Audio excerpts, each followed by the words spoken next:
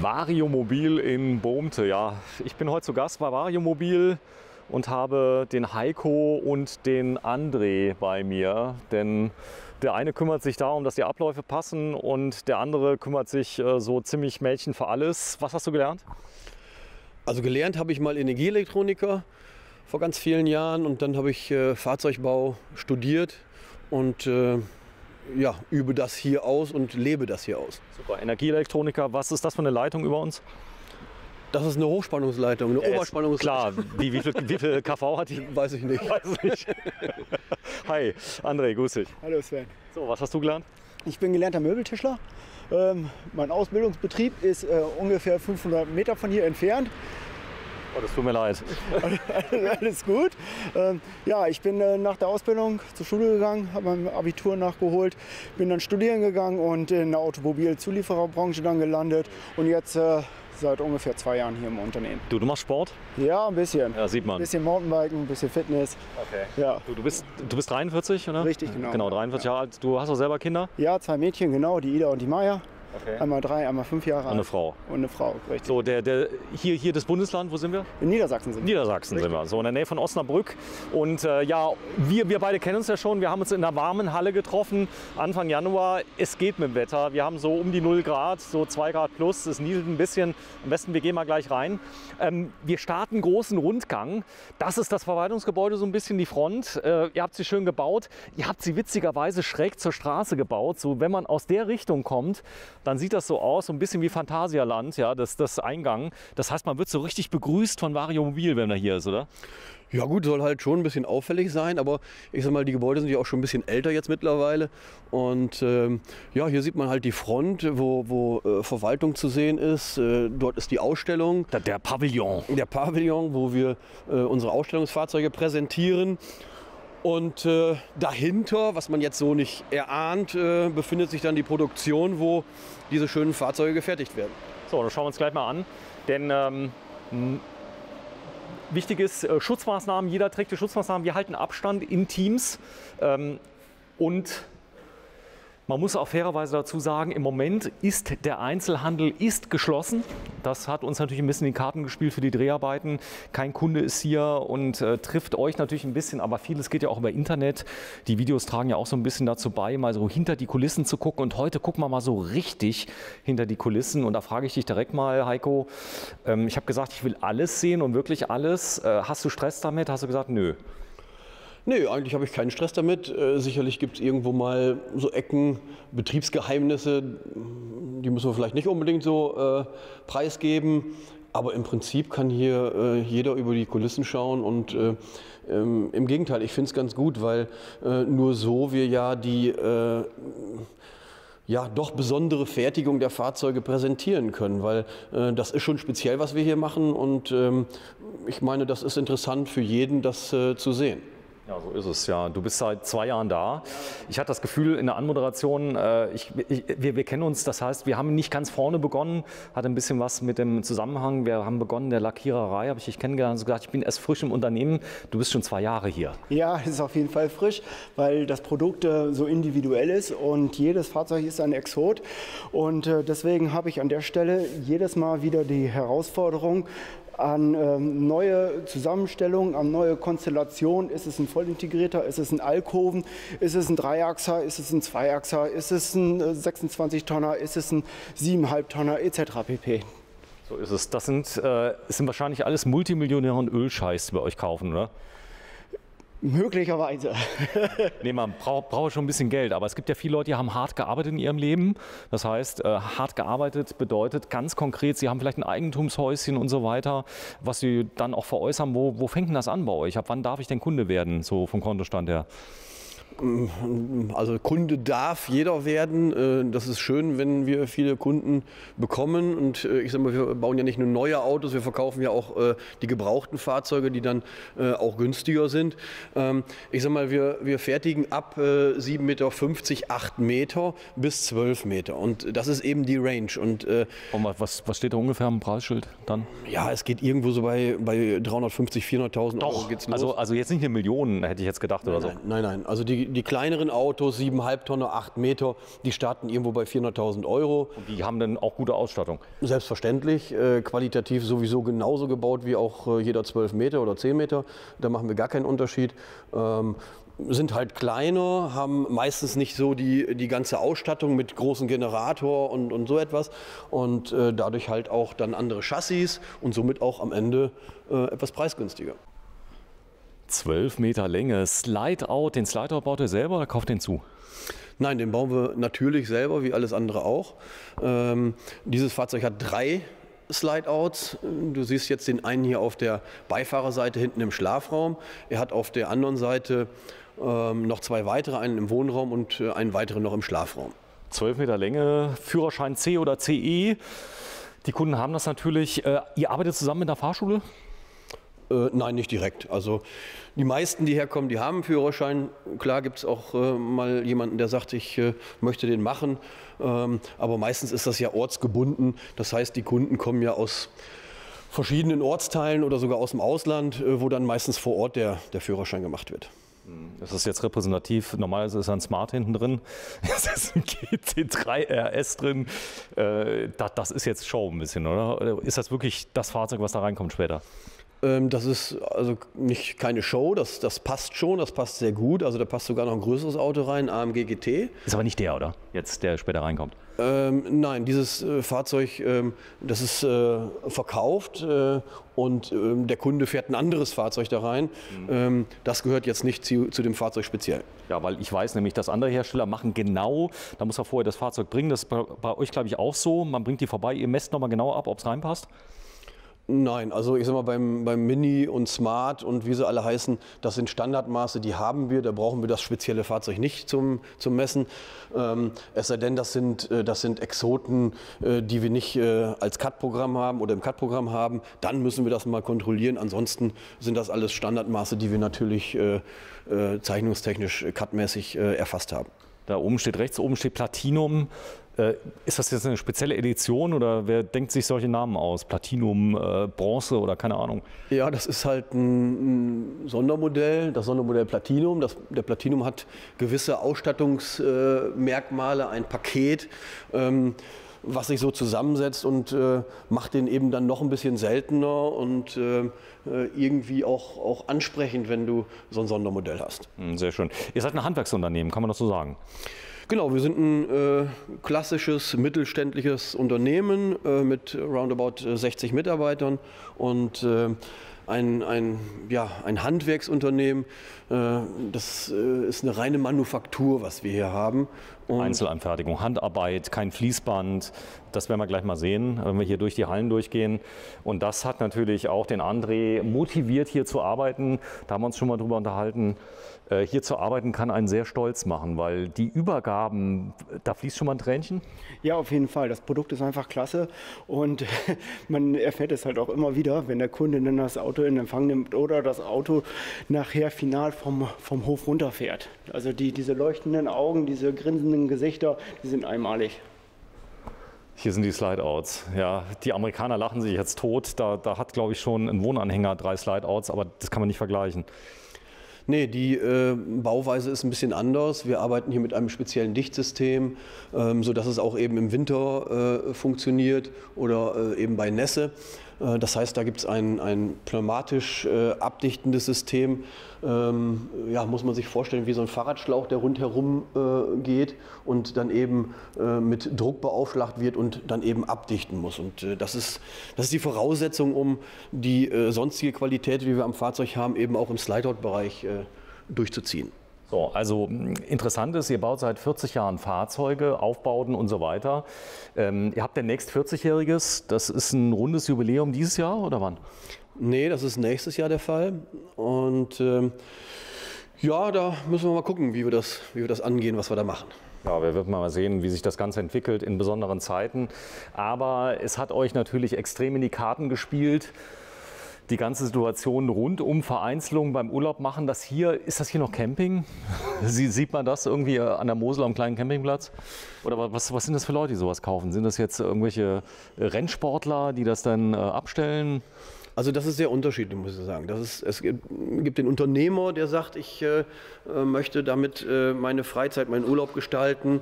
Ich bin unabhängig, ich muss nicht großartig ein Hotel buchen und überlegen, wo fahre ich hin, sondern ich überlege mir das relativ spontan und fahr los und mal gucken, in welche Richtung es geht. Und ich überlege mir auch dann, wann komme ich wieder, weil vielleicht wurden ein paar Termine im Betrieb abgesagt, sodass man noch mal 2 Tage länger bleiben kann.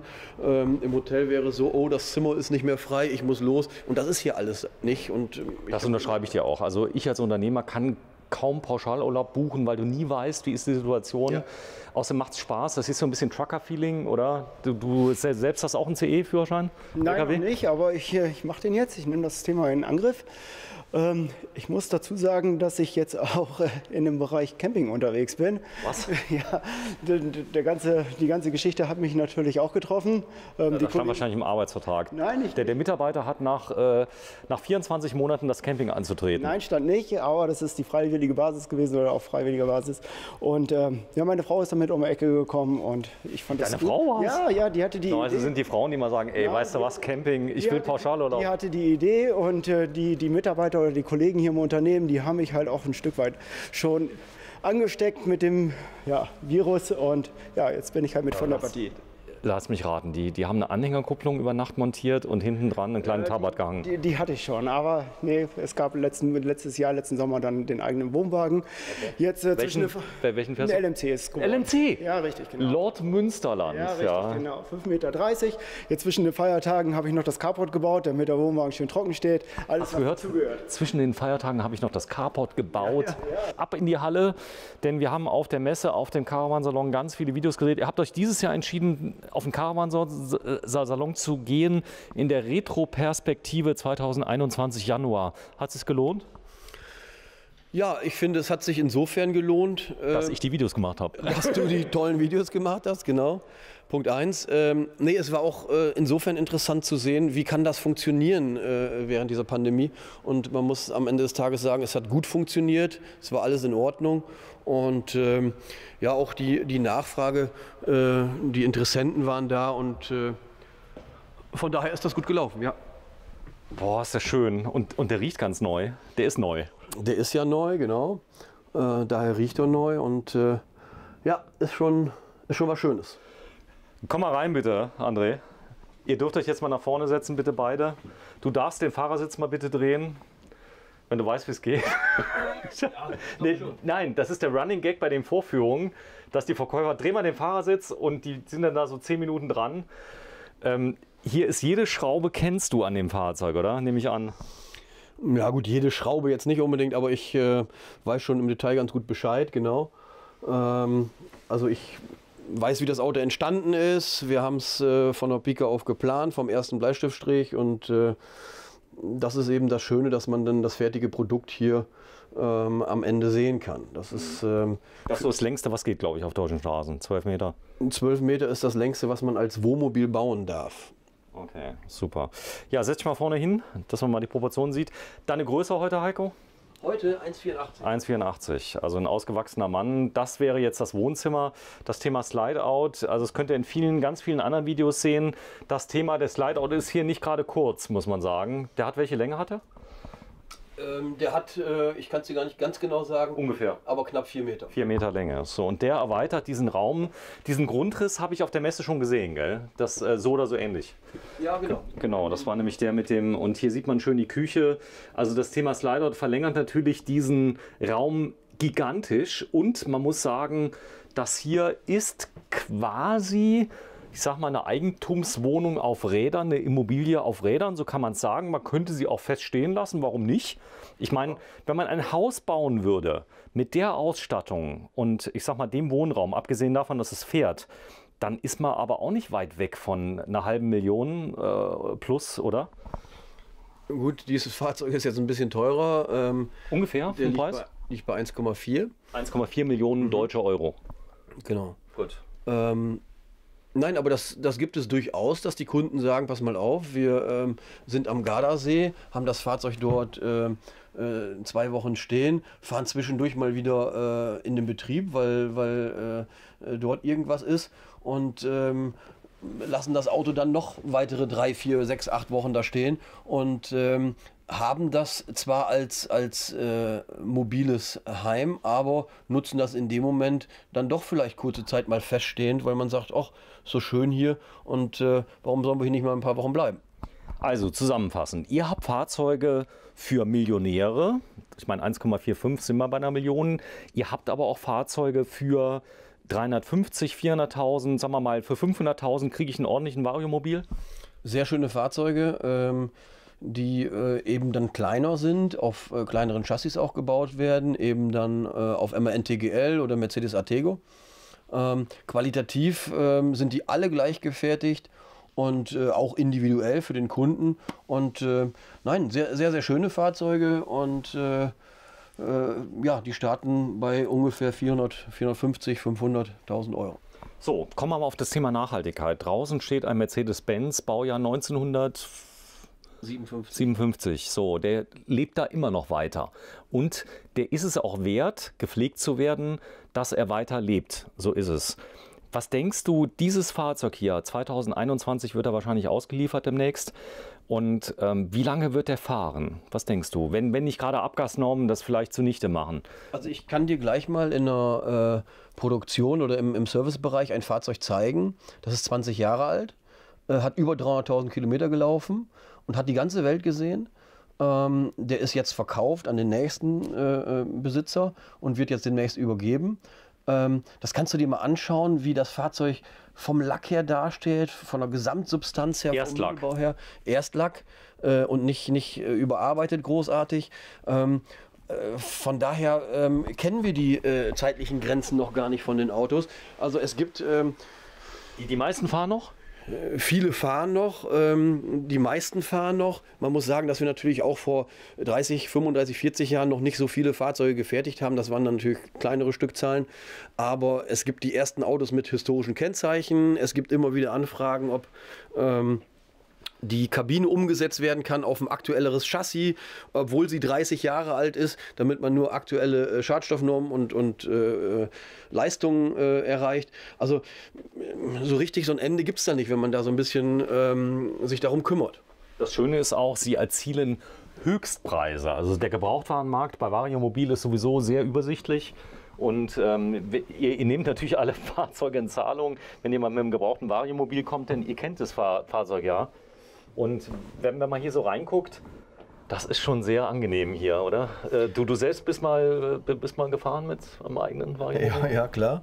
Das ist Voraussetzung, dass man einfach da selber auch mal testet, wie so ein Fahrzeug funktioniert in Echtzeit. Also nicht nur weiß, wie es gebaut wird, sondern auch wirklich mal probiert, was so für einen Grundriss angesagt ist, wie sind die Abläufe, also die Abläufe in einem Fahrzeug, wie funktioniert das Fahren, wie funktioniert das Rangieren, wie funktioniert das mit der Heckgarage, mit Staufächern und. Das kann ich ja nur in Echtzeit ausprobieren, wenn man mit so einem Fahrzeug unterwegs war. Sehr schön. Also hier auch wieder ein Slideout, das merkt man. Fahrzeuge sind komplett benutzbar bei eingefahrenem Slideout? Die sind voll nutzbar. Das finden wir immer sehr, sehr wichtig, dass man, auch wenn die Slideouts eingefahren sind, ich sag mal, zur Toilette kann, zum Kleiderschrank kann. Und vielleicht gibt es mal die Situation, wo man sagt, ich stehe jetzt hier auf dem Rastplatz, möchte einen Kaffee trinken. Dann möchte ich ja an den Kühlschrank rankommen und vielleicht auch meine Jacke rausholen können. Das finden wir eigentlich Voraussetzung. So, und wie die Fahrzeuge gebaut werden, das schauen wir uns gleich mal an. Bitte schließ mal gerade die Tür, vielleicht ein bisschen satter wie normal. Satter? Ja. Okay. Ah, wie schön. Mach nochmal auf. Das Geräusch, also das spielt ja unglaublich mit. Und ich sag mal, so Produktqualität, die Tür kennst du, die habt ihr selber gebaut, oder? Ja, die bauen wir selber. Das sind ja auch Sondermaße, die dann eben hier genau eingepasst werden müssen. Und das fertigen wir selber, ja. Prima, so, ihr habt die neue Technologie hier eingebaut. Das hast du mir gezeigt auf der Messe. Alles wird digitaler, alles schöner, wo vorher 5000 verschiedene Panels waren für Bedienelemente, ist jetzt alles eins, habe ich gesehen. Dometic hat zum Beispiel so ein System für kleinere Fahrzeuge, aber ihr habt ein eigenes System programmiert. Wir haben ein eigenes System in der Entwicklung, wo wir aber behutsam rangehen, so will ich es mal sagen. Also wir wollen da nichts überstürzen, wir gehen da behutsam ran, sodass wir wissen, wenn das nachher in Serie geht, also für uns die Serie, wenn wir es Serie nennen können, dass es dann auch wirklich ausgereift ist und zu Ende gedacht ist. Und ja, da sind wir mittendrin und sind eigentlich kurz vorm Ende. Und da gibt es immer noch ein paar Feinheiten, die man nochmal einstellen kann und die Oberfläche nochmal schicker darstellen kann. Aber im Prinzip funktioniert schon, ja. Sehr schön. Ja, geh mal nochmal bitte runter. Dann denke ich mir, krass, wie viel Platz du hast. Aber es ist echt schön. Also da bin ich weit von weg, freundlicherweise. Ich zeige mal gerade nochmal die Küche. Heiko, stell dich mal ganz kurz rein, dass man mal die Proportionen sieht. Also hier hat man wirklich Platz. Und das Ganze made in Bohmte, made in Germany. Der Ort heißt aber nicht Bohmte hier. Wie heißt der ganz genau? Heißt der Bohmte? Das ist Bohmte hier, das ist Bohmte. Das ist okay. Bohmte im Osnabrücker Land, jawohl. Osnabrücker Land, ja. Wenn du das hier so siehst, da warst du auch mit beteiligt hier an dem Auto. Das heißt, bei dem Fahrzeug definitiv, ja. Das ist ein Kracher hier, 12 Meter Doppelachser. Ja, das war mein erster 12 Meter hier im Unternehmen. Und ja, die Herausforderungen waren dann, wie ich gerade schon erwähnt habe, wieder andere. Das ist das Display, wovon ich gezeigt habe, Bussysteme jetzt mittlerweile im Einsatz. Ja, richtig. Und es funktioniert sogar. Und es funktioniert, jawohl. Ja, als ich letztes Mal gefilmt habe, da waren die Grafiken noch nicht ganz fertig und so weiter. Habt ihr hart dran gearbeitet? Ja, sind immer noch nicht ganz fertig. Ist schon wieder ein anderer Entwicklungsstand, den du jetzt siehst, ja. Aber da arbeiten wir. Gibt es ein Software-Update und dann ist er am neuesten Stand? Das ist auch nice to have. Also das sind immer so Feinheiten, wo man einen kleinen Radius ändert oder so etwas. Ist jetzt nicht ausschlaggebend technisch bedingt, sondern ist einfach nur eine optische Geschichte, wo wir im Hintergrund immer dran arbeiten. Sehr schön. Das Schöne ist, ihr habt hier frei programmierbare Systeme. Der Kunde kann sogar noch sagen, auf den Schalter das, auf das und so weiter. Wenn du mal gerade da aufmachst, ist da noch Technik drunter? Mal gucken. Also das habt ihr immer noch. Das ist Cummins, habt einen Generator drin. Ja, das ist ein Cummins-Generator.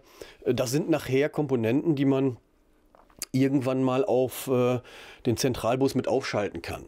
Später. Das ist möglich dann. So, ob oder ob nicht, das sieht man dann. Also ob der kompatibel ist. Genau, da muss man sich auch immer fragen, ist das sinnvoll? Ja? Oder reicht es wirklich sozusagen, dieses Panel im Hintergrund, wo ist das Problem? Und das wollen wir halt behutsam angehen, dass man sagt, Mensch, ja, das ist vernünftig, logisch zu involvieren, oder lässt man es vielleicht doch außerhalb?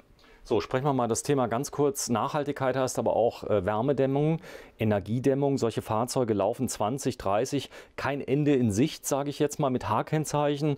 Was weiß ich, du kannst hier mit gutem Gewissen sagen, im Thema Nachhaltigkeit gibt es nichts Besseres wie ein Wohnmobil im Moment. Also selbst Häuser werden ja nach 20, 30 Jahren entkernt, nochmal neu gebaut und hier, aber die Leute fahren wirklich, also ich sag nur Hartmut Konrad, Kumpel von dir, der wirklich durch die ganze Welt fährt, hat man das Gefühl, ein älteres Fahrzeug hat, ja, was nachhaltig benutzt wird, wo selbst meine Frau gesagt hat, guck mal da, der hat die Bilder von seinen Kindern angeschraubt, wie zu Hause. Ja, genau. Das ist eben die schöne Möglichkeit zu sagen, ich habe mir jetzt so ein Fahrzeug angeschafft und habe, wenn ich möchte, die nächsten 20, 30 Jahre Spaß daran. Es gibt natürlich jemanden, der sagt, oh nee, so lange will ich das gar nicht, aber die Möglichkeit technisch ist da. Und ja, der Hartmut Konrad, der genießt das und verändert dann die eine oder andere Sache mal am Fahrzeug und dann wird vielleicht auch mal ein Kratzer dran gefahren, das muss dann lackiert werden oder so. Aber ansonsten ist das... Da eine Höllenfreude dran. Ich gucke alle Videos von ihm. Hallo Hartmut, ich bin großer Fan von deinem Kanal, muss ich nur sagen. Du machst das richtig klasse, denn er ist unglaublich kurzweilig. Also man hat das Gefühl, man geht mit, man begleitet ihn. Viele haben Sehnsucht, kann man das sagen, auf frei. Die wollen nicht zu Hause rumhocken und ihre Rente da verbringen. Ja, das ist ja auch ganz schön, einfach aktiv zu sein und sich nicht zu Hause hinzusetzen und zu sagen, na jetzt warte ich mal, sondern einfach aktiv sein, was sehen wollen, vielleicht auch dann im Rentenalter die Zeit zu haben, wirklich was sehen zu können und nicht gestresst im Unternehmen zu sein. Und ja, der Hartmut mit seiner Frau, der macht das halt viel und dabei dreht er immer und das macht er ganz, ganz niedlich und ganz, ganz, ganz angenehm und sehr, sehr schön. Ja. Sehr schön. So, wir gehen raus. Heute große Rundschau bei der Firma Vario Mobil in Bohmte und wir drehen, vielleicht für Sie ganz interessant, heute am 7. Januar 2021 und werden einiges sehen. Es gibt einige Hallen, so kann man sagen. Also wir gehen, ich sag mal, durch mehrere Hallen durch. Wir zeigen unter anderem, wie die Seitenwände gefertigt werden. Ganz genau. Wir sind jetzt hier gestartet in einer Ausstellung. Das heißt, wir sehen hier so ein paar Fahrzeuge, die wir dem Kunden präsentieren können. Fängt an beim 10-Meter-Auto, auf einem Actros mit einem Slide-Out, hier über einen Alkoven 10,50 Meter. Tolles Fahrzeug, muss ich sagen. Auch sehr schöne Autos. Du magst die Alkoven nicht so ganz, aber hast du mir erzählt, aber ich liebe sie. Also das ist aber Geschmackssache. Jeder, ich sag mal, hat so was Eigenes, oder? Ich kann das gar nicht sagen, dass ich die nicht mag. Ich mag die schon. Das ist immer die Frage, bin ich zu viert unterwegs? Finde ich, geht nichts über einen Alkoven. Ja. Ich finde die optisch super, ich finde die materialisch. Wenn ich zu zweit unterwegs bin, finde ich einfach so einen integrierten ein bisschen konsequenter. Okay, ich nehme es zurück. Also ich sage nicht, dass du die nicht magst, genau, sondern ich sage mal, dein Favorit für deinen Einsatz wäre der vollintegrierte. Wenn ich demnächst mit meiner Frau alleine unterwegs sein kann und nicht mehr mit den Kindern. Wie viele Kinder hast du? Dann, ich muss mal überlegen, nein, 2 sind es. Vorsicht, Leiter. Ja, das kenne ich schon. Genau. So, dann gibt es eventuell hier einen. Aber ich muss ja sagen, du arbeitest ja den ganzen Tag in der Freizeitindustrie. Ich nehme an, du bist erst seit 2, 3 Jahren hier. Wie lange bist du schon da? Ja, da kannst du noch eine 2 hinter machen, also 22, 23 Jahre. Wie alt bist du denn heute? Heute bin ich 49, ja. Ach, das heißt, ein halbes Leben bist du hier. Ja, genau. Aber mit Freude und Begeisterung und ja, Spaß dabei. Ist das hier das Kennzeichen, was die haben? Osnabrück fährt man hier? Ja, genau. Wir haben hier das Osnabrücker Kennzeichen und da sehen wir jetzt eben den Mini hier in der Heckgarage. Ist ja lustig hier, der Kunde hat auch VM wie ihr. Ja, lustig, ne? Das ist Zufall. Also sowas. Nein, das ist jetzt unser Mini, der hier drin steht, um einfach zu zeigen, zu präsentieren. Und ja, das ist einfach schön, dass man hier mit Kunden verschiedene Sachen zeigen kann. Und wenn du jetzt mal einen Schwenk rechts rüber machst, siehst du ein Fahrzeug mit Smart Garage, ja, 10 Meter. Du siehst hier links eben den Mini, was wir gerade gesehen haben. Und noch weiter links war dann eben der Porsche 911 oder eben AMG GT oder so etwas. Also von Smart, Mini, wir sehen in der Produktion gleich ein Fahrzeug mit BMW 1er Garage. Also so individuell sind wir hier aufgestellt und so unterschiedlich sind die Wünsche der Kunden. Ja, das ist auch ganz wichtig. Das heißt, ihr könnt alles realisieren, nichts ist von der Stange. Ihr habt unglaublich viele Grundrisse, weil jeder Grundriss, den jemand mal gebaut hat, ja, der gehört ja nicht dem Kunden, der hat er mitentwickelt. Den könnt ihr praktisch nochmal anwenden. Ja, genau, den können wir verwenden, Teile daraus verwenden. Man muss sagen, dass natürlich gewisse Komponenten immer irgendwie ähnlich sind. Also ich sag mal, der Fahrersitz wird immer vorne links bleiben, zumindest hier in Deutschland. Wenn es ein Rechtslenker ist, ist er rechts. Und dann kommt meistens die Couch und dann die Küche. Irgendwie so baut man das auf. Es gibt mittlerweile auch viele Grundrisse, die so eine Rundsitzgruppe im Heck realisieren. Da sieht es dann ein bisschen anders aus. Aber ansonsten ist das individuell gestaltbar und wenn der Kunde will, kann er hier sich sein Fahrzeug bauen lassen und wir entwickeln es zusammen mit ihm, wenn er möchte. Wenn er nicht möchte, kann er auch sagen, Mensch, ich möchte einfach ein Fahrzeug haben, 8 Meter Länge, schlag mir einen Grundriss vor und dann gibt es da Vorschläge und der Kunde sucht sich was aus diesen Vorschlägen und sagt, okay, so machen wir es. Es sind unglaublich zeitlos, die Fahrzeuge, muss ich sagen. Also das hier ist so ein Grundriss, schon ein bisschen Reisebus. Der Kunde will so ein bisschen Reisebus-Charakter bei euch haben?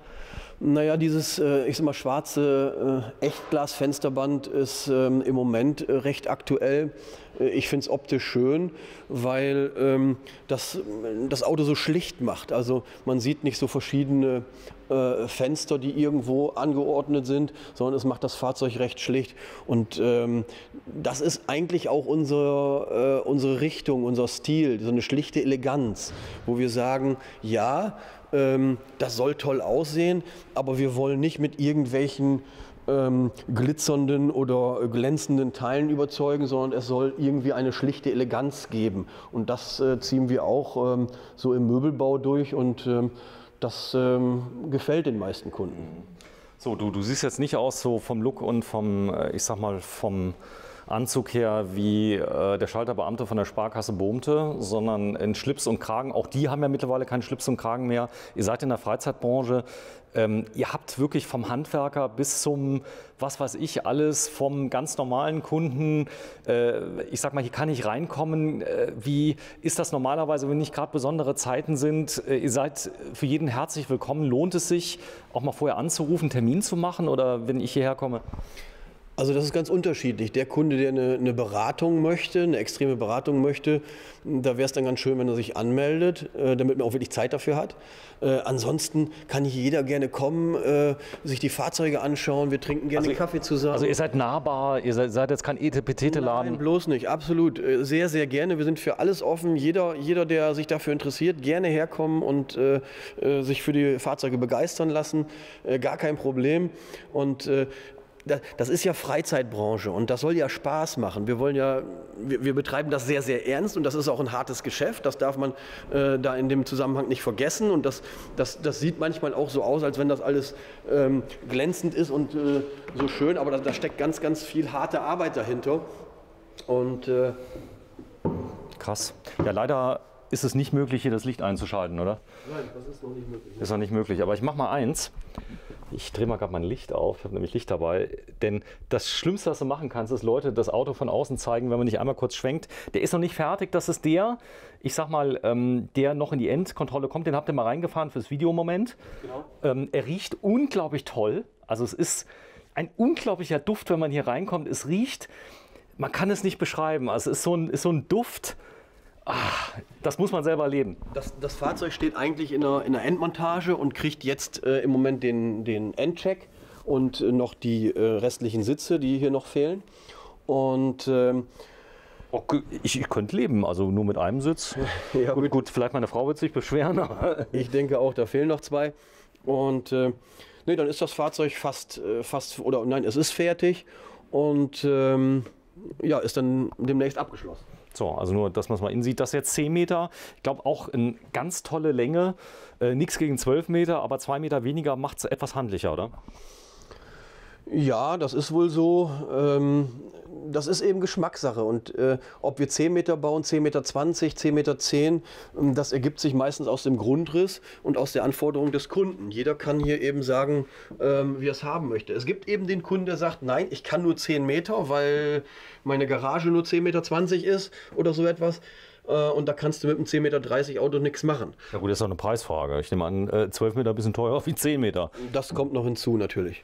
So, Dusche ist mit drin, also das sieht man hier alles. Aber da verweise ich auf ganz viele Videos, die wir beide schon zusammen gedreht haben.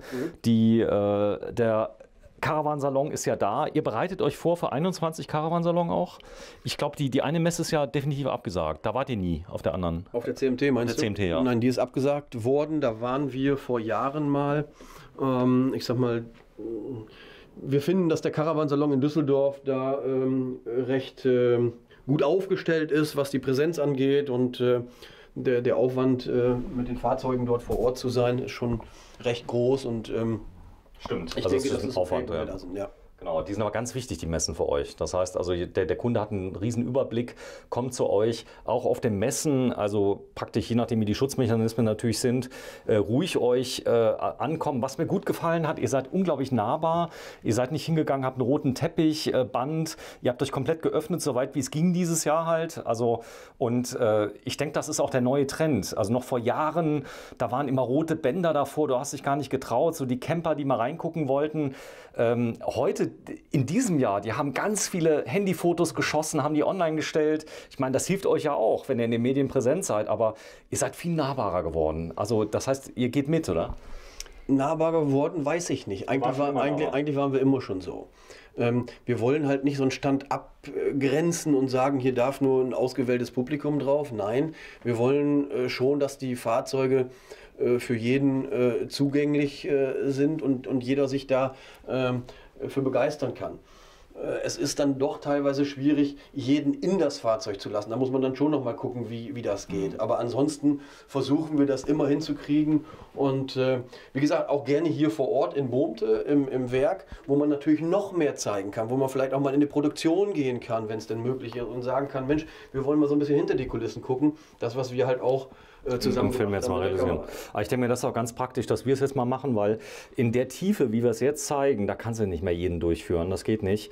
Und auch ich, wir beide nehmen es ja auch die Zeit, muss man fairerweise dazu sagen, das mal so zu machen, damit jeder mal gucken kann. Aber nicht nur deswegen, sondern ich glaube, es ist wirklich was ganz Spannendes, was wir auch der Nachwelt ein bisschen behalten können. Wie war das im Jahr 2020, 2021?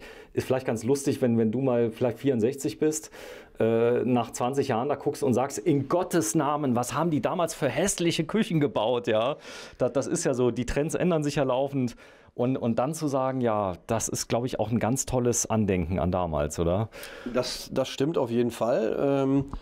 Das siehst du auch hier, wenn wir nachher in der Produktion sind. Hier stehen ja im Servicebereich eben auch ältere Fahrzeuge. Und das sind Welten vom Möbelbau her, jetzt nicht von der Qualität her, sondern von der Optik her, wo man sagt, okay, so war es halt damals. Ist ja Mode, oder? Das ist wie eine Jeans, die unten weit ist oder eng ist. Das ändert sich alle 10 Jahre oder so ungefähr. Du musst nur lange genug warten, die Jeans behalten im Schrank, die kannst du einfach so rausholen und 10 Jahre später wieder anziehen und bist wieder modern. So ist es. Ja, ihr bemüht euch trotzdem darum, das so klassisch wie möglich zu machen. Wenn du dir die Fahrzeuge selber anguckst, das ist interessant bei euch. Ihr habt eine unglaublich lange Haltedauer, was das Design angeht. Das heißt also jemand, ich meine, das ist ja ganz wichtig, dass zum Beispiel wie bei Porsche, da wird das Design ganz behutsam geändert. Das ist nicht krass, der Modellwechsel. Genauso bei euch. Jemand, der einen 10 Jahre alten Variomobil hat, von außen hat den ganz aktuellen, habe ich immer das Gefühl. Ja, es ist ja auch ein Riesenaufwand an der Stelle. Aufwand hin oder her. Ihr könntet ja was ganz Außergewöhnliches machen. Ein Kulani vorne drauf und so weiter. Aber trotzdem hat man das Gefühl, die sind aktuell, sie sehen toll aus. Aber jemand, der vielleicht einen 210er hat, der muss sich nicht schämen. Also, dass er sagt, er hat einen alten, das ist gar nicht so gut erkennbar. Ja, das ist Geschmackssache, ganz klar. Ja. So. Also ich finde, was da an der Stelle wichtig ist, dass man diesen schnellen Wechsel, was bei manchen Pkw-Herstellern sehr, sehr auffällig ist, wo du sagst, Mensch, du hast doch gerade den neuen bestellt, der kommt, weiß ich nicht, im halben Jahr, und da ist schon das nächste Modell im Gespräch. Das ist nicht so unser Ding. Wir sagen, wir wollen eben zeitlose Fahrzeuge auf die Räder stellen und ich glaube, das gelingt uns ganz gut. Du filmst jetzt gerade die neue Perfect Front. Die ist schon schick, oder? Ich finde es super schick. Auch da arbeitet man natürlich mit Komponenten, die jetzt im Moment ganz gut ankommen, so schwarze Applikationen und so weiter. Aber die alte Perfect Front, also die davor, die hat halt sehr, sehr viele Jahre gehalten und wurde verwendet und sieht auch heute noch irgendwie nicht richtig alt aus, sondern kann sich auch noch sehen lassen. Genau, das ist ganz wichtig. Ja, wir starten, mit was starten wir jetzt? Ganz hochoffiziell von der Reihenfolge. Was denkst du, was kriegen die Leute jetzt zu sehen? Teil 2. Ich würde sagen, wir starten so, wie die Fahrzeuge auch begonnen werden. Heißt in der Schlosserei. Das Fahrgestell kommt in die Schlosserei.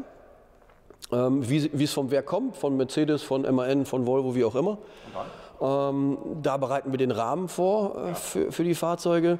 Dann geht es in den Kabinenbau, wo die Wände, Dächer, Böden gepresst werden. Das machen wir hier wirklich selber. Dann wird die Kabine aufgesetzt dort. Danach wird das Fahrzeug lackiert. Das schauen wir uns natürlich auch an. Finde ich super interessant. Das macht immer Spaß, so ein Fahrzeug auf einmal in Farbe zu sehen. Das wirkt ganz anders, das glänzt so schön und sowas. Da passiert auch sehr viel vom Handwerk her, weil es natürlich auch recht anspruchsvoll ist, so ein Fahrzeug zu lackieren. Danach gehen wir dann in die Endmontage und sehen, wie die Fahrzeuge komplettiert werden. ich sag mal, so eine Windschutzscheibe kommt rein, so eine Front wird angebaut, also die Frontstoßstange wird angebaut, Elektrikkomponenten, Heizung, Möbelbau und das wäre dann so der letzte Step bis kurz vor der Auslieferung, wo die Fahrzeuge dann eben fertig sind und ausgeliefert werden. Ja, ihr macht 2500 Fahrzeuge im Jahr und das ist schon eine ganz schöne große Nummer. Wie kriegt ihr das logistisch hin, die 2500 Übergaben zu machen? Du musst die 2 Nullen da hinten musst du wegstreichen, Echt? dann passt es fast. Ihr macht zwischen 15 und 25, so ungefähr. Ja, so ungefähr kann man das sagen. Ja, das sind halt individuelle Fahrzeuge, die im High-End-Bereich unterwegs sind. Ja gut, aber sowas hat ja nicht jeder. Das ist dann schon, ich sag mal, was ganz Außergewöhnliches. Das ist doch das Schöne. Ich finde es schön, halt auch ein Fahrzeug zu haben, wo nicht jeder mit rumfährt. Und wie gesagt, jeder kann sich hier verwirklichen und viele kommen halt schon aus dem Bereich und sagen, oh, wir haben schon 2, 3 Fahrzeuge gehabt, aber wir wollen jetzt vielleicht noch ein bisschen was Hochwertigeres oder noch ein bisschen individueller, weil wir wollen das Bett so haben, wir wollen den Kleiderschrank so und so haben und das gibt es so am Markt nicht, aber ihr könnt uns das sicherlich bauen. Ja, und da sind die dann hier richtig, die Kunden und so fängt man eben an und baut so ein Fahrzeug Stück für Stück auf. So, auf geht's in das Werk von Variomobil und ja, das Video ist 5 Jahre alt und hier können Sie sehen, wie zeitlos das Design ist. Ich hätte nicht erkannt, dass das Fahrzeug auf dem Video 5 Jahre alt ist und Sie werden gleich mal ein bisschen erfahren, wie funktioniert das Ganze, wie geht es in dieser wirklich tollen Manufaktur in Bohmte in Niedersachsen. Ja, er nickt. Danke. Tschüss. Dreimal dürfen Sie raten, was das jetzt ist. Ja, wir sind in Bohmte, so viel kann ich schon mal verraten. Und das ist ein Auftrag, ja, es könnte ein Kleber sein, so viel kann ich schon mal sagen. Aber was es genau ist, das werden wir gleich mal erfahren, denn ja, ich kann die Katze aus dem Sack lassen. Wir sind bei Variomobil und hier ist der André. Ich grüße dich, André. Hallo. Ja, geht's dir gut? Ja, auf jeden Fall. Ja, es ist neues Jahr 2021. Ihr baut zwischen 15 und 20 Fahrzeuge im Jahr. Alles made in Germany, alles Handarbeit. Ja, richtig, genau. Hier fertigen wir jetzt gerade eine Seitenwand von einem 10 Meter Perfekt. Kleber wird aufgetragen im Rollverfahren. Jetzt gleich im Anschluss wird das GFK aufgelegt. Und dann sehen wir hier an der Stelle, wie die Presse runterfährt und Vakuum aufgetragen wird oder angebracht wird. So, du kümmerst dich zum Beispiel auch, dass natürlich diese Stellen optimal geplant werden, dass die Leute immer Arbeit haben. Das ist ja auch ganz wichtig, oder? Genau, ja. Ich bin für die Schnittstellen zuständig. Kommunikation mit den Mitarbeitern, Auftragslage etc. pp. Ja. Ja, du bist gelernter Handwerker. Ja, genau. Ich bin gelernter Möbeltischler, habe aber als Geselle nicht gefertigt oder gearbeitet, bin dann halt wieder zur Schule gegangen, habe Abitur gemacht, bin dann halt in der Zulieferindustrie gelandet und ja, jetzt seit fast 2 Jahren, wie gesagt, hier. Dein Alter? Ja, 43. 43. Ja, genau. Ja, sehr schön. Der perfekte Schwiegersohn. Ja. Solche Leute zu finden, ist gar nicht so einfach. Grüß dich, Heiko. Hallo, Sven. Gar nicht so einfach, so gute Leute zu finden, oder? Das stimmt.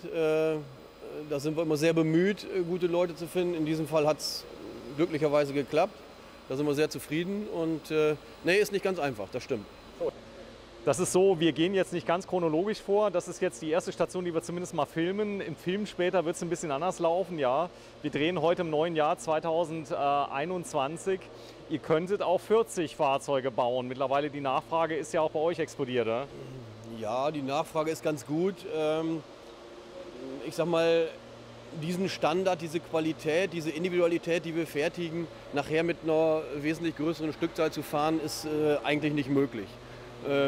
Und das ist ein No-Go für uns, nachher auf Kosten der Qualität zu sagen, okay, wir machen halt wie viel Prozent mehr. Ja gut, du hättest auch die Möglichkeit, die gleiche Fabrik nochmal zu bauen nebenan und die Leute nochmal zu finden.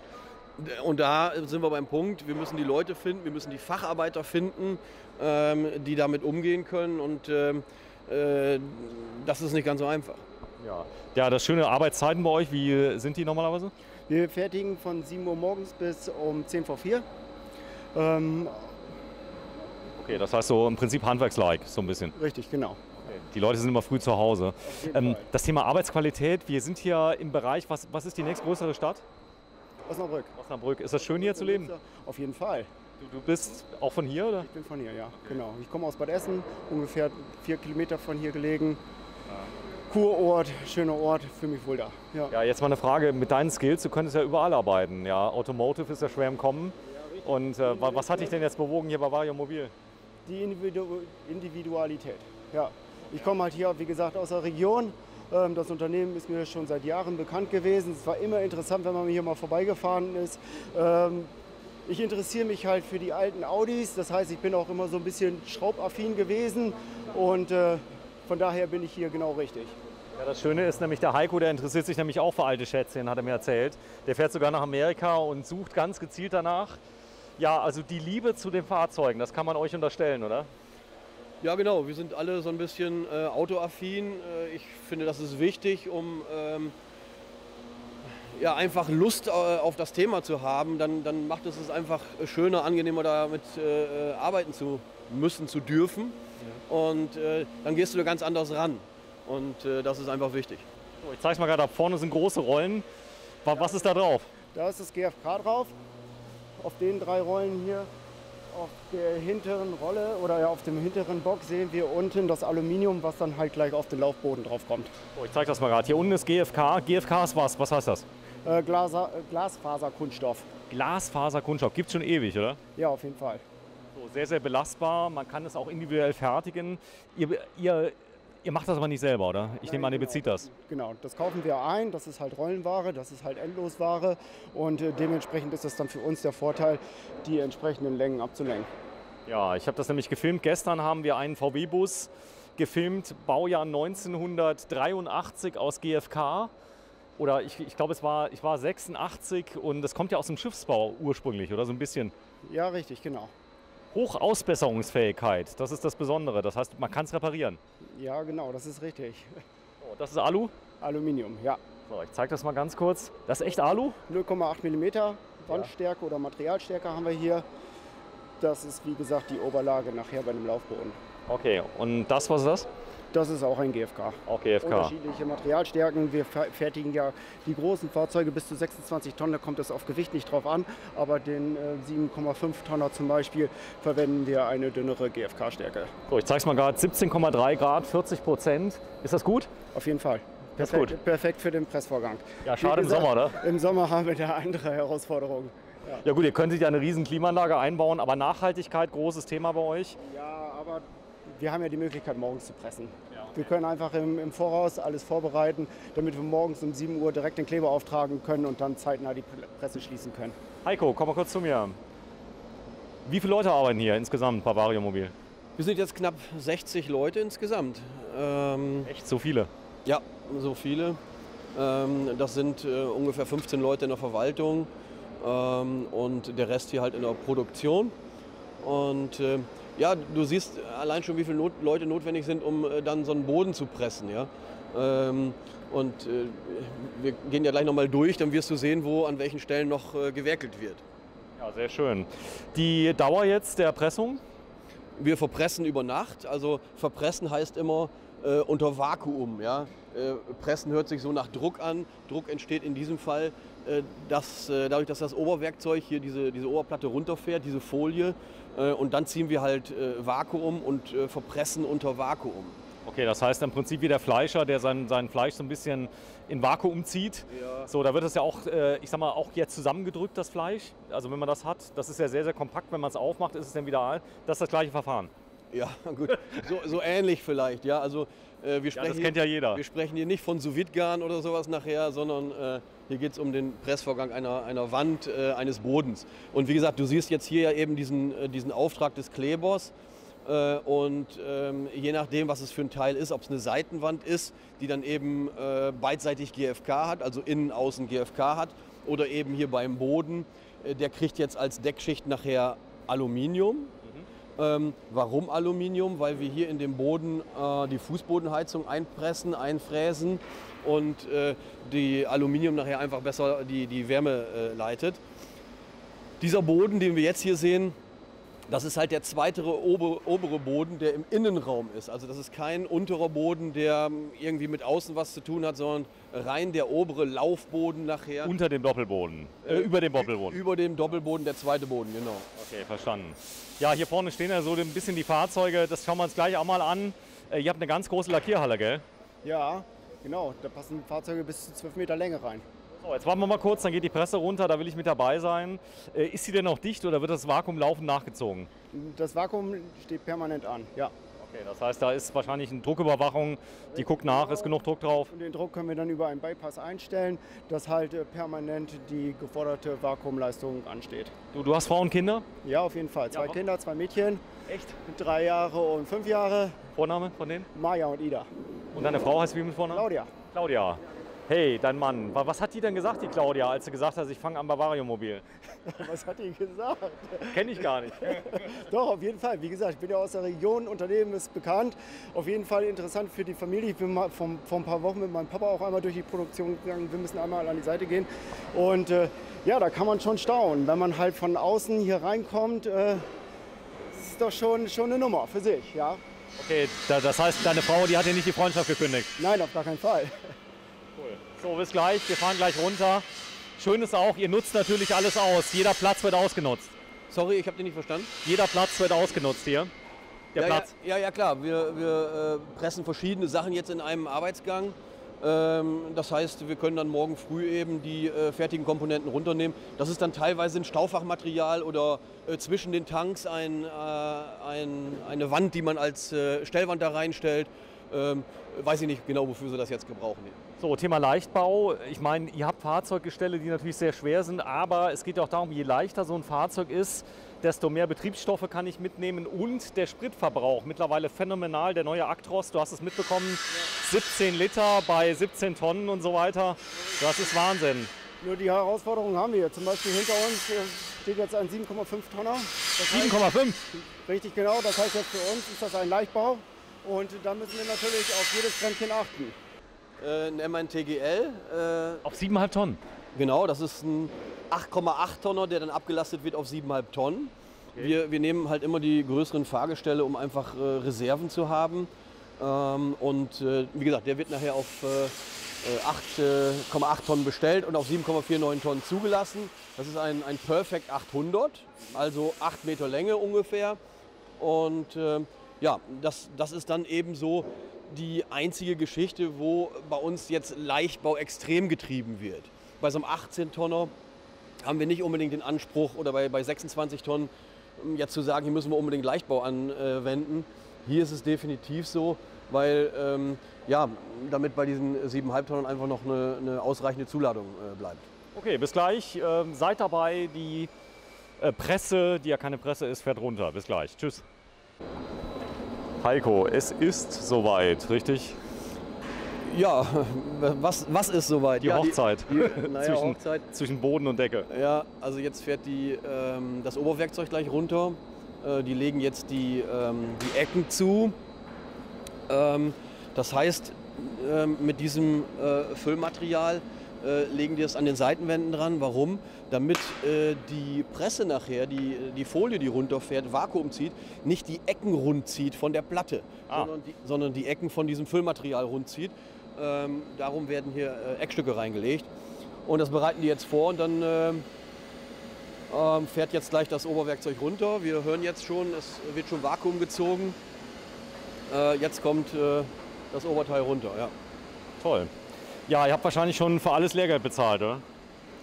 Ja, das kann man so sagen. Also das ist auch eine Eigenbaupresse, die über Jahre immer wieder verfeinert wurde, geändert wurde. Und also das Schöne ist halt, dass man individuell auf sämtliche Größen, Längen, Höhen eingehen kann. Ja? Und ich sag mal, wir bauen ja auch gewerbliche Fahrzeuge, Sattelauflieger als mobile Bank zum Beispiel, die sind dann eben über 12 Meter. Achso, das macht ihr auch. Das machen wir auch. Wir können hier bis 16 Meter Länge pressen. Von daher ist das Schöne, dass wir da auf nichts achten müssen oder hinter irgendwelche Wände großartig transportieren müssen über irgendwelche Straßen mit LKWs, sondern wir haben das hier alles vor Ort. Die können ordentlich abbinden und dann weiterverarbeitet werden. Ja, ich habe gehört, jetzt in der heutigen Zeit werden Wohnmobile verwendet als mobile Impfzentren. Hast du davon gehört? Ja, auch wir hatten die Anfrage, ob da was möglich wäre oder wie schnell wir auch, ich sag mal, Spezialfahrzeuge fertigen könnten. Aber ich sag mal, ganz so schnell können wir noch nicht agieren und ja, können da leider nichts zur Verfügung stellen. So, das war das, eben, wo ich gesagt habe, beim Fleischer, wenn das Stück eingefleischt wird, jetzt sieht man, es zieht sich ganz nah ran. Und jetzt, wie hoch ist der Druck ungefähr, der jetzt da ausgeübt wird? Ich weiß jetzt nicht genau. 0,6 Bar haben wir da. Nochmal? 0,6 Bar. Also gar nicht so viel, Ausreichend. aber ausreichend auf der ganzen Fläche. Richtig, genau. Und regelmäßig, das ist das Schöne. Genau, das verteilt sich homogen, von daher völlig ausreichend. Ja, wer kam denn auf die Idee? Also das wird ja schon ewig so gemacht, schon seit im Prinzip 30 Jahren, dass wir hier diese Wände selber pressen. Das Thema ist halt, dass wir eine spezielle Anforderung an das GFK haben. GFK ist ja nicht gleich GFK, da kommt es auf den Glasfaseranteil an, auf Gel-Coat-Oberfläche beim Dach GFK und so weiter. Und ja, außerdem die Isolierung innen drin hat auch noch spezielle Anforderungen. Und ja, wir glauben, dass wir ein solches Material so nicht irgendwie käuflich erwerben können als fertige Platte. Darum machen wir sie selber. Okay, das Dach würde hier auch so gefertigt werden. Auch das Dach wird hier so gefertigt. Ist etwas anders zusammengestellt, als wir es jetzt hier gesehen haben, aber im Prinzip wird es hier auch gepresst, ja. So, jetzt Frage Dichtigkeit. Du bist seit 2 Jahren da. Die sind dicht, die Dächer bei euch. Ja, sind sie, auf jeden Fall, zu 100%. Ja klar, ich meine, ich war zuletzt im Unternehmen, die sagten, naja, wo Menschen sind, da kann auch mal was schief gehen. Ihr habt doch Kontrollen bei der Dichtigkeit? Ja, wir machen hier einen finalen Endcheck. Der wird auch unter anderem mit dem Gartenschlauch ganz normal auf dem Waschplatz bei uns durchgezogen. Und dann werden natürlich irgendwelche Leckagen auffallen, wenn dann Leckagen vorhanden sind. Ja, das Aber Schöne ist, wir haben bis jetzt keine gefunden. ihr nehmt normales Regenwasser, um das auszuprobieren. Wir nehmen Regenwasser, ja richtig. Genau, das hat nämlich eine Besonderheit, Regenwasser ist sehr weich und kommt in alle Ritzen, in alle Ecken. Das ist anders wie Leitungswasser. Das heißt, der Regen ist viel gemeiner, oder? Mit Leitungswasser helfen wir noch nach. Gerade der Slide-Out, der wird halt auch von der Seite auch noch nass gespritzt, um zu gucken, ob wir halt da an der Stelle auch eine Dichtigkeit haben. Ja, toll. Ja, prima, dass wir das mal sehen können. Name von der Abteilung, wie heißt die Halle hier? Das ist hier der Kabinenbau. Okay. Das heißt, die Fahrgestelle, wenn sie dann vorbereitet sind, aus der Schlosserei kommen hierher und werden dann eben hier weiterverarbeitet. Und du siehst hier im Hintergrund dort den Rohbau eines Perfect 800. Das ist eben jetzt der nächste Step, wo man sagt, okay, hier ist der Boden schon aufgelegt, die Seitenwände sind drauf, das Dach ist installiert und eben gestern wurde hier die Front verklebt. Das ist halt eine ganz andere Bauweise als bei den Serienherstellern. Ja? Wir bauen erst einen Monocoque, eine Leerkabine, die dann eben komplett lackiert wird, wie wir es sehen in der Lackiererei oder gesehen haben. Und das sind so die Steps, die wir hier... So, ihr baut die Möbel anschließend in... Ah, jetzt habe ich es verstanden. Andersrum ist es ja so, die Möbel werden aufgebaut, dann kommen die Seitenwände ran. Genau, unsere Kabine ist selbsttragend. Also diese Leerkabine könnte so auf die Straße, so wie sie ist. Wir brauchen den Möbelbau nicht, um unsere Kabine zu halten. Das ist eben anders. Das ist auch eben dann der Vorteil, dass ich sagen kann, nach 20 Jahren, ich reiß mal innen drin alles raus und mache eben mal komplett alles neu. Die Kabine steht. Und das ist einfach ein Qualitätsunterschied und eben auch ein Stabilitätsunterschied. Wir wollen verwindungssteif bauen und ja, das ist da einfach gegeben. Okay, Vorteil ist auch noch, dass natürlich die Möbel nicht so rappeln, weil ich sag mal, die nicht Teil der Stabilität sind. Ja genau, man bindet die Möbel nicht unbedingt mit ein. Wenn die Druck kriegen, könnten die quietschen, arbeiten wollen, genau. Und das versuchen wir weitestgehend zu vermeiden. Das klappt eigentlich auch ganz gut. Und ja, ist eine ganz andere Bauweise. Ja gut, du hast mir erzählt, ihr macht so Bankenfahrzeuge, die zum Beispiel als mobile Schalter verwendet werden. Gut, das nimmt jetzt natürlich ab, Thema Homebanking und Co., aber es gibt unglaublich viele Möglichkeiten, solche Fahrzeuge einzusetzen. Ja. Ihr kriegt laufend Anfragen, oder? Kann man gar nicht sagen, dass das abnimmt. Warum? Weil, echt? Ja, du musst dir vorstellen, dass die ganzen Bankfilialen geschlossen werden, weil die nicht mehr frequentiert werden. Ach so. Ja? Und ich sag mal, mit so einer mobilen Bank kannst du dann mehrere Bankfilialen abarbeiten und sagen, dienstags stehe ich an der Filiale, Donnerstag stehe ich an der Filiale und kann mit einer mobilen Bank, weiß ich nicht, 5 Filialen verarbeiten. Ja, genau. Und da ergibt sich auch schon der Nutzen dieser Bank oder das Profil, wie so ein Fahrzeug genutzt wird. Das heißt, die werden wirklich jeden Tag eingesetzt und sind wirklich 8 Stunden jeden Tag frequentiert. Nutzfahrzeuge. Wie ein Nutzfahrzeug. Und ich sag mal, dementsprechend robust muss ein solches Fahrzeug sein. Okay, das heißt, ihr baut die Wohnmobile wie die anderen Nutzfahrzeuge, die ihr baut? Absolut. Kein Unterschied. Das ist gleiche Bauweise durch diese Erfahrung bei den gewerblichen Autos, die wir jährlich sammeln, kann man einfach sagen, okay, das funktioniert. Und diese Nutzfahrzeuge oder diese gewerblichen Fahrzeuge sind nicht nur für 5 Jahre gedacht, sondern eben für 20 Jahre. Boah, ist das schön. Also normalerweise ist es so, ich habe bei den Serienherstellern gesprochen, Leerkabinen kosten genauso viel wie ausgebaute Kabinen, haben die mir gesagt, weil nämlich ein Taktplatz weg ist. Das ist bei euch aber kein Problem. Das heißt, der Kunde könnte sagen, ich will auch nur eine Leerkabine, oder habt ihr das selten? Also rein theoretisch ja. Wir machen das nicht mehr. Wir haben das früher mal gemacht. Ich sage das mal so, weil wir dann nicht mehr wissen, wie der Innenausbau stattfindet. Das heißt, wir wollen nicht, dass ein Variomobil auf die Straße kommt, wo wir nachher sagen, was haben wir da für einen Innenausbau. Ja, hier sieht man sehr schön den Aufbau. Das, was dann hier geklebt wurde, wenn, ich sag mal, man das jetzt mal von der Seite sieht, das kann sich sehen lassen, oder? Ja, genau. Da sehen wir ganz klar den Aufbau von dem Laufboden. Unten das 3 mm dicke GFK, dann halt den PU-Kern, das Holz und die Aluminiumschicht. Auf der Aluminiumschicht wird dann unter anderem eine Fliese aufgebracht, es werden Vinylfliesen aufgetragen, Teppichboden verlegt, je nach Kundenwunsch. So, komm mal rein. Denn das Starke ist natürlich, man kann unglaublich viel machen hier und ihr habt hier sogar schon angezeichnet, wo später die Möbel reinkommen. Ja, richtig, genau. Das rot schraffierte ist sozusagen nachher der Vinylbodenbelag und ja, alles was nicht schraffiert ist, ist nachher Möbelbau. Ja, Riesenherausforderung, 7,5 Tonnen. Die habt ihr euch hier gestellt. Also es kommt nicht häufig vor, aber Leute sagen, hey, ich hätte ihn gerne auf 7,5 Tonnen. Was könnte ein Grund sein? Der Führerschein? Was heißt, kommt nicht häufig vor? Also wir bauen schon regelmäßig auch 7,5 Tonner.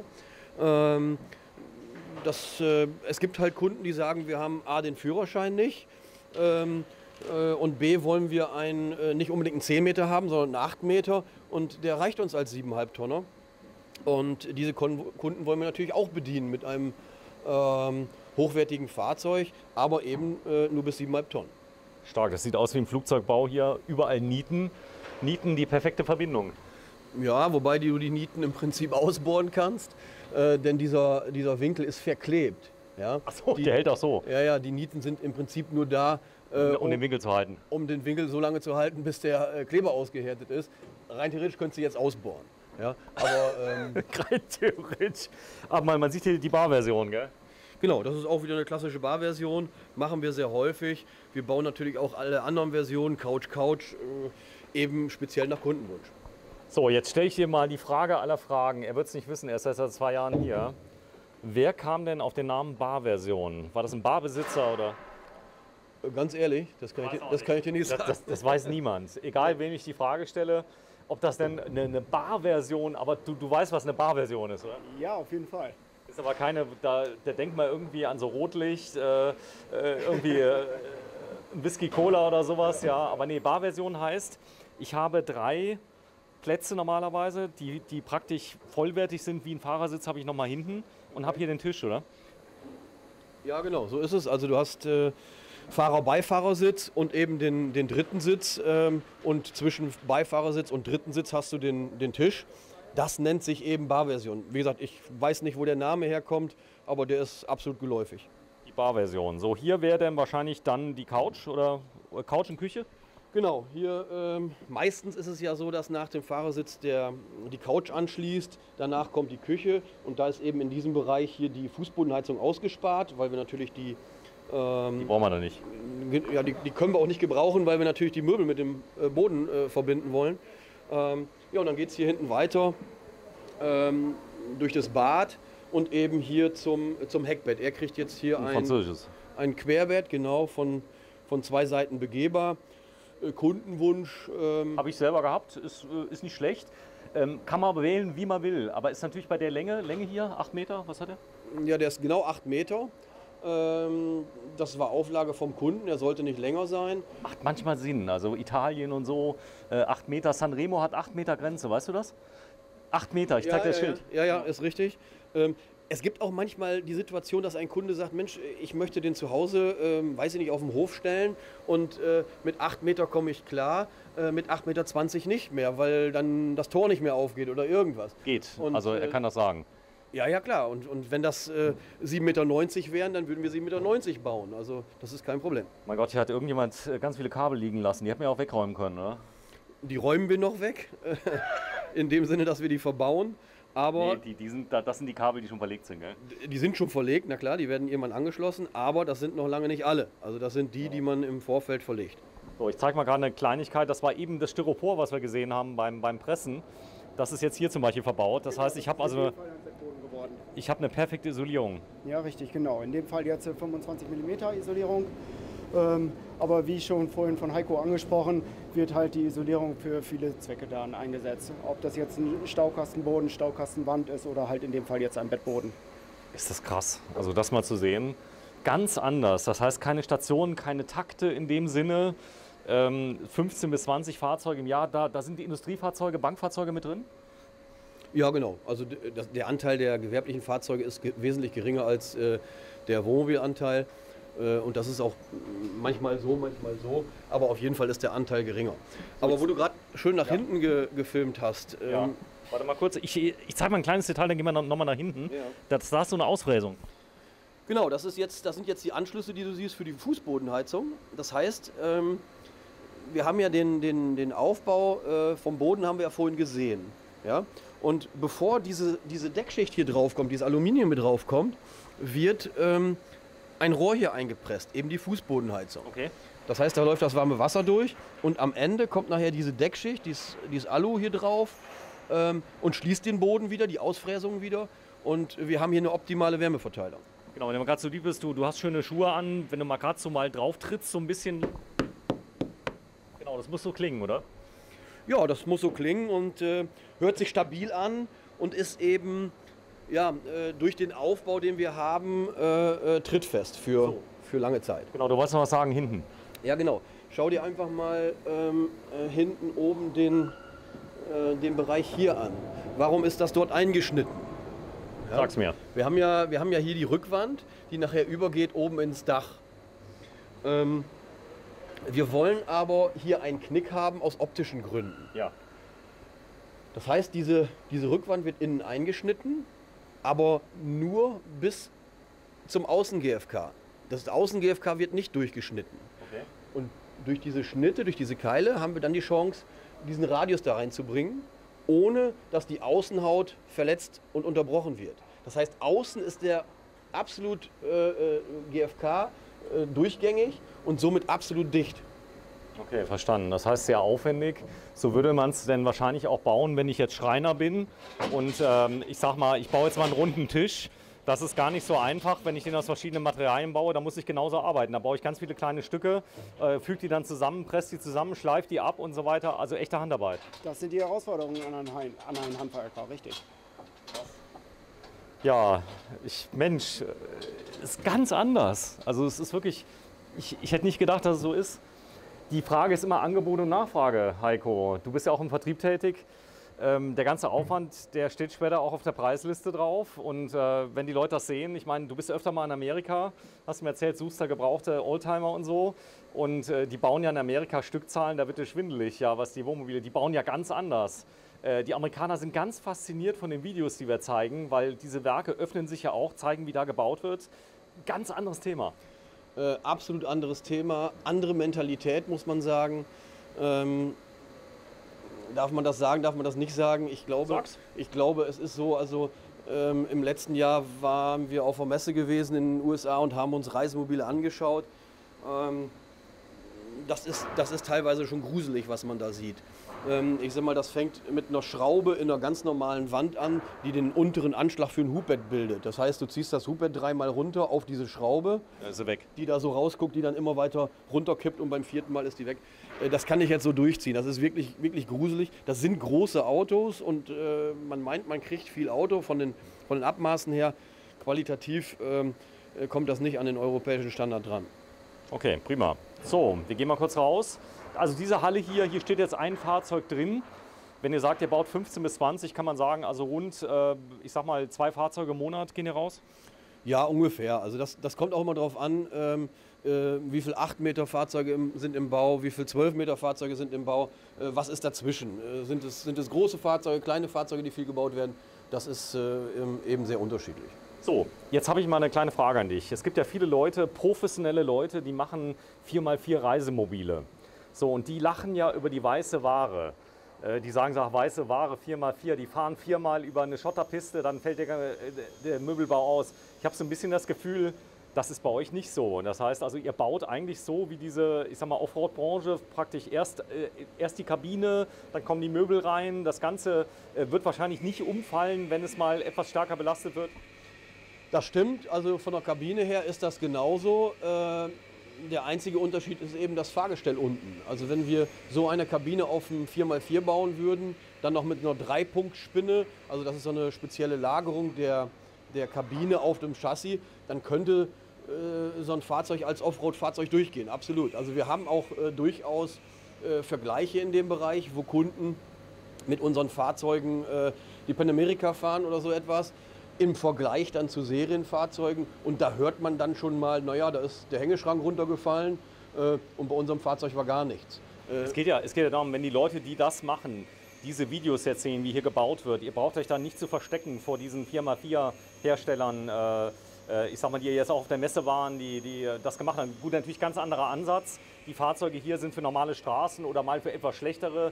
Mit Luftfahrwerk geht das ja, kann ich nochmal anheben. Ist das Luftfahrwerk oft eingebaut bei euch? Ja, Luftfederung haben wir bei den kleinen Fahrzeugen auf der Hinterachse immer. Bei den großen Fahrzeugen ab 12 Tonnen Vollluftfederung. Das haben wir auf jeden Fall. Nein, aber ansonsten ist das von dem Aufbau her sehr ähnlich der Offroad-Fahrzeuge, sehr stabil. Es gibt natürlich noch andere Anforderungen an Offroad-Tauglichkeit, die wir hier so nicht haben müssen. Ja? Aber ansonsten ist das schon sehr ähnlich. 8 Meter Länge, stimmt das? Ja genau, der hat 8,20 Meter, 8,25 Meter, um genau zu sein. Ja, das ist aber nicht repräsentativ, muss man sagen. Das heißt, ihr habt ja viel längere Fahrzeuge, die werden ganz anders gebaut. Ja genau, also die 8 Meter Fahrzeuge sind häufig 7,5 Tonner. Das heißt, da muss ich natürlich aufs Gewicht schauen und dementsprechend verwendet man dann auch leichtere Materialien, ohne natürlich die Qualitätseinbußen zu haben, aber trotzdem möglichst Gewicht zu sparen. Beim 18 Tonner, 15 Tonner, 26 Tonner kann man da natürlich anders agieren. Da sieht so ein Unterrahmen anders aus, da werden mehr Streben eingesetzt, müssen auch eingesetzt werden, weil die natürlich noch länger sind, andere Radstände haben, noch verwindungssteifer sein müssen und. Welcher Fahrzeugbauer baut denn hier den Rahmen? Naja, den machen wir schon selber. Macht der selber? Absolut. Wir bekommen ja die Fahrgestelle mit dem Original-Fahrerhaus. Also mal, ich muss da fragen, das Fahrgestell kommt hier mit diesem, ich sag mal, Rahmen. Das ist der Rahmen, der original kommt. Alles, was ich hier so sehe, das habt ihr geschweißt, grundiert, also in handwerklicher Fertigkeit, das sehen wir noch. Genau, das werden wir gleich noch sehen. Das ist unser Werk, also der Originalrahmen, in diesem Fall MAN. Den bekommen wir geliefert, natürlich mit Achsen, Motor und so weiter. Und der Rest ist nachher hier unser Werk, wo es verarbeitet wird, geschweißt wird. Und am Ende, bevor der Aufbau drauf kommt, wird dieses ganze Chassis, dieses ganze Fahrgestell in Lack gesetzt. Das heißt, dieser ganze Rahmen ist schon korrosionsgeschützt. Okay, das heißt also, die Frage, die ja oft kommt bei anderen Fahrzeugen, kann ich das nochmal gegen Salz und so weiter schützen? Braucht ihr nicht. Das passiert genau jetzt im Anschluss. Der Kollege hat jetzt hier die letzten Kabelstränge zusammengelegt. Das heißt, morgen geht das Fahrgestell rüber in die andere Halle und dann wird das Fahrgestell einmal komplett gewachst. Jeder Hohlraum wird gewachst, jede Oberfläche wird gewachst etc. pp. So, das darfst du jetzt bitte nochmal in die Kamera sagen. Ihr wachst jeden Hohlraum. Ja genau, wir wachsen jeden Hohlraum. Hier oben finden wir zum Beispiel einen Hohlraum, da wird die Lanze reingehalten und das komplette Rohr wird von innen geflutet. Okay, das heißt Thema Rost, ihr habt überhaupt kein Problem mit Rost? Kennen wir nicht. Echt nicht? Okay, das heißt, es gibt ja viele Fahrzeuge, die sollten am besten nicht im Winter betrieben werden, denn ich habe lauter Salzfahrzeuge auf der Autobahn gesehen. Unsere Kunden können bedenkenlos mit ihrem Wohnmobil in den Winterurlaub fahren. Spricht überhaupt nichts dagegen. Okay, prima. Der Boden wird im Anschluss noch mit Unterbodenschutz versiegelt. Dementsprechend passiert da nichts. Wobei man da fairerweise sagen muss, dass so eine Salzfahrt schon Gift ist für jedes Auto. Ja, das sind ja auch so. Ich als Klassiker-Freak mag das natürlich überhaupt nicht, aber es ist wichtig, dass man dann natürlich auch so ein Fahrzeug, wenn es Salz bekommen hat, nicht unbedingt jetzt 6 Wochen in die Halle stellt und sagt, wir lassen mal das Salz irgendwie ein bisschen wirken, sondern ja, weil das ist wirklich Gift. Und da kannst du, also wir haben selbst veredelte Materialien, veredelte Stahl, der dann anfängt irgendwann zu korrodieren. Und da musst du schon ein bisschen gucken. Aber ansonsten ist das der optimale Schutz, den man machen kann. Mehr geht nicht. Wir verwenden zum Beispiel Beschichtungen, die sonst für Salzstreufahrzeuge verwendet werden. Das heißt, die Fahrzeuge, die wirklich extrem belastet sind. Und die verwendet ihr? Genau. Also ich merke schon, du bist ja Profi, weil die ganzen, ich sag mal, Hersteller von diesen oder Selbstausbauer, da gibt es ja ohne Ende Bücher. Ich nehme an, du hast schon mal 1, 2 gelesen von den Leuten, die da schreiben, wie es geht. Ja. Ihr braucht euch da nicht zu schämen. Ihr macht das wirklich nach Stand der Technik, wie man sagt. Wir machen das so, wie wir das meinen, dass das richtig ist und wie als wenn das für uns wäre. Und das ist, glaube ich, eine richtige Voraussetzung, dass wenn du so ein Fahrzeug so baust, so versiegelst, wie als wenn es deins wäre. Ich glaube, dann macht man das am besten. Mensch, ich bin ganz stolz auf dich. Das heißt, Made in Germany heißt ja unsere Serie so ein bisschen auf German Television. Und das hier kann sich absolut sehen lassen. Was ganz anderes mal, Lieferzeit von euren Fahrzeugen, habt ihr schon ein Jahr? Ja, länger. Auch schon etwas drüber, genau. Also 15 Monate, 18 Monate, je nachdem. Wie gesagt, das ist natürlich bei 15, 20 Fahrzeugen immer, sobald ein Auftrag reinkommt, verschiebt sich direkt die Lieferzeit. Wow. So, ihr produziert nur on demand. Wir haben ja auf der Messe zusammen ein Fahrzeug gefilmt, euer Testproduktionstyp, bei dem ihr die Elektronik getestet habt. Ich habe das Video dann ausgestrahlt. Das hat jemand gesehen, der hat dann das Auto gekauft. Ihr wolltet das gar nicht verkaufen. Naja gut, am Ende des Tages ist es so, dass wir natürlich jedes Fahrzeug verkaufen wollen. Aber auch bei dem Fahrzeug ist es eben so, dass das ein Fahrzeug ist, was wir hier noch halten wollen, bis wir das ausgiebig getestet haben. Worauf ich hinaus wollte, ihr habt hier einen Showroom mit 37 Fahrzeugen, die alle sofort verfügbar sind. Das gibt es nicht, oder? Nein, wir haben schon einen Showroom, wo einige Fahrzeuge stehen. Und ab und zu ist da auch ein Vorführfahrzeug dabei, was man direkt verkaufen kann. Aber das sind eben keine 40 Fahrzeuge oder sowas. Es gibt auch Kunden, die parken die schon mal gern hier, also wo ihr die bittet. Guck mal, ihr braucht die im Winter nicht oder Kunde weiß das, dann stehen die auch schon mal ein paar Monate im Showroom. Das habt ihr abgesprochen da mit Kunden, gell? Naja, die haben das Fahrzeug dann zum Service hier gehabt oder so etwas und sagen dann, Mensch, ob wir das jetzt Mitte Dezember abholen oder Ende Januar, ist uns egal, weil wir fahren sowieso nicht im Winter oder ja. So, der kriegt ja noch eine kleine Aufbereitung geschenkt. Ja, zum Beispiel. Oder dann steht er halt hier und wir haben ihn hier gut untergebracht. Er steht warm und trocken und sicher. So, jetzt mal Spaß beiseite. Was ist denn jemals Schlimmes passiert, wo ihr mal was verwechselt habt? Ist das jemals vorgekommen? Wo irgendwie der Plan von dem einen vor dem anderen stand? Ehrlich. Ich könnte da jetzt was zu sagen, aber nein. Nein, also da bemühen wir uns schon und gut, ganz klar, wo Menschenhände arbeiten, ich meine, das weißt du selber, da... Habt ihr mal eine falsche Farbe aufgetragen?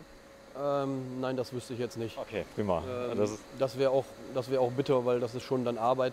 Aber nein, also natürlich passiert mal irgendwie was, aber das ist ein ganz normaler Werdegang, der so im Fahrzeugbau oder generell im Handwerk irgendwie passiert. Selbst in der Industrie ist das so.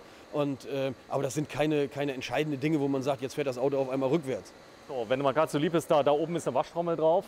Wenn du die mal gerade abnimmst, ich nehme an, das ist zum Schutz des Lenkrads, oder? Genau. Denn ich will da mal gerade reinfilmen in die Trommel. Die ist nämlich extra schön innen beschlagen, wie das aussieht. Der Kunde soll ja ein niegelnagelneues Fahrzeug kriegen. Innen drin ist sogar ausgebaut. Sag mal, die Farbe Silber, die hat es euch angetan bei Vario Mobil, oder? Ja, im Moment ist Silber, läuft das ganz gut, weil ganz gut.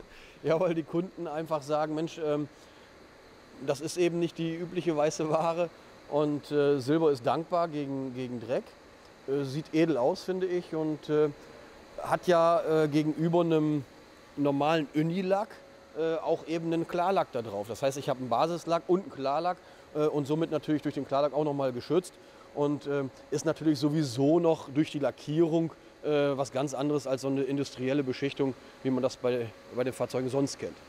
So, sehr schön. Ja. Was sehen wir jetzt im Anschluss? Ja, also das ist hier eben der Kabinenbau. Das heißt, du siehst hier eben ein Fahrgestell, was jetzt aus dem Rahmenbau kommt. Dieses Fahrgestell ist jetzt vorbereitet dafür, dass eben die Kabine aufgesetzt wird, so wie du es im Hintergrund hier siehst bei dem nächsten Fahrzeug. Das heißt, wir haben vorhin gesehen, die Wände, Dächer, Böden pressen wir hier selber. Dann wird eben die Kabine aufgebaut in der Form, dass wir sagen, okay, Boden aufgelegt, Seitenwände. Du siehst Also hier erst der Boden natürlich, dann die Seitenwände. dann die Seitenwände, genau, dann die Rückwand, dann das Dach, dann die Front. Hier filmst du gerade die Front, die angeklebt wurde, aufgeklebt wurde. Aufgeklebt klingt so, also ich glaube, ohne Hightech-Kleber wird hier gar nichts mehr gehen, oder? Ja, das Kleben ist leider immer noch so ein bisschen, hört sich ein bisschen komisch an, ist aber das Nonplusultra im Fahrzeugbau. Und wenn man die richtigen Verbindungen mit den richtigen Klebern hat, dann ist das total perfekt. Und du schaust jetzt gerade hier so auf die Kante. Guck dir das mal an, hier kommt die Seitenwand, trifft auf die Front. Beides ist GFK. Ja? Du siehst hier jetzt eine Naht, selbstverständlich. Wir schauen uns das nachher mal beim fertigen Fahrzeug an, wie das dann aussieht. Denn dann siehst du keine Naht mehr. Ja? Das eben. Das heißt genau, Seitenwand und Front werden nachher miteinander verbunden, aber nicht nur gespachtelt oder so etwas, sondern laminiert, handlaminiert. Das Okay, das heißt, sieht dann aus dem Monocoque oder sowas. das ist dann wie ein Monocoque, genau. Und du siehst eben keine Naht, wo die irgendwie abgespritzt ist und vielleicht mal Undichtigkeit sein könnte, sondern das ist eine Einheit und das sehen wir nachher mal.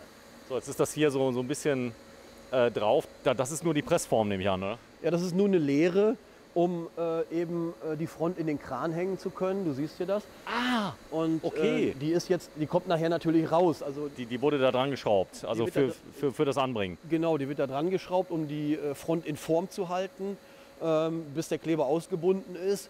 Und dann nachher die kommt nachher irgendwann ab, also jetzt gleich. Und dann ist das fertig, ja. Ja, schade ist natürlich, ihr habt hier einen Regenablauf, es kommt ja wahrscheinlich doch mal Wasser ins Fahrzeug rein Ja, und ja. da kann es dann rausfließen. Ne? Ja, Sven, von wegen Wasser ins Fahrzeug, das wollen wir nicht. Nein, das ist also Der Scheibenwischer. das ist der Scheibenwischer, einer, und auf der anderen Seite gibt es den zweiten. Wir haben tatsächlich zwei Scheibenwischer. Ja, es soll ja Hersteller geben, die haben Abläufe für Regenwasser. So, ich zeig's mal gerade. Das ist der Scheibenwischer. Ja, das bedeutet auch, ihr habt natürlich die Zulieferindustrie. Du kommst ja aus der Automotive-Industrie. Eigentlich besteht da so ein Fahrzeug aus, ähnlich wie so ein E-Bike, aus ganz vielen Einzelteilen, die aus der Zuliefererindustrie kommen. Da natürlich die richtige Wahl zu treffen, und die richtige Wahl heißt natürlich beim Lieferanten, dass der auch liefern kann, dass die Qualität stimmt, dass just in time kommt, dass und so weiter. Die Qualität müssen wir selbstverständlich im Blick behalten. Das ist ja unser Tagesgeschäft. Das ändert sich schon mal? Ja, natürlich, klar. Das ändert sich und da müssen wir halt das Auge drauf werfen. Okay. Das ist wichtig an der Stelle. So, die Preise natürlich bei 15 bis 20 Fahrzeuge. Ihr könnt da keinen Druck aufbauen und sagen, ich kaufe jetzt mal 5000 Quadratmeter Boden. Ja, das ist lieferantenabhängig, ganz klar. Kommt halt auch auf den Artikel drauf an. Grundsätzlich gebe ich dir aber recht, ja. Das ist so. Das heißt, ihr seid der Kleinserienhersteller. Der Vorteil ist, ihr seid ganz individuell. Wo ich vielleicht bei anderen nur 3, 4 Böden wählen kann oder nur 2, 3 Möbelsorten. Anzahl der Möbelsorten, kann der Kunde alles bestimmen? Ja, alles im Prinzip schon. Also wir müssen natürlich immer so ein bisschen gucken, an welche Materialien kommt man dran. Aber ich erinnere mich jetzt gerade an einen Fall, wo wir vor 5 oder 6 Jahren ein Fahrzeug gebaut haben, wo wir 250 Jahre alte Eiche verwendet haben. Also da wollte der Kunde wirklich Eiche aus Familienbesitz verbaut haben. Ein 7,5 Tonner nehme ich an. Nee, das war kein 7,5 Tonner, das war ein 18 Tonner, weil es eben auch Massivholz war. Und das sind natürlich so spektakuläre Sachen, das macht unheimlich Spaß. Sehr schön. Wir gehen noch einmal kurz drum rum. Dann sieht man hier auch schon mal, hier sieht man übrigens die tollen Serviceklappen. Wir haben ja auf der Messe nur das fertige Fahrzeug bekommen, was Standing Ovations bekommen hat, das Fahrzeug. Also unser Video hat wirklich Kommentare bekommen. Die Leute, glaube ich, haben mit glühenden Augen dieses Video gesehen, wie die Verarbeitungsqualität ist. Und ja, und das ist quasi der Zustand, den man ja ungern zeigt. Aber trotzdem, du zeigst ihn gerne, ihr seid stolz drauf. Man kann alles sehen, alles zeigen. Ja, ich zeige Ihnen sehr gerne, weil schau mal dahin. Guck dir mal diese Ecken hier an. Was ist das? Das ist eine zusätzliche Beschichtung und eine zusätzliche Abdichtung, die nachträglich vorgenommen wird, wo kleine Sicken einfach zugespritzt werden, damit sich da kein Dreck, Wasser, sonstiges sammelt. Guck doch mal, das macht doch Spaß. Ja? Und ich sag mal, das bräuchte man ja nicht machen, weil das sieht der Kunde am Ende nicht mehr und naja, wofür ist das notwendig? Aber das ist eben unser Anspruch zu sagen, ja, wir machen eben noch einen Tacken mehr. Gut, der Vorteil ist, ihr habt ja auch Zeit. Das bedeutet also, wenn etwas besonders gut gemacht werden muss, braucht man Zeit und keine Hektik. Da würdest du mir zustimmen? Ja, grundsätzlich schon. Also gut, am Ende des Tages soll es natürlich auch so sein, dass wir irgendwie Geld verdienen. Das ist so. Und das sieht jetzt sehr handwerklich aus, was wir hier machen, ist es auch. Aber es gibt natürlich auch für uns absolute Abläufe, ja, wo wir natürlich genau wissen, was wer wann wie wo zu tun hat. Und, die ich jetzt gerade ziemlich durcheinander bringe, weil ich euch von der Arbeit abhalte. Nee, alles gut, aber wir laufen hier im Moment ein bisschen quer. Aber ich sag mal, das täuscht so ein bisschen, weil das nicht ein Ablauf ist wie am Band, wo man sagt, aha, da kommt das nächste Fahrzeug angerollt. Das ist hier schon ein bisschen anders von der Aufteilung her. Aber dennoch gibt es hier ganz klare Strukturen, ganz klare Abläufe und die jeder weiß, eben weil wir auch langjährige Mitarbeiter haben, die einfach genau wissen, was sie tun. Und die müssen halt ein bisschen mehr machen, als nur zu wissen, okay, hier kommt jetzt ein Fahrzeug, da muss ich jetzt, ich weiß nicht, das und das Teil anbauen und dann geht es weiter. Nein, die müssen so ein Fahrzeug fertigen. Wir haben hier eine Manufaktur und dazu brauchst du einfach Fachpersonal und ich sag mal, die müssen wissen, ob die 2 Schrauben da reindrehen müssen oder 3. Sehr schön. Ja, wir gehen in die nächste Halle. In welche Halle geht es jetzt? Ja, wir gehen jetzt rüber in den Rahmenbau. Da sehen wir dann mal, wo die Fahrzeuge anfangen, also wo wir den Rahmen fertigen. Und ja, da erkennen wir unsere Fertigungstiefe. Wenn du da siehst, aha, alles klar, hier kommt das Chassis mit Fahrerhaus und dann fangen die wirklich an. Fahrerhaus runter, das Heck einkürzen, Heck absenken, den ersten Schweißpunkt setzen und. Okay, das heißt, ihr kriegt die nicht von einem Fahrzeugbauer, jetzt einen Karosseriebauer, ihr seid der Karosseriebauer auch? Ja, wir sind der Fahrzeugbauer, Karosserie ist ja dann nachher die Kabine eigentlich. Okay. Der Fahrzeugbauer ist eben der nachher... Der Fahrzeugbauer, so. Ja, der den Rahmen dann vorbereitet und wir machen eben, ob das eine Radstandsverkürzung ist, eine Radstandsverlängerung geht ist. Alles. Da geht alles und wenn so Heckmotorfahrgestelle zum Beispiel, die teilweise gefertigt werden für die gewerblichen Fahrzeuge, weil sie nicht unbedingt eine Heckgarage brauchen, dann kriegt man einen sogenannten Buggy. Das ist ein Fahrgestell, was sehr eng stehende Achsen hat. Und da muss der komplette Zwischenrahmen, der muss selber gefertigt werden. Das heißt, du schiebst die Achsen auseinander und das dazwischen machst du im Prinzip selber. All die Sachen machen wir hier. Also das ist eben das Schöne, denn so kannst du individuell auf die Sachen eingehen. Du hast das selber im Blick, was hier passiert und ja, weißt einfach, wann das rauskommt, das Fahrzeug. Du musst nicht mit dem Lieferanten sprechen, wann ist das Fahrzeug fertig. Du kannst es durchtakten und ich sage immer, das läuft hier wie so 2 Zahnräder ineinander. Ja?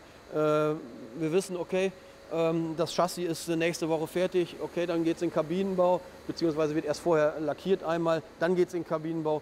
Und das ist einfach ein schöner Ablauf, der nicht irgendwie jetzt von Lieferanten abhängig ist. Okay, dann gehen wir mal dahin. Bis gleich.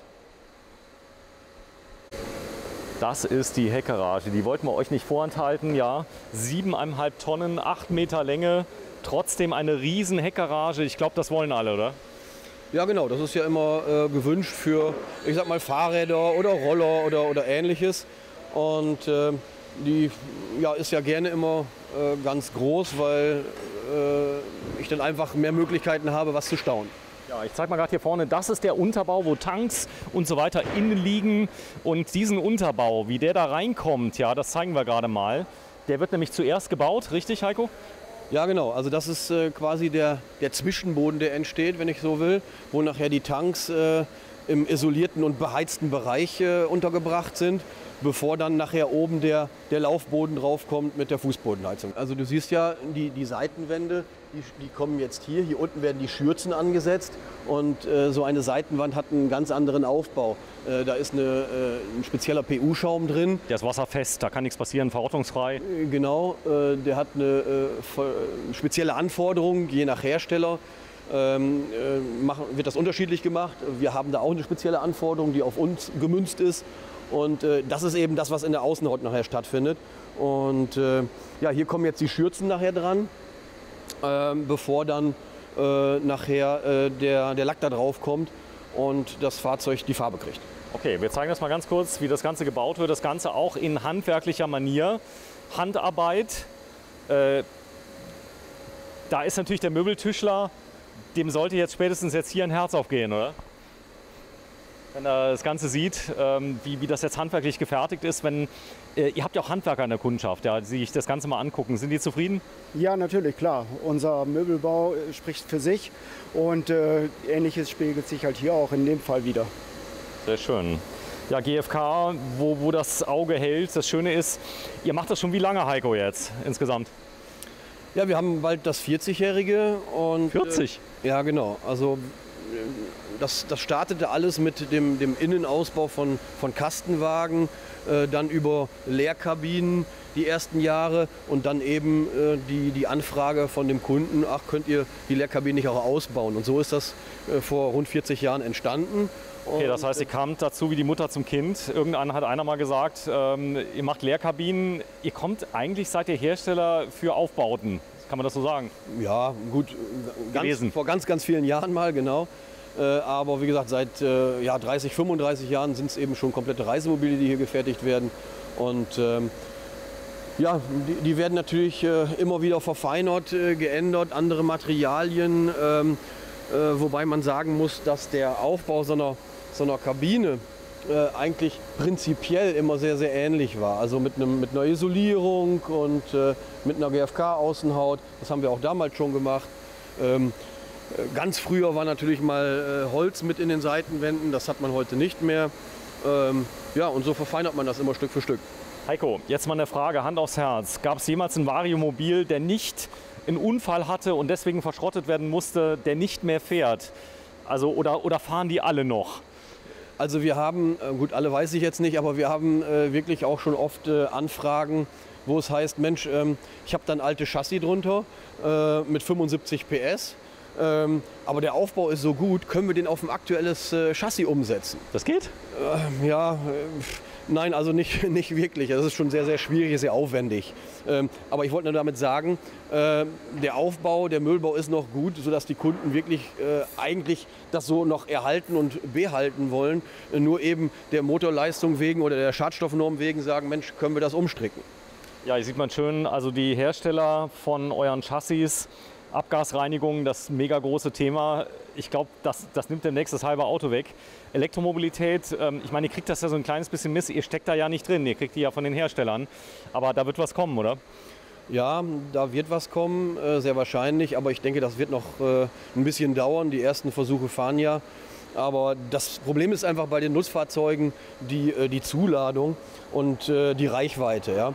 Das heißt, nachher im Fernverkehr, da wird es noch sehr viel länger dauern als im Nahverkehr, weil die Reichweiten einfach nicht eingehalten werden. Und wenn ich dann noch weniger Zuladung habe als bei einem Verbrennungsmotor, dann ist das schwierig für den Spediteur, dass sich das irgendwie rechnet. Was ist das für ein Fahrzeug? Auch ein TGL? Das ist auch ein MAN TGL, genau. Auch wieder ein 8,8 Tonner. Ihr seid ja Fahrzeughersteller, das heißt später am Fahrzeugschein steht da Variomobil drin und nicht MAN TGL, oder? MAN TGL steht auch drin, aber eben wir auch als Fahrzeughersteller, ja. Die Anforderungen werden immer härter an Fahrzeughersteller. Sicherheit, Crashtests? Genau, also da gibt es schon die ECE-Richtlinien, die das fordern, dass man da einfach gewisse Richtlinien einhält.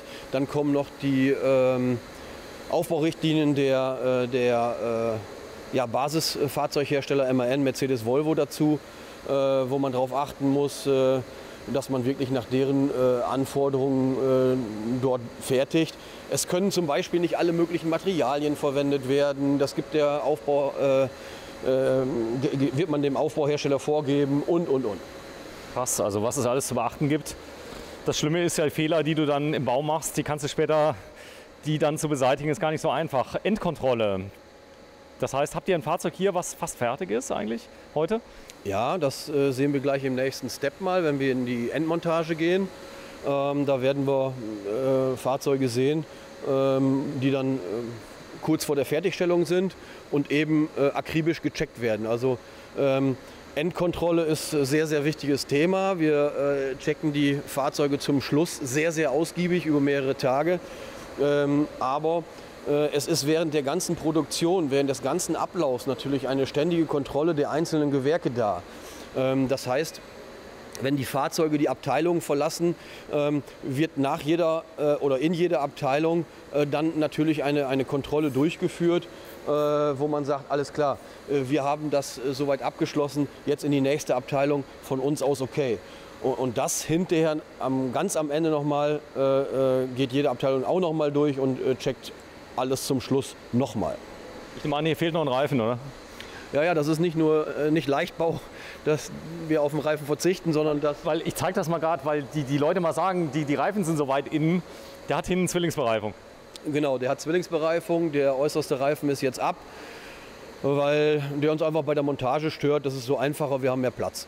Und der Radius hier drehen, keine Ahnung, warum auch immer. Schön. Nee, ich habe schon Angst bekommen, ja. Das sieht dann so ein bisschen aus wie so ein Iveco Daily. Nee, da kommt noch einer drauf. Das sieht nachher schon satter aus, ja. Ich liebe Bolzen. Hier sind ganz viele Schrauben, Muttern und alles ist ordentlich verschweißt, aber es ist noch nicht ganz fertig.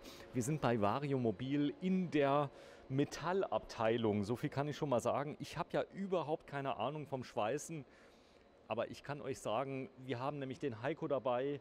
Er war mal Oberschweißer bei der Deutschen Bahn AG.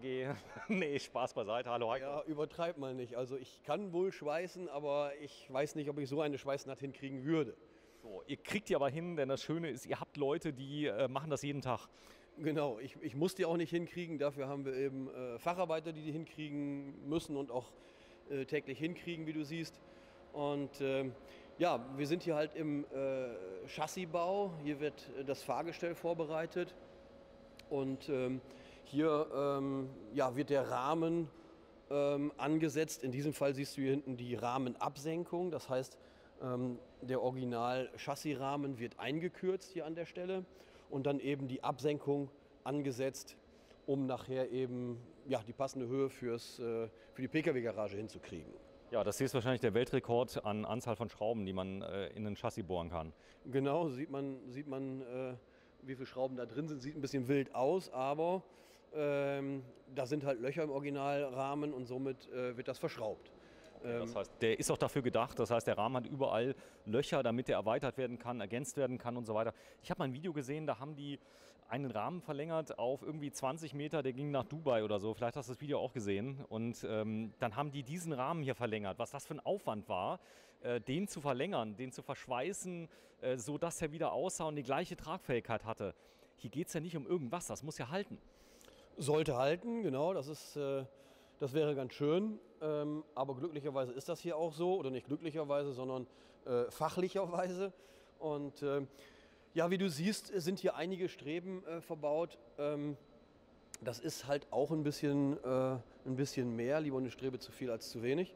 Und wir verwenden halt verzinktes Material, was dann eben verschweißt wird. Und am Ende, wenn der Rahmen fertig ist, wird der ganze Rahmen in Lack gesetzt, er bekommt einen Korrosionsschutz. Da hast du jetzt gerade die Anhängerkupplung, die nachher dort angesetzt wird.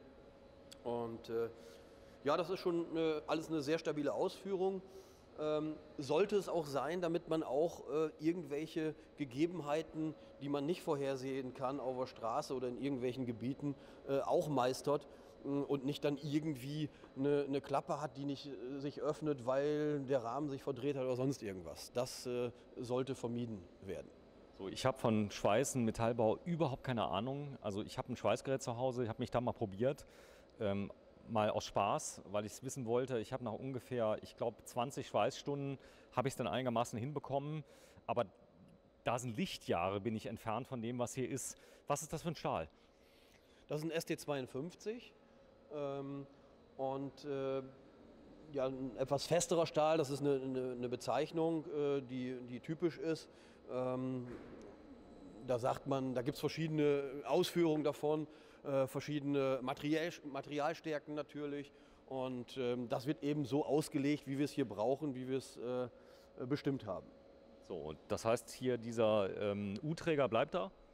Nee, das ist jetzt nur eine Lehre, um die Richtung hinzubekommen. Von da aus messen die irgendwelche Höhenpunkte oder Längenpunkte. Ich kann es jetzt im Moment gar nicht sagen, wofür das ist. So, Thema Plan zu arbeiten. Ich gehe mal davon aus, ihr wollt ja, dass der Boden später ganz plan liegt. Ja? Da muss der Rahmen schon mal plan sein, oder? Ganz richtig, genau. Wir arbeiten hier mit einem Kreuzlinienlaser, den du da vorne an der Wand findest. Warte, den filme ich gleich mal. Ich zeige mal gerade, wie plan der Rahmen ist, wenn ich gerade hier bin. Jetzt darfst du mir mal den Laser zeigen, der ist wo? Da vorne an der Wand, das orange Gerät. Ein Kreuzlinienlaser. Ja, und mit diesem Laser werden die diversen Höhen ermittelt und kontrolliert. Krass. So, und die Punkte, das sind diese roten Dinger hier? Nee, das sind Maßbänder. Das sind Maßbänder, genau. Nein, die Punkte, die sehen wir jetzt hier nicht. Dafür benutzen die Kollegen dann einen zusätzlichen Messstab. Das wird dann halt mit zwei Mann halt umgesetzt und dann ja, funktioniert das. Habt ihr einen Hilfsrahmen? Ja. Das heißt also, ihr schraubt das nicht direkt hier unten auf den Rahmen drauf? So. Naja, wie du siehst, machen wir erstmal den Rahmen, den ein solches Reisemobil haben sollte. Also ich sage mal, der Originalrahmen, der jetzt vom Chassishersteller kommt, in diesem Fall Mercedes, ist jetzt nicht unbedingt dafür ausgelegt, um ein Reisemobil mit Pkw-Garage, Slide-Out und so weiter zu tragen. Das heißt, wir fertigen einen Rahmen, einen Unterrahmen, der eben sämtliche Kräfte übernehmen kann. Du siehst hier gerade im Bereich der Vorderachse, wie wir den Rahmen auslegen mit so einem Fachwerk, einem Leiterrahmen, wo nachher eben hier oben der Laufboden nachher drauf kommt. Und der ist jetzt noch lange nicht fertig. Hier kommen natürlich noch Ausleger überall dran, hier zwischen den Achsen. Und das ist das Grundgerüst, das ist die Basis, das ist das Fundament, bevor man überhaupt anfängt, nachher irgendwie eine Kabine aufzubauen. Und die ist eben schon sehr verwindungssteif, sehr stabil und robust und für die Ewigkeit.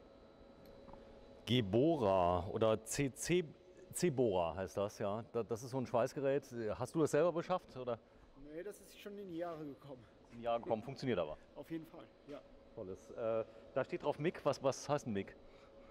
Das ist ein spezielles Schweißverfahren, was man in diesem Fall anwendet. Ich sage mal ein Schutzgasschweißverfahren. Und ja, das setzen wir hier an. So, tatsächlich, es ist gerade, wie man sieht, hier ist nochmal eine Wasserwaage. Ganz altertümlich. Genau, mit einer Wasserwaage werden natürlich diverse Maße nochmal eben korrigiert oder halt kontrolliert. Der Luftdruck muss nicht stimmen, oder?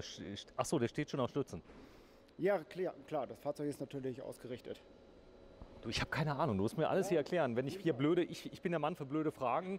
Wenn ich was nicht weiß, ist das nicht schlimm. Wenn du es nicht weißt. Das ist aber die Basis. Das Fahrgestell muss definitiv ausgerichtet werden. Das machen wir auch unter anderem mit dem Kreuzlinienlaser.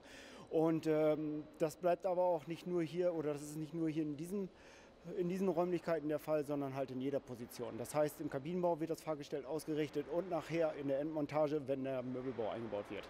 Ich zeig mal gerade was. Komm mal gerade mit. Wenn ihr mal gerade vorgeht, ja, in die Ecke da rein, ich will mal gerade was zeigen. Das ist der Anfang von dem Auto, richtig? Ja, der Anfang von dem Auto, den siehst du, wenn du weiter links schwenkst. Da siehst du eben das. Nee, ich will auch gerade was hinaus. Also das ist tatsächlich vorne. Ach so, sorry, ja. Das ist vorne beim Fahrzeug, ja. Das ist hinten. Das ist aber ein Auto, der wird nicht in der Mitte durchgeschnitten, da kommt eine Anhängerkupplung ran. Wie lang wird er denn? Hat er 12 Meter? Nein, das ist ein 1050. Ein 12 Meter wäre jetzt ein Dreiachser. Das ist ja nur ein Zweiachser, den wir hier sehen. Das sind 1050. Ist das so lang? Das sind 1050, ja. Okay, das heißt, wenn ich vom 10er am Schwimmbad runterspringe, das sind 10 Meter. Ja, genau. Auch da ist es ja hoch, wenn du vom 10er runter guckst, weißt du. Ich weiß das. Ich bin von 7,5. Ich bin einmal vom 10er gesprungen und lebe noch, wie du siehst. Ja, Nachdem du vorher dreimal wieder runtergegangen bist, oder? Vom 7,5er bin ich öfter gesprungen, aber vom 10er ging es nicht. Krass. Wenn du das so siehst, das ist schon total sexy, oder? Wenn du hier den Stahlbau, wie das alles gemacht ist, das ist, also ich finde das phänomenal. Du hast eben gesagt, Arbeiter. Habt ihr auch Arbeiterinnen? Gender und so. Nein, derzeit in der Produktion nicht. Warum denn nicht? Hat sich noch nicht ergeben. Okay, aber wenn jetzt eine Frau käme, die das gut kann, kein Thema. Natürlich, klar, gerne. Habt ihr überhaupt Frauen hier beschäftigt oder sind die nur in der Buchhaltung? In der Verwaltung gibt es schon Frauen, selbstverständlich. Okay. Aber jetzt, wie gesagt, in der Produktion derzeit nicht. Ja, hat sich einfach nicht ergeben. Also Nee, alles klar. Ich wollte nur gerade eben, als du nämlich sagst Arbeiter, du weißt ja, wir leben ja im Jahr 2021 und da heißt es ja immer wieder, wo sind die Frauen? Ist das noch eine Männerdomäne? Kann man das so ein bisschen sagen, Schweißen? naja gut, gerade dieses, ich sag mal, schwere Handwerk. Ja? Ich glaube, dass es so, wenn man vom Uhrmacher spricht, ist es ja auch ein Handwerk, dass es da vielleicht eher mal eine Frau gibt, die so feine Arbeiten macht. Aber dieses schwere Handwerk ist, glaube ich, schon seltener, dass sich da Frauen mit abgeben wollen. Ja, das Kann man schon sagen. Also ist hier so Heben. Ich nehme an, ihr habt jetzt hier kein Kransystem, was hier oben kommt. Das hier sind jeweils einzelne Streben, die werden hier zusammengeschweißt. Ja genau, hier gibt es ja nichts zu heben. Ich sag mal, hier gibt es einzelne Streben, die verbaut werden. Am Anfang ist es so, dass das Fahrhaus eben runtergenommen werden muss, wenn man ein integriertes Fahrzeug baut. Das nimmt man natürlich runter. Nee, ansonsten gibt es hier nichts, was schwer gehoben werden muss. So, ich zeige das mal gerade. Hinten wird schon gewerkelt, da gehen wir gleich mal hin. Das hier ist die Abgasreinigung, wird immer größer. Das ist ein Auspuff? Ja, weitesten Sinne. Abgasreinigungsanlage, ich nenne das immer Chemiewerk. Wenn du die ganzen Sensoren und Käbelchen und Kabel und Anschlüsse siehst, dann hat das mit dem ursprünglichen Auspufftopf, den wir alle so kennen, nicht mehr viel zu tun. Was ist das hier? Das ist eine Fächerscheibe für die Flex, wo man nachher eben so Schweißnähte mit putzt, wie du es hier zum Beispiel siehst. Ja? Damit werden die geputzt, um einfach sauber auszusehen. Und, du kennst dich aus, du restaurierst gerne Oldtimer?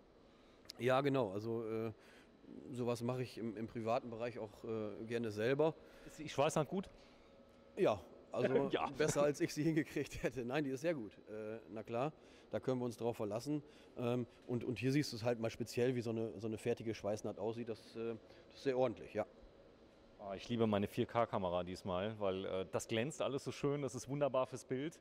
Und also ich zeige das immer so gerne, weil das Thema Made in Germany, Handarbeit, warum liefert ihr nur 15 bis 20 Fahrzeuge? Weil es eben so lange dauert. Ich meine, das professionell so hinzukriegen, individuell, das ist Handarbeit. Ja, das ist Handarbeit und eben vom ersten Punkt an. Ja? Also wir haben halt sehr, sehr wenig Zulieferer. Das heißt, wir haben eine extreme Fertigungstiefe, damit auch einen recht hohen Stundenaufwand und damit verbunden eben nicht die Möglichkeit zu sagen, ach, wir stocken mal eben die Stückzahl auf, weil wir irgendwelche Teile angeliefert bekommen, sodass man den Lieferanten sagen könnte, komm, liefer uns einfach 3 Chassis mehr. Nein, wir machen das alles selber und ja, somit sind wir darauf angewiesen. Sag mal, das Fahrhaus wird auch hier angehoben? Ja, richtig, genau. Das entnehmen wir nachher nach der Abtrennung mit einem Stapler. Und ja, dann geht es da weiter an der Stelle. Ja, das heißt also, serienmäßig sitzt der Fahrer tiefer bei dem Auto? Ganz unterschiedlich, ganz unterschiedlich. Ihr könnt das einstellen? Ja, das ist kundenabhängig. Wie der Kunde das Fahrzeug wünscht, mit einer Frontverlängerung, mit einer Frontverkürzung, mit unterschiedlichen Laufbodenhöhen etc. Da habe ich auch blöd fragen. Das hier wird ja ein vollintegrierter. Richtig, genau. Das da ist ein teilintegrierter. Das wird ein Alkoven oder was wird das? Das wird jetzt ein Alkoven, richtig, aber die Basis von dem Teil oder mit dem voll integrierten sah halt genauso aus. Das heißt, ihr habt selber das Fahrhaus abgenommen? Das Fahrzeug wird in dem Zustand angeliefert und dann entsprechend von uns geändert. So, das heißt, es gibt unglaublich viele Kindergärten hier rund um Osnabrück, die solche Fahrerhäuser im Garten stehen haben als Spielwiese. Oder gehen die Fahrerhäuser nochmal in Verkauf? Nein, die werden entsorgt. Entsorgt? Ja, genau. Die Türen könnt ihr ausbauen, nochmal auf eBay Kleinanzeigen stellen? Ja, unter anderem, aber ich sag mal so, das Fahrerhaus an sich, das wird entsorgt. Das wird ja auch hier, sag ich mal, im Bereich der A-Säule durchgetrennt, weil wir den Bereich Spritzwand ja noch benötigen. Durchgeflext. Richtig, genau. Und ja. Echt? Ja, du musst dir vorstellen, dass eben die Position geändert wird. Was wollen wir haben? Wir wollen beim Integrierten einen ebenen Laufboden haben. Das heißt, wir wollen keinen störenden Motordeckel haben. Das heißt, der Laufboden muss eben auf die Ebene angehoben werden, dass der Motordeckel in dem Boden integriert ist. Das siehst du hier. Ja? Da wird also der Rahmen gefertigt, wo nachher der Motordeckel drin liegt und hier ist nachher der ebene Boden. Das heißt, wir müssen das Fahrhaus auf diese Höhe anheben. Und das ist je nach Chassistyp, je nach Motortyp. Du hast beim Actros einen 7,7 Liter Motor, der hat eine geringere Höhe als der größere 10,7 Liter Motor. Dann gibt es noch den 12,8 Liter Motor, der ist nochmal wieder höher. Verstanden. Und. So, das heißt also, der ist jetzt relativ jungfräulich hier, wie er kam? Genau, der ist jetzt genau so, wie er da jetzt steht, original ab Werk. Und der wird jetzt hier bearbeitet. Das ist ein 1846 und bleibt ein Alkoven, das heißt, oder wird ein Alkoven, das heißt, das Fahrerhaus bleibt erhalten. Ja? Die Rückwand wird rausgetrennt, das Dach wird rausgetrennt, der Ausgleichsbehälter wird versetzt. Der hier. Genau. Und dann wird das ein Alkovenfahrzeug und somit hat dieses Fahrerhaus auch etwas mehr Ausstattung, als man das beim Integrierten macht, wo nachher eigene Sitze reinkommen und das Armaturenbrett verbreitert wird und so weiter. Also ihr nehmt ja wahlweise MAN, ihr habt Mercedes-Benz. Kann der Kunde das wünschen? Was habt ihr noch außer MAN, Mercedes-Benz? Habt ihr noch DAF? DAF haben wir auch schon aufgebaut. Volvo, MAN, Mercedes, ja, das sind so die gängigen. Meistens nehmt ihr in der Größe schon? Das kommt so ein bisschen auf die Tonnage an. Also bei den 8,8 Tonnen, 7,49 Tonnen ist der MAN TGL im Moment auch ein ganz schönes Fahrzeug. Der ist ja gerade neu rausgekommen. Und, ist der billiger wie der Mercedes? Nee, das tut sich nicht viel. Ausstattungsbereinigt ist das nachher ziemlich eng beieinander.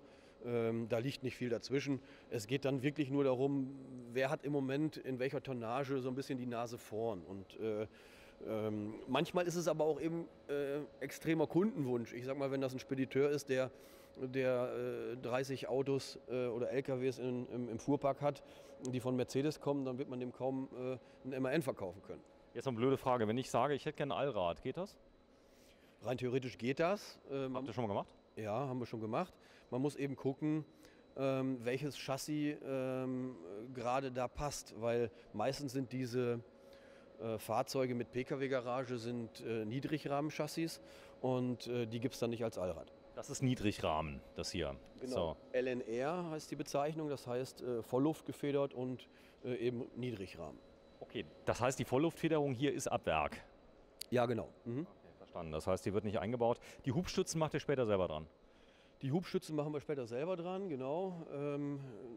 Hier links, wo wir gerade gesehen haben, dass der Rahmen gefertigt wird, da sind schon die Konsolen vorbereitet, zum Beispiel an der Vorderachse. Zeig mal. Für die Stützen.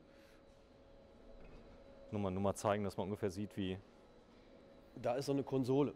Siehst du es? Ah, die da, okay, da verstanden. Kommt nachher die Stütze dran. Okay, das verstehe sogar ich. Ja. Wo jetzt die Stütze quasi schon angedeutet drunter ist. Genau, die Stütze wird natürlich erst dann montiert, nachdem das Chassis komplett lackiert wurde.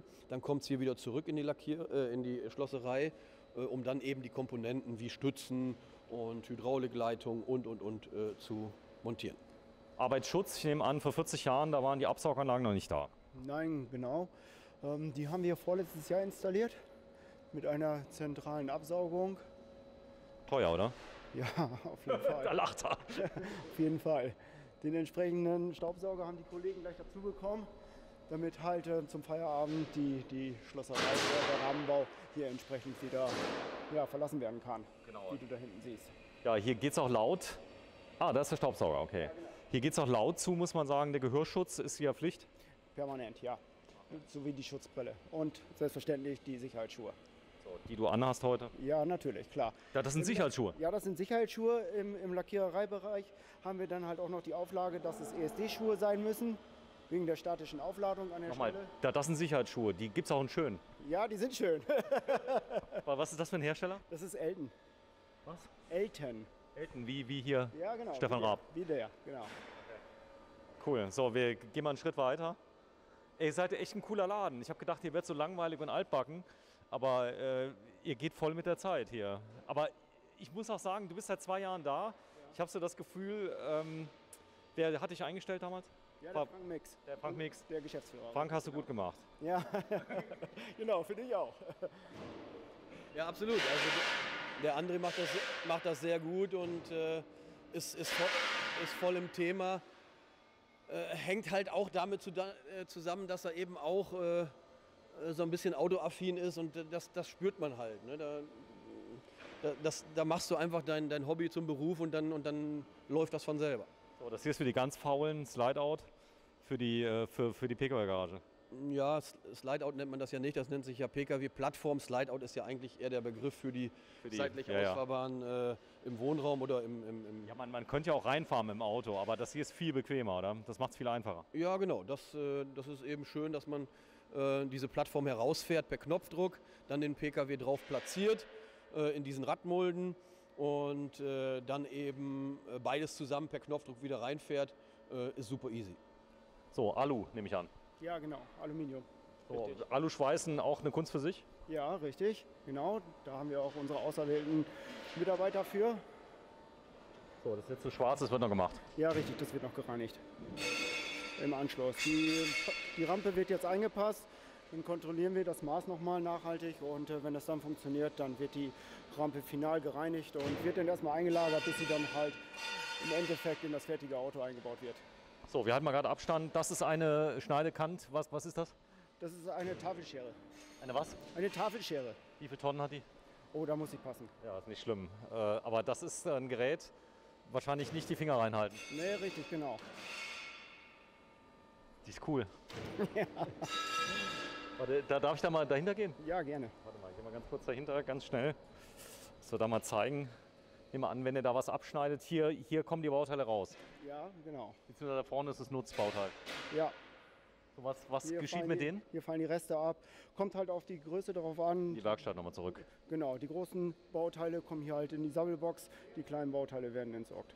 Ist es hier Alu, das hier, die Riffelbleche? Das Riffelblech ist Alu, ja. Ja, ihr habt hier viel, ich sag mal, Material. Ganz unterschiedlich. Halt Edelstahl hier, Aluminium oder halt ganz normale Stahltafeln. Habt ihr ein Lager hier?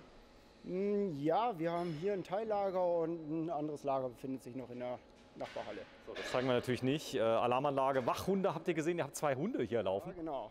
Die müssen abends für die Sicherheit hier sorgen. Krass, also ich kam ja an gestern, ich glaube, das macht Sinn, weil Tonne Edelstahl, Preis, was kostet die im Moment? Das kann ich dir nicht mal sagen, das weiß ich nicht. Da müssen wir im Einkauf fragen. Aber vielleicht nicht so ganz billig, die Qualität, die ihr habt. Nee, genau, das ist schon recht teuer, aber gut, ob hier einer Edelstahl klaut, weiß ich nicht unbedingt, aber summiert sich, ja. Ich denke auch hier, das Thema ist natürlich auch Ausnutzung, dass man nicht gerade ein ganz langes Stück abschneidet, wenn man noch genau das Passende da irgendwo liegen habt und so.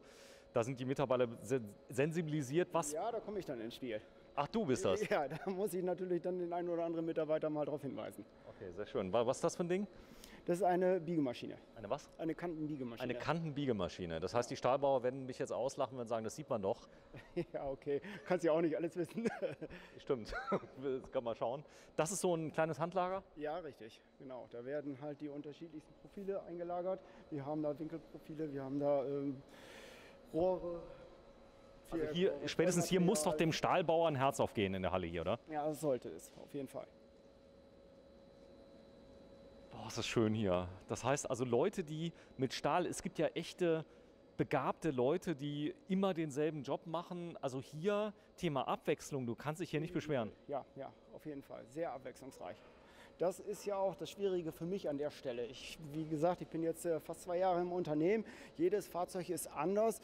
Jedes Fahrzeug ist nochmal exotischer als das andere. Und immer wieder habe ich dann auch wieder die neuen Herausforderungen an der Stelle. Und ja, deswegen habe ich auch diese lange Einarbeitung an der Stelle. Ja. Ich habe mal gehört, es gibt so 2 Materialien, die darf man nicht zusammen lagern irgendwie im Stahlbau. Also ich habe mal in einer Stahlwerkstatt gemacht, da hat er gesagt, man darf irgendwie Edelstahl nicht mit irgendwas anderem lagern, weil die dann miteinander reagieren. Ja gut, das sollte man nicht, weil Edelstahl ist rostfrei. Ja. Dann gibt es ein V2A, dann gibt es ein V4A. Beides ist halt Edelstahl und den sollte man nicht zusammen mit Stahl verarbeiten. weil du dann eben Korrosionsübersprünge hast. Okay. Das sind Bohrer. Ja genau, das sind jetzt verschiedene Bohrer. Hier hinter verbirgt sich die Drehbank. Drehbank? Ja. Ah, da ist eine Drehbank. Das ist das, was jeder Azubi... habt ihr Azubis? Selbstverständlich. Derzeit hier in der Schlosserei 4 oder 5, die hier ihre Ausbildung machen in verschiedenen Lehrjahren, vom 1. bis zum 3. bzw. 4. Lehrjahr. Der Älteste macht heute seine Gesellenprüfung, seine praktische, genau. Okay. Das heißt, die fallen auf Würfel und so? Ja, genau. Genau, damit fangen die an. Das machen die aber teilweise schon im Praktikum. Würfel fallen? Ja, genau.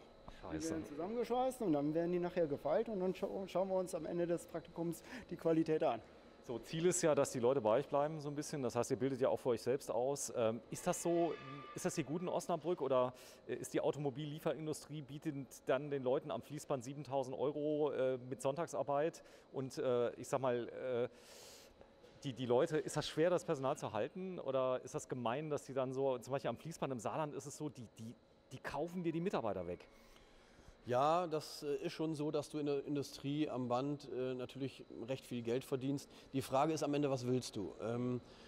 Ich sag mal, willst du immer so eine Fließbandarbeit machen und immer 2 17er Schrauben anziehen? Oder sagst du, nee, ich bin eher der Abwechslung liebt und sich selber einbringen kann und ich sag mal nicht jeden Tag das Gleiche macht, sondern eine Abwechslung hat. Ob man ganz so die Löhne zahlen kann, muss man dann sehen, aber ich sag mal, ja, da muss sich jeder selber so ein bisschen finden, wie will ich es machen. Ne? Ja, wir punkten dann einfach mit dem Produkt. Der Mitarbeiter bringt dann halt ein Stück weit Herzblut mit und ja, dem ist das dann wichtiger. So, normalerweise wäre es hier ultra laut. Das heißt eben, wir haben noch ein paar Mitarbeiter eine kurze Pause geschickt, damit es ein bisschen leiser ist. Arbeitsschutz ist ja auch ein Thema, dass auch wir nicht leiden darunter. Normalerweise ist hier viel mehr Gewusel in der Halle. Ja, genau. Und gerade eben hat da hier noch einer gesägt, oder? Ja, richtig, das haben wir gerade erstmal an der Stelle da eingestellt. Das war so, es war relativ laut. Also ein lauter Beruf, muss man sagen. Sucht ihr denn noch Leute? Ja, in dieser Abteilung, ja. Genau, ihr sucht noch Leute? Stahlbauer, gute? Jetzt aktuell nicht, aber für das nächste Jahr auf jeden Fall wieder neue Azubis. Okay, das heißt, ihr sucht neue Azubis für 2022. Bewerben kann man sich für 2021. Das heißt, also jetzt schon bewerben, geht das? Ja, auf jeden Fall. Okay, das heißt, wir drehen jetzt im Januar 2021. Wenn ihr das seht, Azubinen, Azubininnen, genau. Männlich, weiblich, divers. Im August 2021 kann es losgehen. Ihr seid herzlich willkommen. Sehr schön, das ist eine klare Ansage. Also ich liebe Wertarbeit, das kann man sagen. Also deutsche Wertarbeit, man muss sagen, die Chinesen können das auch gut. Also ich war mal in China in der Stahlfabrik, da gibt es die und die. Du kriegst alles, glaube ich, was irgendjemand schlechter und billiger macht, oder? Ja, du kriegst bestimmt alles irgendwie, was irgendwie anders hergestellt wird. Aber ich sag mal, diese Fertigungstiefe, die wir hier haben, die brauchst du, um einen sauberen Ablauf zu haben und um diese individuellen und hochwertigen Fahrzeuge zu bauen. Ja? Da ist es schwierig, mit Lieferanten zu arbeiten. So, also die ist jetzt ein bisschen neuer, das Gerät, das wollte ich nur mal zeigen zur Ehrenrettung. Und natürlich das Wichtigste, ich sag mal, es gibt ja, ich glaube, 2 Dinger, die der Metallbauer braucht. Das eine ist, glaube ich, der Hammer und das zweite ist hier der Schraubstock, oder? Ja, klar. Also in der Schlosserei gehört mindestens ein Schraubstock. Du siehst ja auch ein paar mehr. Eine Flex gehört dazu und ja, da sieht es halt auch mal nicht immer ganz so sauber aus. Zumindest zu der Zeit, wo gearbeitet wird. Heute Abend wird sowas natürlich gereinigt, damit es morgen wieder frisch, fromm, fröhlich weitergeht. Wie in der Fleischerei, sag mal. Der wird abends auch immer schön sauber gemacht. Genau, und wird einmal durchgekehrt. Den neuen Staubsauger haben wir ja schon gesehen und der kommt dann auch zum Einsatz. Plasma, was ist Plasma? Klär mich auf. Plasma schneiden. Ja, was ist das für ein Verfahren? Kannst du dir helfen? Du kannst halt mit einem Plasmaschneider sehr dicke Stahlplatten schneiden. Zeig mal gerade das rote Ding da. Und damit hast du halt den Kopf und damit... Ist das mit Gas oder wie läuft das? Ja, genau. Und damit schneidest du halt mit einer sehr hohen Flamme. Achso, ist das Ding, wo die in diesen Filmen immer die Banktresore mit aufmachen wollen? Ich glaube, das geht damit auch, ja. Das geht damit auch, okay, verstanden. So, verstanden. Also bevor ich jetzt noch mehr dumme Fragen stelle, die Leute ganz abschalten, ja, zeigen wir das mal. Also das ist, wie könnte man die nennen, die Halle? die Metallwerkstatt? Das ist die Schlosserei, Fahrgestellvorbereitung. Und was haben wir gesehen? Wir haben eben gesehen, dass ein Fahrgestell ab Werk, Mercedes, MAN, Volvo, DAF, was auch immer, hierher kommt zu uns und dann eben von uns vorbereitet wird und hier vom ersten Schweißpunkt bis nachher Hydraulikkomponenten, Gastank, was auch immer, hier noch montiert wird, bevor das Fahrgestell dann rausgeht nachher in den Kabinenbau. Okay, das heißt, ihr könnt alles selber machen. Hier gibt es nichts von der Stange. Ihr könnt das ingenieursmäßig entwickeln. Wer entwickelt das denn? Wer macht denn die Pläne? Unter anderem ich. Nochmal, du machst ja den Vertrieb. Ja, auch. Aber da gehört natürlich dazu, eben so ein Fahrzeug zu planen. Weil Du kennst dich aus, du verkaufst es, du kannst es auch planen. Ist das so, dass hier in der Firma viele Leute mehr können als nur eine Sache? ja, das ist so. Und das sind wir beim Thema, was wir vorhin hatten mit Industriearbeit. Hier ist es wirklich so, dass das übergreifend auch ist. Ja, und dass du nie das Gleiche machst, sondern immer verschiedene Sachen machst. Und vom Anfang, vom ersten Bleistiftstrich bis zum fertigen Fahrzeug, alles hier in den Hallen passiert und du alles wirklich mitkriegst. Und so geht es mir halt auch. Ich habe den ersten Kontakt mit dem Kunden. Der Kunde kommt mit einer Idee, mit einer Anforderung und das setzen wir dann um gemeinsam. Und ich prüfe dann, ob das funktioniert, wie das mit den Gewichten funktioniert, wie kann ein Grundriss aussehen, wo können Tanks installiert werden, wie muss so ein Rahmen aussehen und so weiter. Und ich sag mal, dann gibt es natürlich Kunden, die da sehr extrem in die Tiefe gehen. Und dann gibt es durchaus auch Kunden, die sagen, ja, also so sehr möchte ich mich da gar nicht selber drum kümmern, das ist bei euch in guten Händen. Ich habe zwar eine Idee, wie der Grundriss aussehen soll, aber den Rest macht ihr dann. Und so gibt es halt unterschiedliche Anforderungen. Wir begleiten, der Kunde kann den Bau begleiten, wenn er möchte, auch extrem begleiten. Wenn er nicht möchte, ist das kein Problem, das kriegen wir schon alleine hin. Sehr schön. So, wir werden uns gleich mal die Fahrzeuge angucken, so ein bisschen, wie nennst du das, in die Endmontage? Oder wie heißt die Halle, die wir jetzt gleich sehen? Ja, genau. Also wir fangen an in der Schlosserei, wo wir jetzt hier sind, wo der Rahmen vorbereitet wird. Dann wird der Rahmen lackiert. Ich fasse das mal eben kurz zusammen. Dann wird der Rahmen lackiert. Dann wird der Rahmen hier komplettiert. Dann geht der Rahmen rüber in den Kabinenbau, wo die Kabine aufgesetzt wird. Das sehen wir im separaten Video. Danach wird dieser Rohbau, der aufgesetzte Rohbau, komplett in Lack gesetzt, sehen wir auch noch. Und danach, nachdem das Fahrzeug komplett lackiert ist, geht es in die Endmontage, wo dann Technikkomponenten weiter installiert werden, wie Heizung, Wasser, der Möbelbau entsteht und das Fahrzeug einfach gefinisht wird. Prio-Fahrzeug, was heißt denn das? Das kann ich dir gar nicht sagen, das weiß ich nicht. Das ist, ich stelle so viele dumme Fragen. ja, das ist ein Schild von Mercedes. Ich weiß. Prio-Fahrzeug hört sich für mich irgendwie so an, als wenn das Priorität hätte. VIP. Ja, Das heißt, ihr habt wahrscheinlich 5 Euro mehr bezahlt. Du weißt es, was Prio-Fahrzeug heißt? Nein, das kann ich dir nicht beantworten. Alles klar. So, vielen Dank. Bleibt dran, denn ich sag mal, die Fahrzeuge werden ja irgendwann mal fertig gemacht und das gucken wir uns jetzt mal an. Bis gleich. Ja, André, es geht jetzt in die Lackierhalle. Ja, richtig, genau. Wir gucken uns jetzt den Klarlackauftrag an und wenn wir uns beeilen, dann sehen wir auch alles. Ist das schön warm? Ja, auf jeden Fall. Wir haben da ungefähr 25 Grad und die Kabine wird dann im Anschluss auf 45 aufgeheizt. Auf 45. Das geht ruckzuck, oder wie? Ja, wir haben die entsprechende Heizung da natürlich. So, gehen wir mal rein. Da natürlich, die Leute sehen schon ein bisschen anders aus. Das ist, ich sag mal, ein Artenschutz. Damit können wir auch in den Supermarkt im Moment einkaufen gehen, oder? Ja, genau. Das wäre ganz gut, weil Sag mal, der Vorteil ist, der ist aktiv, da ist ein Motor hinten drauf. Das heißt, das Atmen ist sehr, sehr leicht mit dem Schutz. Das ist Hightech, oder?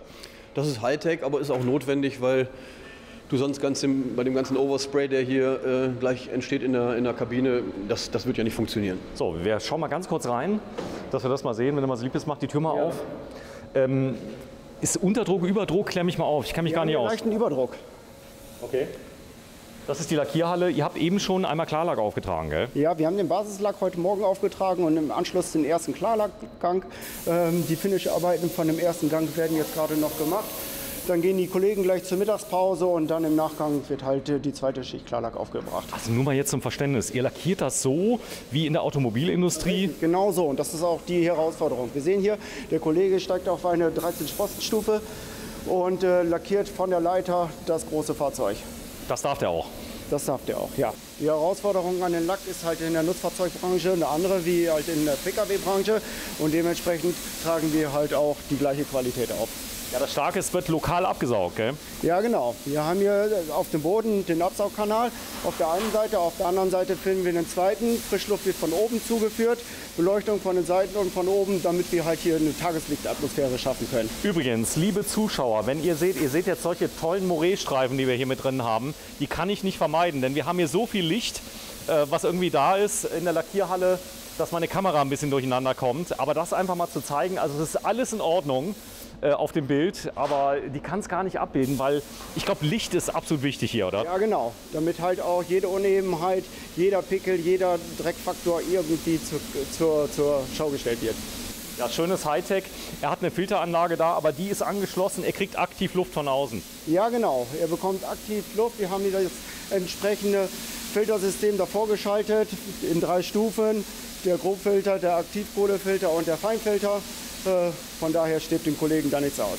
So, sprechen wir mal über die Art und Weise, wie ihr lackiert. Das ist jetzt kein Fließband, wo die Teile fertig sind, sondern ihr lackiert die Fahrzeuge wirklich. Richtig, genau.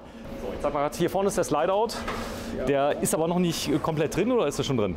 Nein, er würde nur für die Fahrzeuglackierung jetzt in das Fahrzeug eingepasst. Der ist praktisch angedeutet. Richtig, genau. Voll. Ja, das Thema Lackieren, das sind Künstler, oder? Ja, das ist schon eine Herausforderung, das ist richtig. Es wird lokal abgesaugt? Ja, genau. Es wird von unten abgesaugt. Von oben findet halt die Frischluftzufuhr statt. Wir haben 2 Bodenkanäle. Den vorderen finden wir hier, direkt vor unseren Füßen. Und der zweite Kanal ist halt auf der Rückseite. So, wir gehen mal kurz um die Ecke, dass wir das Ganze mal sehen. Wahnsinn. Das macht richtig Spaß zuzuschauen. Ja. So, das ist auch deine Aufgabe, das Ganze so ein bisschen zu koordinieren? Ja, richtig. Das heißt, an dir hängt schon jede Menge Verantwortung. Ja, es muss halt schon passen. Die Zahnräder müssen permanent ineinander greifen, sonst fängt es an zu knirschen. Wow, ich bin ganz beeindruckt. So, der wird anschließend getrocknet. Wie lange dauert das bei Nitro? Wir fahren das Fahrzeug morgen früh hier aus der Lackierkabine raus. Morgen früh? Ja, genau. Okay. Heiko, ja, alles ganz anders. Das heißt, wir sprechen hier aus einer Manufakturarbeit. Ihr könntet theoretisch hier auch einen Traktor reinfahren, den lackieren. Ja, könnten wir machen. Also ich sag mal, wenn das irgendein Fahrzeug ist, der Kunde zum Beispiel liefert dann auch mal einen Anhänger mit, weil der in der gleichen Farbe lackiert werden soll und dann kriegt er eben die gleiche Farbe. Kein Problem. Sag mal, die Kunden, die dürfen auch mal hier gucken, wenn sie sagen, das heißt auch Neukunden, wo er sagt, wo ist jetzt der Unterschied? Weil du musst ja auch so ein kleines bisschen die Preise ja verargumentieren. Wenn die nur 15 bis 20 Fahrzeuge baut mit 60, 70 Leuten, sind allein natürlich die Aufwendungen pro Mann, die sind Wahnsinn, oder? Das ist so, aber ich glaube am Ende des Tages, wenn wir hier fertig sind mit dem Dreh, dann wirst du da auch ein bisschen Einblick gekriegt haben, wie das hier aussieht. Und ich sag mal, allein der Farbauftrag, den wir hier haben, also das ist keine industrielle Beschichtung, sondern eben eine richtig händische Lackierarbeit. Und dadurch hast du eine ganz andere Lackstärke, einen ganz anderen Auftrag, wo du mal was rauspolieren kannst, wenn du einen Kratzer drin hast, irgendwie vom Baum oder so etwas. Und das ist schon halt sehr robust. Aufwendig, aber am Ende qualitativ sehr schön. Ja, ich habe gesehen, dass die Leute, die lackieren hier auch mal neu. Also ich sag mal, die Fahrzeuge sind wirklich gedacht, die können auch mal überholt werden. Es kann ja mal passieren, ich schramme jetzt mal an einem Baum lang, das ist alles halb so wild, oder? Ja.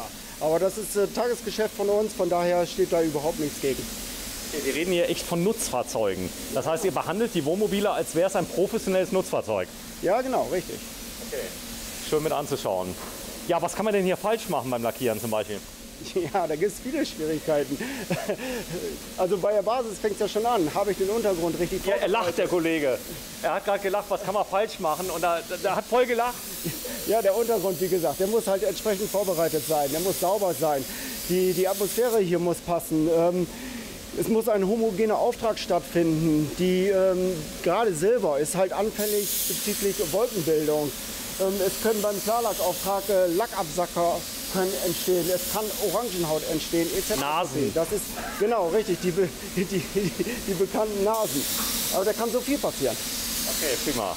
So, wir gehen mal raus, denn ich sag mal, ihr habt zwar eine Absauganlage, aber ungefähr 5% kommt ja noch drauf. Nicht, dass ich mir gleich eine neue Kamera kaufen muss. Das ist jetzt auch die Ausnahme, muss man sagen. Also das für Dreharbeiten, normalerweise ist das überhaupt nicht zugänglich für irgendjemand. Thema Arbeitsschutz, Arbeitssicherheit, wie geht ihr damit um? Genauso wie halt in der Industrie. Es gibt die Auflagen und an die müssen wir uns halten und halten wir uns selbstverständlich auch. Einmal im Jahr gibt es ein neues Paar Sicherheitsschuhe, das gehört einfach dazu, darüber brauchen wir uns auch gar nicht unterhalten. Das ist Standard. Ist natürlich auch mit hohen Kosten verbunden. Die Bedingungen werden immer komplexer. Das heißt, es gibt Regelwerke, die sind mittlerweile so dick wie das Telefonbuch von New York. Die Leute kommen vorbei. Aus deiner Meinung, das macht Sinn, dass das immer, ich sag mal, aufwendiger wird zum Schutz der Mitarbeiter? Ja, klar. Die Gesundheit des Mitarbeiters ist natürlich wichtig, ganz klar. Ja gut, du hast heute ein QM-System. Wir sind Qualified Partner Mercedes. Nach den Richtlinien musst du den Betrieb führen. Die Sicherheitsmaßnahmen, Vorkehrungen müssen getroffen sein. Und da kannst du gar nicht mehr anders, da musst du dich dran halten. Und das ist, wenn man das vergleicht gegenüber von vor fast 40 Jahren, wo wir gestartet sind das schon Welten. Das ist so ein bisschen wie in der Formel 1. Wenn du den letzten Unfall gesehen hast, wie glimpflich der ausgegangen ist, so ein Unfall vor 10 Jahren wäre anders ausgegangen. Und so ähnlich ist es hier auch. Also da geht es sicherheitsmäßig immer weiter. Und okay, verstanden. Das heißt hier, jetzt mal eine Frage, da ist ja jetzt kein Bauteil drauf. Ich nehme an, das ist negativ, oder? Nein, das ist die Urform. Die Urform? Auf der Urform wird jetzt ein Negativbild gefertigt und dann haben wir halt die entsprechende Negativform und können dann da Abzüge von nehmen. Das ist die Urform? Das ist die Urform. Ist die rausgefräst mit CNC oder wie läuft das? Ja, richtig, genau. Echt? Mit so einem 3D-Ding? Oder 4D? 5D? Ja, das ist halt eine riesengroße 5-Achs-Fräse, wo du nachher eben exakt in Automotive-Qualität die Basis rauskriegst. Diese Basis hat jetzt hier eben eine Grundierung bekommen. Und die kriegt jetzt mehrere Lackschichten. Wenn du die nachher siehst, also nachher nicht, aber später siehst, wenn die irgendwann mal fertig lackiert ist, glänzt die wirklich wie eine Specksparte, bevor dann nachher der Abzug gemacht werden kann. So, damit nichts hängen bleibt an der Urform. Damit nichts hängen bleibt und damit die Abzüge dann immer möglichst exakt und porenfrei, fehlerfrei sind. Deswegen muss dieses jetzt super exakt auch gearbeitet werden. Jetzt mal eine blöde Frage, wenn ich ja jetzt zum Beispiel einen Plakatanschlag mache, draußen auf der Straße, bringe ein Plakat nach dem anderen auf, irgendwann muss ich die Plakate wieder abschaben, weil sie so dick geworden sind. Das heißt, ihr könnt die Formen nicht unendlich weiterverwenden, oder doch? Naja gut, von diesem Positiv wird auch nur ein Negativ gemacht. Und aus dem Negativ werden dann die ganzen Positive wieder gezogen, die wir dann verwenden. Doch, das sind Formen, die wir extrem lange halten können. Achso, ihr könnt auch wirklich, wenn ein Fahrzeug 20, 30 Jahre alt ist, ihr habt die noch? Selbstverständlich. Wir haben auch für die Selbstverständlich. für die alten Fronten, ob es ein Perfect, ob es ein Star ist, haben wir sämtliche Formen noch liegen. So, das heißt, wir können da die Formen abnehmen, ob es eine Heckstoßstange ist, eine Frontstoßstange ist oder eine ganze Front. Die können wir aus dem Regal ziehen und sagen, wir machen mal eben einen Abzug. Wahnsinn, oder? Das heißt, also das geht ja normal nicht. Normal werden hier Werkzeuge gefertigt. Allein die Werkzeugfertigung ist da. Ihr macht das hier in-house mit dem Fräsen? Von den Nein, die Frästeile werden jetzt außer Haus gemacht. Das ist eben eine CAD-unterstützte Konstruktion. Aber nach diesem gefrästen Teil, dann sind das wir immer, die das weiterverarbeiten, komplett hier im Haus. Ja. Okay, verstanden. Ja, prima. Also doch ganz anders wie bei allen anderen. Das ist hochinteressant. Das heißt, ihr seid ja eine Manufaktur, wo der Kunde ganz genau alle Wünsche auch sagen kann, ich hätte gern das und das und das und das. Das zeichnet euch, glaube ich, aus. Das heißt, also wenn einer sagt, ich hätte gern einen grünen Fußboden, es würde gehen? Selbstverständlich. Also grüner Fußboden. Lackiert oder als Kunstrasenoberfläche, warum nicht? Kein Problem. Okay, also das ist die Besonderheit. Ja, sehr, sehr schön. Also ich bin ganz begeistert. Die ganz große Serie. Heute am 7. Januar 2021. Wir sind bei Vario Mobil und jetzt geht es in die Fertigung. Ja, kein Fließband, sondern es gibt Stationen, da stehen Autos und ich sag mal, es gibt keine Takte bei euch, es gibt feste Zeiten, gar keine Frage. Jemand hat Zeit dafür, aber ich sag mal, jetzt beginnt die Detailarbeit und die hat es in sich. Hallo Heiko. Hallo Sven. Ja genau, jetzt sind wir hier in der Endmontage. Das heißt, hier werden die Fahrzeuge, ich sag mal, komplettiert gefinisht. Und du siehst hier die Heckgarage eines Fahrzeugs, wo jetzt elektrische Komponenten montiert werden, wie Batterien, Wohnraumbatterien, Starterbatterien, einige Leitungen werden verlegt. Ja, sämtliche Komponenten werden hier jetzt im Heck unter dem Pkw teilweise, unter der Pkw-Plattform verbaut. So sieht man es. Victron Energy, guter Partner für euch? Ja, sehr gut. Stabile Geräte, super solide und funktionieren einfach. Und funktionieren, genau. Genau, ich glaube, das ist ganz wichtig. Ich meine, man kann noch so viel Technik einbauen. Wir gehen mal ganz kurz rein, dann zeigen wir mal gerade, der Kollege, der gerade fertigt, der ist gerade weggegangen, sodass wir mal gerade ein bisschen gucken können. Hier liegt ja keine Spannung an. Nee, ist alles spannungslos, nehme ich an. Und hier sieht man so ein kleines bisschen, was sieht man hier, Heiko? Ja gut, da gibt es ein Klemmstück, ein Klemmbrett, wo verschiedene Leitungen aufgelegt sind. Und die Zentralverriegelung sehe ich gerade, ZV, heißt das Zentralverriegelung? Zum Beispiel, hier kommen einige Sachen zusammen und hier wird eben, ja, hier wird das Herz zusammengesteckt. Ja? Und am Ende kommt hier das große Ladegerät, der Wechselrichter rein. Du siehst dort verschiedene Verbindungsstücke, Sicherung, Hauptsicherung, große Hauptsicherung, wo nie einer dran muss, zumindest der Kunde nie. Und das wird hier alles am Ende verbaut. So, das ist auch Messeinrichtung für Ströme, was weiß ich, was ich hier alle sehe. Sag mal, ihr habt ja keine fertigen Kabelbäume wie in der Automobilindustrie, oder? Das ist alles ganz individuell. Das ist individuell, muss individuell sein. Warum? Weil ja jedes Fahrzeug anders ist, die Längen unterschiedlich sind, die Positionen der Batterien oder der Elektrikkomponenten unter Umständen anders sind. Und somit kann man natürlich das immer nur individuell anpassen. Ja, hier sieht man so ein bisschen, ihr kommt aus dem Nutzfahrzeugbau und das Ganze wird gebaut quasi für die Ewigkeit. Das muss man ja schon sehen. Also nicht für eine gewisse Haltedauer, so eine eingeplante Obsolenz. Nee, wie heißt das? Egal. Du weißt, was ich meine, dass es irgendwann mal kaputt geht. Wie beim Föhn, dass der nach 2 Jahren nicht mehr funktioniert, weil man da irgendeine Komponente eingebaut hat. Nein, das ist nicht unsere Idee. Wir wollen schon für die Ewigkeit bauen. Und ja, das gelingt uns eigentlich ganz gut. Das sehen wir an den Fahrzeugen, die auch im gewerblichen Bereich seit Jahren unterwegs sind, die wirklich jeden Tag im Einsatz sind, mehrere Stunden und die auch nach 30 Jahren noch funktionieren.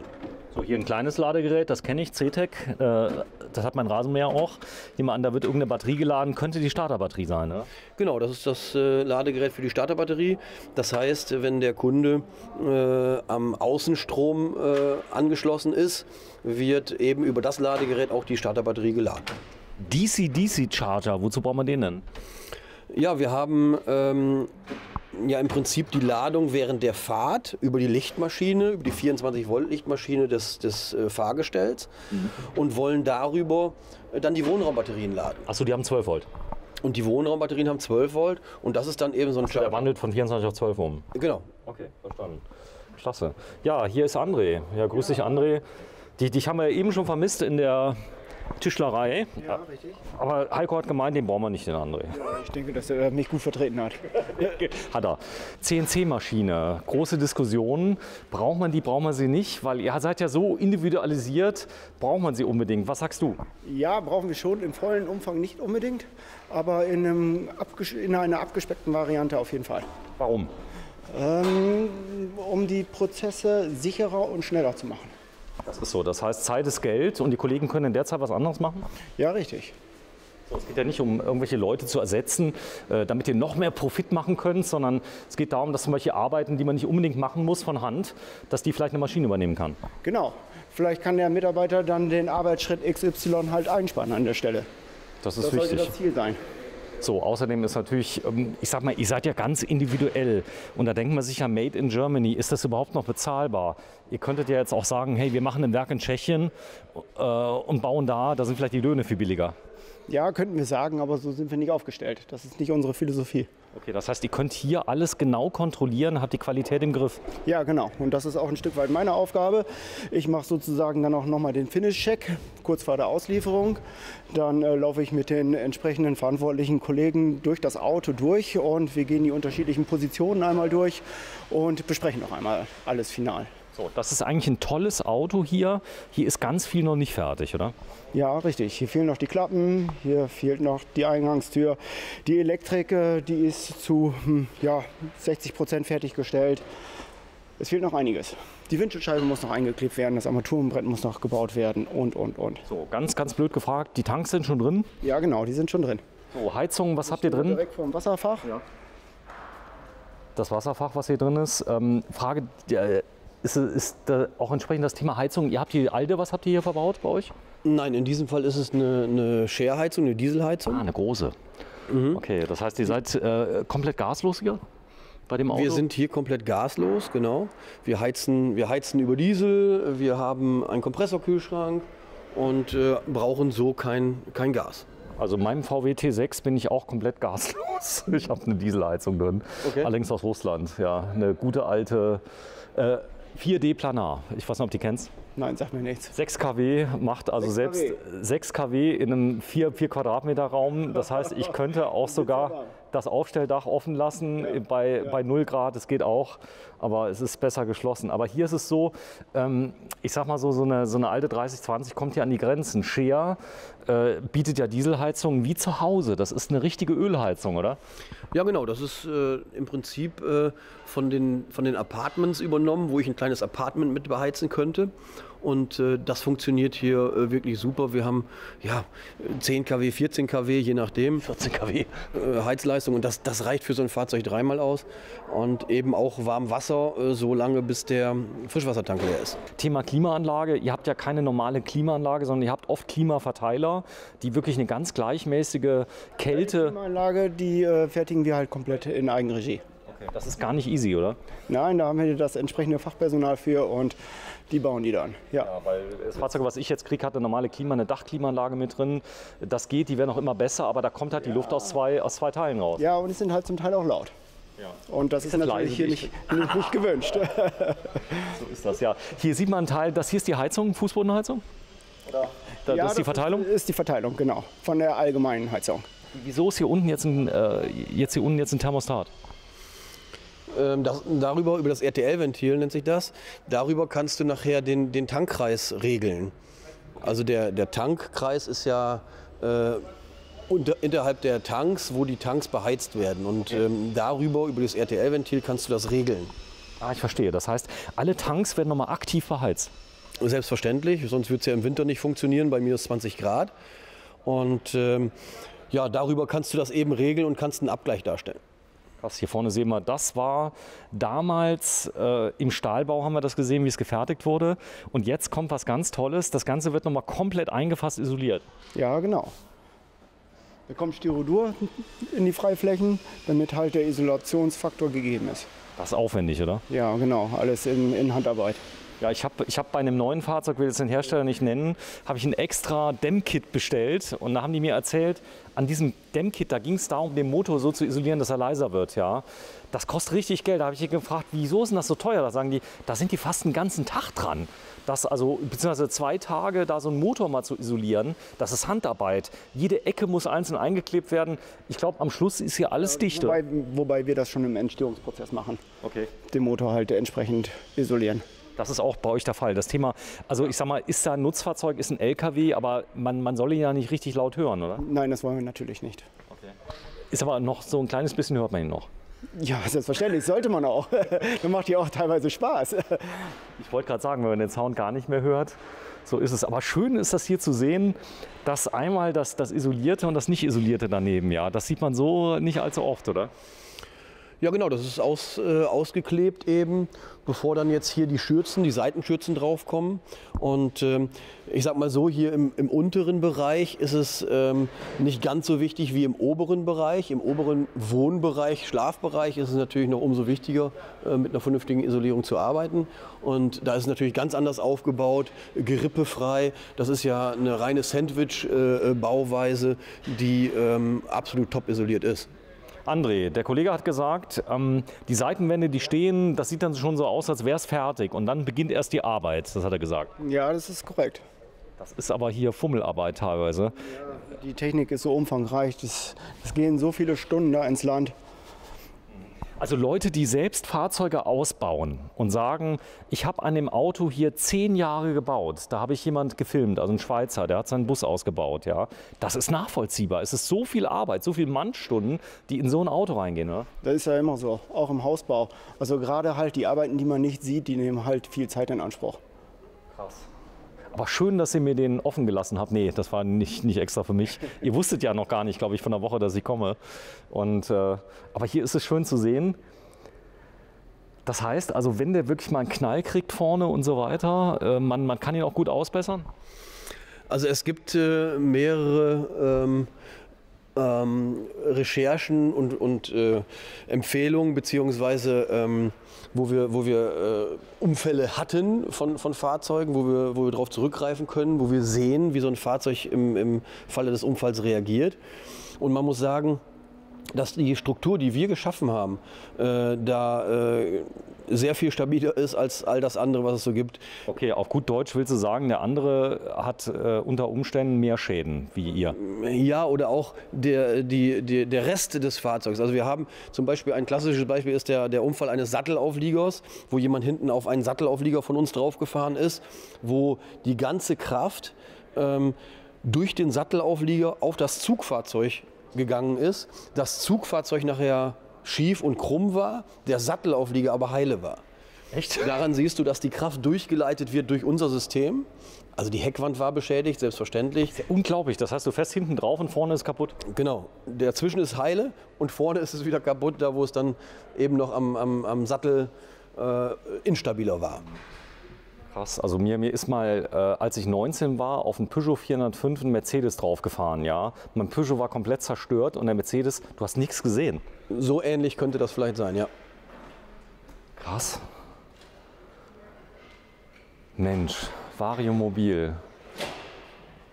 Die Scheibe, sag mal, das Thema Hubbett, wann kommt das denn rein? Weil das ist ja doch recht groß und das müsste ja irgendwie ins Fahrzeug reinkriegen. Habt ihr Hubbetten überhaupt? Mir jetzt nicht bekannt. Also Hubbetten haben wir selbstverständlich. In diesem Fahrzeug ist kein Hubbett, wird kein Hubbett verbaut. Nein, aber wenn das jetzt reinkommt, ihr baut ja erst die Außenteile. Irgendwie muss das Hubbett ja rein, wenn es groß ist. Gut, das wäre jetzt schon drin. Das kommt dann durch die Eingangstür oder durch die Frontscheibe rein. Aber das wäre jetzt schon verbaut, wenn das Fahrzeug eins bekommen würde, ja. Okay, das heißt, nein, ich weiß nur, weil mir ein Fahrzeughersteller mal gesagt hat, wenn es wieder ausgebaut wird, muss die Frontscheibe ausgebaut werden. Ansonsten kriegst du es nicht mehr raus, weil das so groß ist, dass du es nicht mehr durch die Tür kriegst. Deswegen habe ich gefragt. Okay, nein, also das kriegen wir auf jeden Fall durch die Tür. Die Tür ist groß genug und das wäre kein Problem. Sag mal, ist das eine Standard-Frontscheibe oder wird die extra für euch gebaut? Oder habt ihr euch das Maß angepasst an eine Scheibe, die es schon gab? Nein, das ist eine Scheibe, die wir für uns fertigen lassen. Das heißt, ja, wir haben eine spezielle Höhe, die wir brauchten. Wir wollten eine bestimmte Optik haben. Wir wollten eine bestimmte Rundung hier in dem Bereich haben. Und die wird für uns gefertigt. Sehr aufwendig, wahrscheinlich nicht ganz billig, weil ihr werdet ja keine Tausende bauen dann, der Hersteller. Richtig, das ist so. Aber wenn man auf Standardprodukte nicht zurückgreifen kann, dann musst du den Weg gehen. Aber es soll am Schluss ja trotzdem so aussehen, als wäre es vielleicht ein Omnibus in einer großen Fertigung. Wenn du, ich sag mal, im Prinzip die Busse siehst, die ja von Herstellern gebaut werden mit den Rahmensystemen hier, das ist ähnlich. Also ich habe mal zugeguckt bei einem Busbau, die bauen da so ähnlich und das Ganze ist sehr, sehr stabil. Es ist schon so ein kleiner Reisebus, oder? Wenn man das so sieht. Also viele wollen ja auch die Optik von einem Bus. Ja, kann man so sagen, wobei sich der Aufbau nachher oberhalb des Rahmens schon noch unterscheidet. Ein Bus hat meistens oben eine Beplankung, ja. Und wir haben ja das vorhin im Kabinenbau gesehen. Wir haben eine Sandwich-Bauweise. Warum? Weil es beim Reisemobil natürlich auf die Isolierung ankommt. Beim Reisebus kommt es auf die Isolierung nicht an. Und die bauen dann deswegen anders mit viel Stahlgerippe und so etwas. Und wir haben hier eine Sandwich-Bauweise aus GFK, die eben eine Top-Isolierung darstellt. Also das hier habe ich auf dem Fußballplatz mal gesehen. Ein Doppelhorn. Was kann das? Hupen, ganz laut. hab mal in Bern habe ich die mal betätigt bei einem anderen Hersteller. Da war die ganze Halle still. Ist das hier auch so? Ja, wenn Druckluft drauf wäre auf dem Fahrzeug, dann würde jetzt recht laut hupen, ja. Komfort, Fahrer, Schwingsitze, Druckluft. Gibt es das bei euch? Ja, es gibt natürlich luftgefederte Sitze, die der Kunde ordern kann. Ja, ist recht angenehm. Du kannst da sehr komfortabel reisen, ohne, ich sag mal, Schläge in den Rücken zu bekommen. Das federt einfach alles schön sauber, komfortabel ab. Ist der Slider schon drin hier? Ja, was heißt, ja, du siehst ja, dass er... Ist ja jetzt hier so ein Halter drin? Ich habe das Gefühl, ich würde den losschrauben, dann fällt er wieder raus. Ach, sorry, das meinst du? Nee, das ist jetzt, diese Leere ist für das Fensterband da. Ja? Die haben heute das Fensterband montiert. Angeklebt. Und aufgeklebt, genau. Und die Fenster lagern jetzt auf dieser Leere. Ich habe gedacht, der hält den Slide-Out. Nee, das brauchen wir nicht. Ausfällt. Also das Klebeband hält den Slide-Out da vorne. Achso, das hier, das Packband. Ja, genau. Okay. Ich sehe schon, Heiko, du gehst ein bisschen mit bei meinem Humor. Ja. Sag mal, wenn ihr jetzt was macht, Thema Kratzer, ich meine, da habt ihr auch wahrscheinlich auch schon viel Lehrgeld bezahlt, ja, dass jeder weiß, hier, das Fahrzeug ist jetzt da und da fertig, bitte nichts drauflegen mehr, wenn es fertig ist. Das habt ihr im Griff, oder? Da muss man sehr sensibel damit umgehen. Ja, das ist ein Thema, absolut, weil wir ja an diesem Auto dann eben noch arbeiten. Aber das haben wir sehr gut im Griff. Wir decken sehr, sehr viele Teile ab. Wir kleben sehr, sehr viele Teile ab.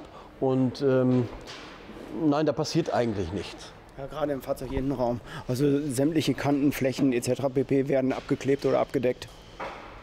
Ganz wichtig. Gibt nichts Schlimmeres wie, da muss einer noch mal ran, bloß weil da vorne ein Kratzer ist. Und jetzt mal ohne Witz, ich meine, das ist ja auch verständlich. Ich meine, du gibst da 1 Million aus oder seien es nur 350.000 Euro. Da darf ja kein Kratzer sein, oder? Auf gar keinen Fall. Und das Schlimmste wirklich, 3 Tage vor der Auslieferung oder so in der Art, nimmt man den Schutz ab und findet dann Fehler. Das wäre das Schlimmste. Das wäre Katastrophe, wäre das. Ja gut, du hättest ja die Möglichkeit, ein bisschen Smart Repair. Auf gar keinen Fall. Nicht in der Qualitätsgüte. Das war Spaß. Smart Repair. Oh je. Was ist das hier? Das ist jetzt ein Prüfaggregat. Da wird jetzt über dieses Aggregat wird der Druck im Slideout geprüft. Im Slideout? Wir haben ja eine Luftdichtung, die den Slideout abdichtet, die hier rundherum läuft. Die siehst du so nicht, die ist im Hintergrund. Ja. Und, die man, glaube ich, auch reinigen kann, oder? Die man selbstverständlich auch reinigen kann. Und da ist jetzt gerade das Prüfgerät dran, wo der Druck konstant gehalten wird und eben geprüft wird. Was ist das für ein Tank dahinter? Das ist ein zusätzlicher Dieseltank. Ja. Das heißt, das Fahrzeug hat einmal den normalen Fahrzeugdieseltank, der ab Werk kommt. Und dies ist ein zusätzlicher Tank, der im isolierten und beheizten Bereich sitzt. Generator, Heizung. Vor allen Dingen Heizung, genau. Stell dir vor, du bist bei minus 30 Grad irgendwo unterwegs. Dein Diesel im normalen Tank wird flockig, weil er nicht isoliert ist. Der flockige Diesel bedient die Heizung nicht mehr. Dein Fahrzeug kühlt aus. Das wäre kritisch. Also kann er in dem Moment auf diesen Tank zurückgreifen und sagen, alles klar, der ist isoliert und beheizt. Mal eine blöde Frage. Ich darf da jetzt mit Heizöl rein? Nein. Warum nicht? Weil da muss ganz normaler Diesel rein. Ja, ist doch nur zum Heizen. Ja, könnte man so sehen, aber ich denke, das darf man nicht, nein. Okay, wunderbar. Ja, war eine blöde Frage jetzt. Also wenn der kommt und so weiter. Damit wird aber nicht der Motor betrieben. Das heißt, das geht jetzt nur an die Heizung und an hier den guten Onan. Nee, was ist das für ein Cummins? Das ist ein Onan-Generator mit einem Cummins. Auch ein Onan, ja. Genau.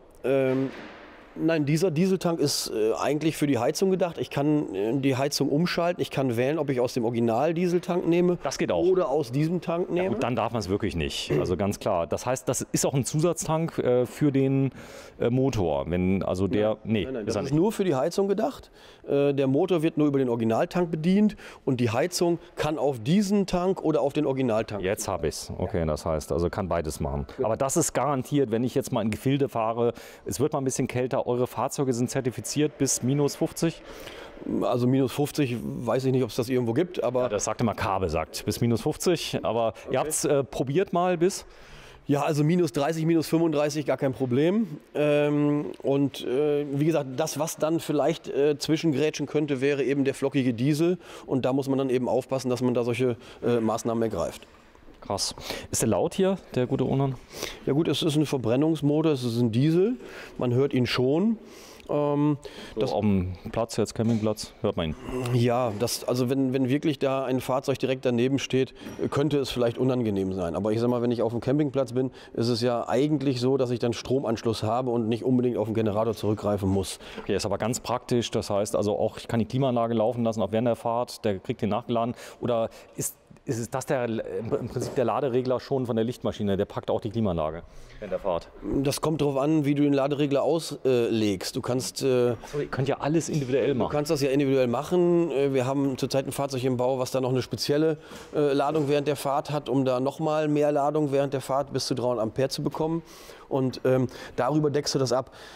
Das ist hier in diesem Fall ein Kundenfahrzeug, wo der Kunde einen Generator gewünscht hat. Und das ist halt ja, sehr, sehr unterschiedlich. Viel wird auch heute über Lithiumbatterien abgedeckt.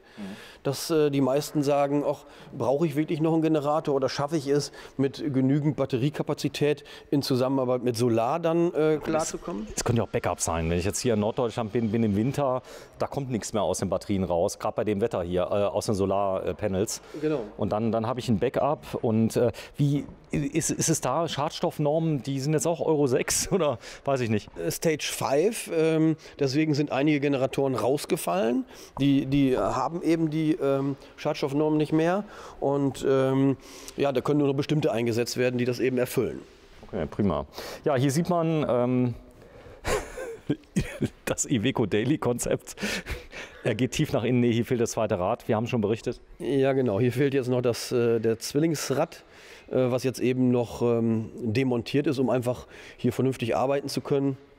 Und das wird dann zum Schluss montiert, wenn die Schürzen montiert sind und. So, hier sieht man HPC. Ihr seid zufrieden mit HPC? Ja, wobei das keine HPC-Stütze ist, das ist unsere eigene Stütze. Ich habe nämlich HPC drin gelesen. Die Steuerung war von HPC? Die Steuerung ist HPC in Zusammenarbeit mit diesen Stützen.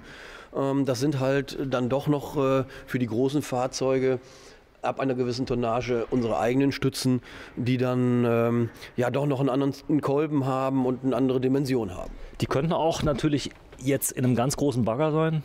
Da kommen sie auch her. Echt? Ja, das sind wirklich Stützen, die aus dem Schwerlastbereich kommen und das ist eigentlich ganz angenehm, wenn die ein bisschen überdimensioniert sind und da nie an die Grenzen kommen. So, hier hat einer umgemalt? Nee. Ja, genau. Das kann man ganz schön sehen, wie da so Ecken und Kanten nochmal versiegelt werden. Ne? Ich finde, das macht Spaß, wenn man sowas sieht. Da kann man sich vorstellen, Mensch, das ist für die Ewigkeit. So, hier ist ein kleines Käbelchen. Was kann das? Ich denke mal, das wird die Positionsleuchte werden. Okay. Aber ich kann es ehrlich gesagt im Moment gar nicht so genau sagen. Ist ja nicht so schlimm. So, das Glas, wo kommt das her? Ist aus Deutschland?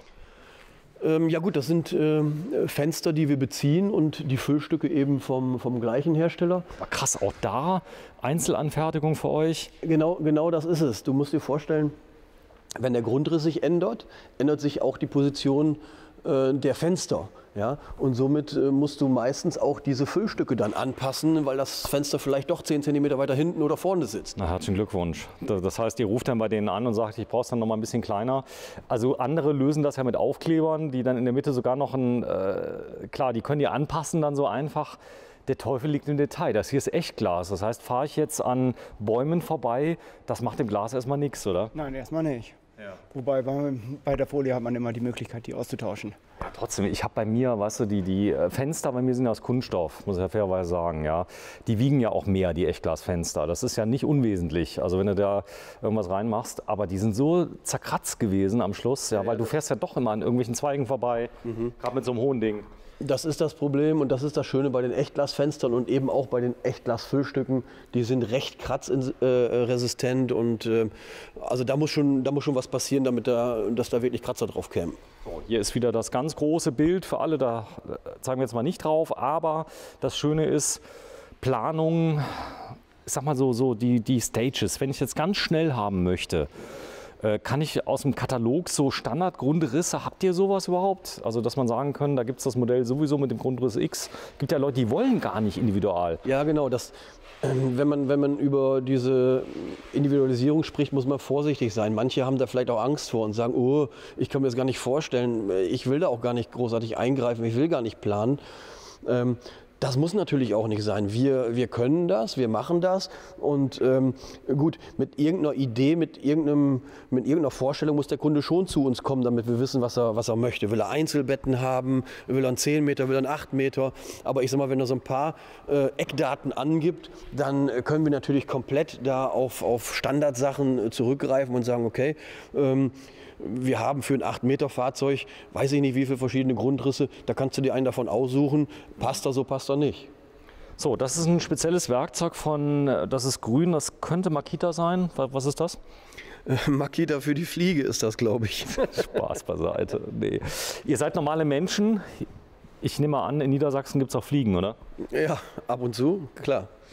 So, wir gehen mal rein. Jetzt wird es richtig spannend. Licht haben wir schon drin? Nein, da wird... Doch. Ach doch, ist doch schon angeklemmt, okay. Ja, ist nur provisorisch. Ist provisorisch mal angeklemmt. Haben wir extra für dich gemacht, Sven, damit du was siehst. Jetzt mal eine ganz kurze Frage an den Kollegen. Sie sind gerade hier am Arbeiten. Was ist zu tun bei Ihnen? Ja, ich setze gerade an dieser Heizung praktisch das Abgasrohr praktisch an dem Heizgerät an. Okay. Ich habe nach unten geführt, praktisch, das geht da unten raus und geht unten auf den Schalldämpfer drauf dann. Ah, Schalldämpfer, okay. Ja. Das ist ein Abgasrohr, ne? Okay. Die Heizung läuft praktisch und muss ja die Abgase nach draußen führen und das Rohr schließe ich gerade an. Und die Zuluft, wo kommt die her? Die Zuluft kriegt ihr auch praktisch von der anderen Seite nachher. Das ist aber noch nicht dran. Ne, da kommt hier praktisch, hier kommt noch der Brenner vor und an dem Brenner ist praktisch eine Luftansaugung praktisch und die wird dann auf der Seite nach unten geführt. Ist das gut, Scheer, Ihrer Meinung nach? Ja, das ist eine gute Heizung, ja. Gute Heizung. So, wir gehen mal rein. Sonst werden wir es auch nicht einbauen. Ja gut, das ist ja jetzt klar, aber ich meine, ist ja meistens so, man traut ja so den Leuten, die es einbauen, ein bisschen mehr wie den Verkäufern. Ja. So ist es, aber das funktioniert. Ja, klar. Okay, prima. Ja. Bitte? Das war jetzt aber auch frech. Nö, ganz oft, wenn ich in die Werkstatt fahre, die Verkäufer wollen mir nur irgendwas verkaufen, aber wenn ich in die Werkstatt fahre und der sagt, sie müssen aber einen Ölwechsel machen, dann mache ich ihn. Wenn der Verkäufer sagt, einen Ölwechsel mache ich ihn nicht. Ja, okay. Nein, ich weiß schon, was du meinst. Und, so, Sie haben es gehört, ich muss dazu sagen, wir beide haben natürlich die Frage abgesprochen vorher, ja. Er war getimed, er kriegt gleich noch 15 € einen Kasten Jever. Ja, genau. Ne, Jever trinken wir nicht. Also, was trinkt der Holzen? Ja, Felddienst und Krombacher, sowas ist hier angesagt. Echt? Du bist Felddienst oder Krombacher? Ah, gar kein Bierfan. Was trinkst du Wein? Ja, gerne. Rotwein. Welchen? Ja. Egal. Ja, Italiener, Spanien. Egal. Den guten alten Lambrusco. Ja, diese Konstruktion kriegt der Kunde dann mit, nehme ich an, für die Fahrt. Und es gibt leider keine Treppen, oder? Genau, das ist hier für die Montage jetzt eben die Treppe, die wir nutzen, um ins Fahrzeug reinzukommen. Die ist noch nicht eingebaut, die Treppe, jetzt muss man sagen. Genau, da sieht man hier unten noch die Öffnung, wo nachher die Stufe eingeschoben wird. Das ist eine Doppelstufe in diesem Fall auch und die wird ziemlich zum Schluss montiert. Heiko, das ist ein schöner Zustand, den du mir geliefert hast. Hier kann man viel erklären und zeigen, gell? Ja, das ist so ein Zwischenstep, wo man einiges sehen kann und was da ganz hier ist es abgeklebt hier schon an der Seite, genau, Schutz. Da sieht man das, wie wir dann den Möbelbau schützen, gerade hier im Eingangsbereich. Ich kenne das, wenn ich umziehe im Aufzug. Ja, genau. Dann, manche Kunden denken auch, ob das schon das Endholz ist. Das ist es natürlich nicht. Wir wollen es dann doch ein bisschen schicker machen. 1,2 Millionen und ich krieg Sperrholz. Genau. Hier sind eben alle Ecken, alle Kanten, wo man so Gefahr läuft, sind hier abgedeckt und werden dann ganz zum Schluss, kurz vor der Auslieferung, erst ausgepackt. So, auch hier, ich nehme an, das ist auch eine Schutztreppe, die hier drauf ist. Hier drauf? Bitte noch. Ist es auch eine Schutztreppe, die hier drauf ist? Eine Schutzkonstruktion? Die hier aufliegt, oder ist das die endgültige und wird dann später beledert? Das ist die endgültige Treppe, die Unterkonstruktion, und die wird nachher eben belegt mit dem jeweiligen Material, was der Kunde möchte. So, gehen wir mal rein. Ich nehme an, der Kunde hat sich für das stylische Nadelfilz entschieden, was hier drin liegt. Auch das ist eine Abdeckung. Auch das ist eine Abdeckung, richtig. Ja. Der Kunde hat sich in dem Fall für eine Vinylfliese entschieden. Vorne links im Fahrerbereich, da siehst du. Du siehst alles hier, Heiko. Vielen Dank. Also es ist alles noch offen. Klasse. Also man kann wirklich viel erklären und viel tun. Ich gucke mal gerade, was sagt mein Akku. Denn das hier wird eine lange Nummer werden. Eine Stunde 24 habe ich noch und 64% kann weitergehen. Müsste klappen. Das müsste klappen, ja. Erzähl mal. Ja, also du siehst hier eben, wie jetzt der Möbelbau entsteht und eben die technischen Komponenten eingesetzt werden. Hier oben in diesem Fall zum Beispiel ein Verdampfer.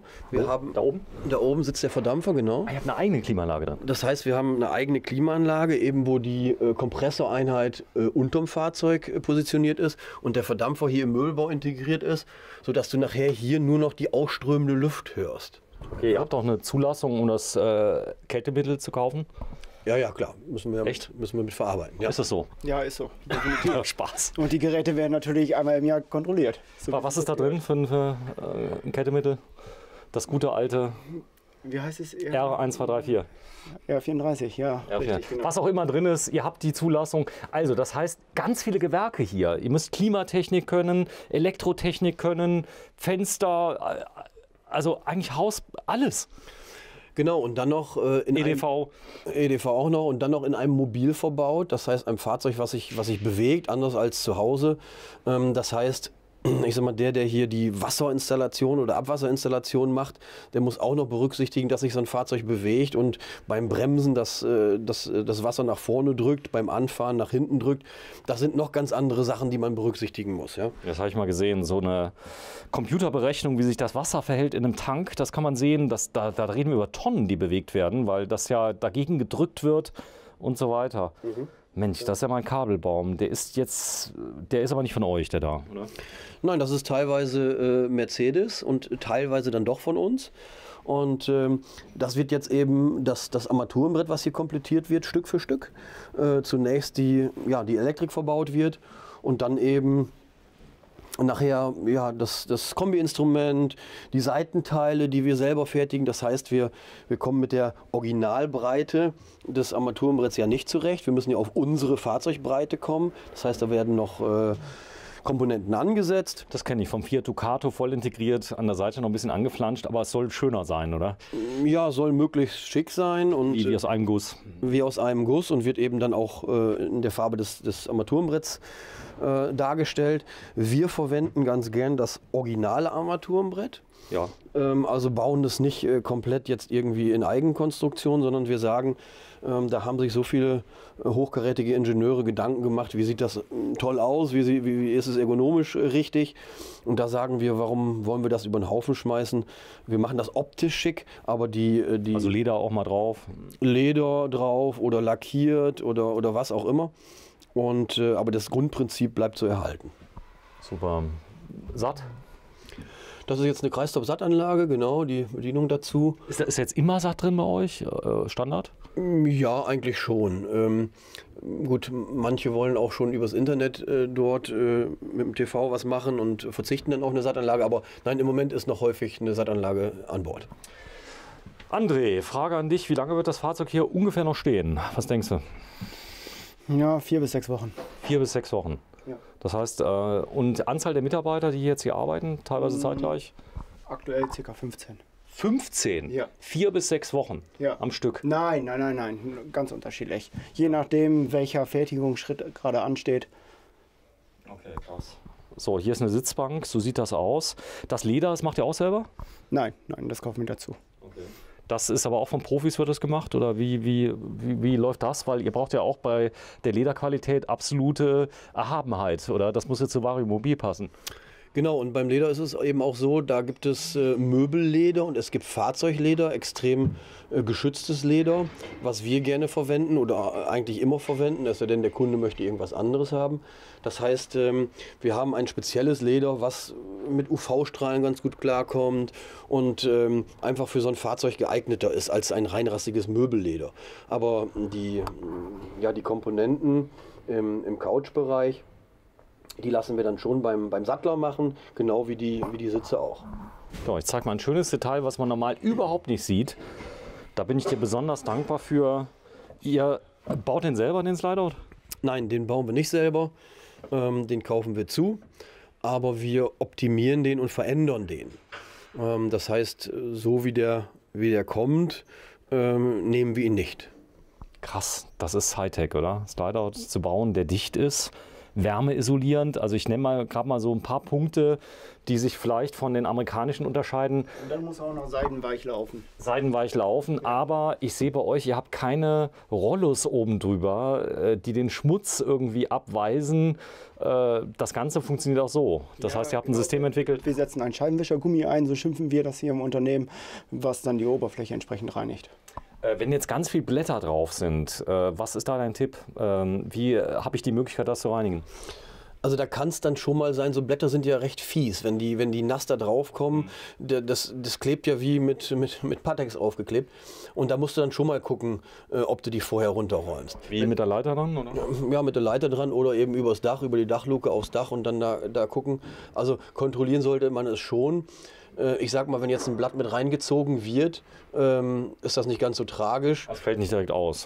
Nee, es passiert ja eigentlich nichts, aber wenn sich das dann ansammelt und da immer mehr Blätter dazu kommen, dann wird es dann irgendwann halt schon mal kritisch. Also da sollte man schon mal regelmäßig so ein bisschen schauen, was da los ist. Komme ich da ran von innen, um das zu reinigen von innen? Oder wie läuft das, wenn jetzt sich hier was abgesammelt hat? Käme ich auch von innen dran, indem ich eine Verkleidung eben losnehme.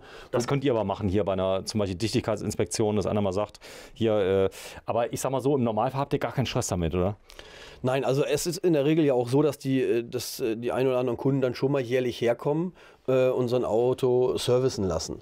Und in dem Servicebereich machen wir sowas natürlich auch, dass wir das Airco-Dach reinigen. Und das ist eigentlich ausreichend dann, um da wieder ein Jahr Ruhe zu haben. Okay, hier ist das Slideout. Alles Handarbeit. Also wenn das Ding ja eingebaut ist, denkt man so, das ist da so reingeflogen, war alles fertig und so weiter. Nein, auch hier die Küche. Das ist, ich kenne das, wenn so Spielzeugeisenbahnen gebaut werden, ja, dann wird zunächst der Tunnel, der wird aus Holz gebaut, dann wird drüber gebaut. Das ist alles krass, wie viel Arbeit hier drin steckt, oder? Ja, genau. Wenn man das so verfolgt, wie wir es jetzt gemacht haben in den Videos, dann sieht man förmlich, wie das alles so nach und nach entsteht. Wenn man nachher das fertige Produkt sieht, dann kann man das vielleicht schwer erahnen, was da für eine Arbeit dahinter steckt. Zumal ja viele Produkte ähnlich aussehen von innen. Wenn du so auf den Messen stehst, siehst du vielleicht was für 500.000 €, da sieht das ganz toll aus, aber es ist vielleicht ganz anders gefertigt. Ist mit Sicherheit ganz anders gefertigt. Das ist hier wirklich eine Manufaktur und wird wirklich von Hand verarbeitet. Und hat eben daher eine extreme Passgenauigkeit, ja, und eine hohe Qualität. Das ist ja klassischer Möbelbau, der hier entsteht. Und wenn du hier mal so eine Trennwand anguckst, das ist Bitte schon, mal machen. Das ist schon heftig. Das ist einfach super stabil. Und das wirkt sich nachher auch in der Benutzung und auch während der Fahrt bei so einem Fahrzeug aus, dass da möglichst wenig knarzt und wenig Geräusche sind. Also wenig ist euer Anspruch, kann immer mal sein. Deswegen gibt es ja auch die Servicetermine, wenn einer sagt, das geht mir hier auf den Geist, da höre ich ein bisschen was.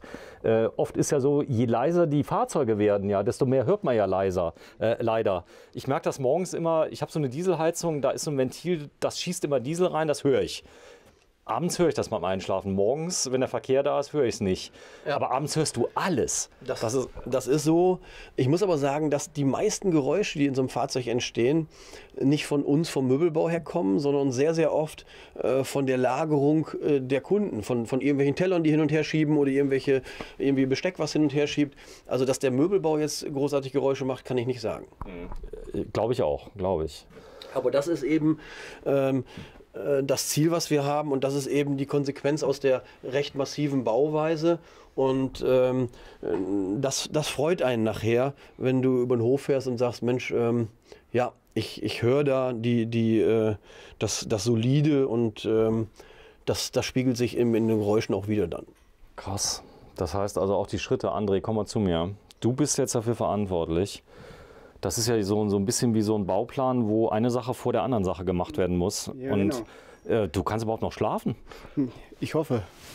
Nee, also, ja, du bist ja dafür verantwortlich. Nein, ich meine jetzt so, wenn du jetzt falsch planst, das ist ja wie so, erst kommt das rein, dann kommt das rein, dann kommt das rein, dann kommt das rein. Ja, wie sagt man so schön, gemeinsam ist man stark. Also wenn die Reihenfolge nicht passt, dann spricht der Kollege mich natürlich entsprechend darauf an und dann wird die Reihenfolge halt geändert. Okay. Ist auch so, ist aber nicht so, dass du den Kollegen zuhörst, wenn die jetzt irgendwelche Wünsche haben und Verbesserungsvorschläge. Auf jeden Fall. Echt? Tust du? Ja, natürlich. So unser täglich Brot. Okay.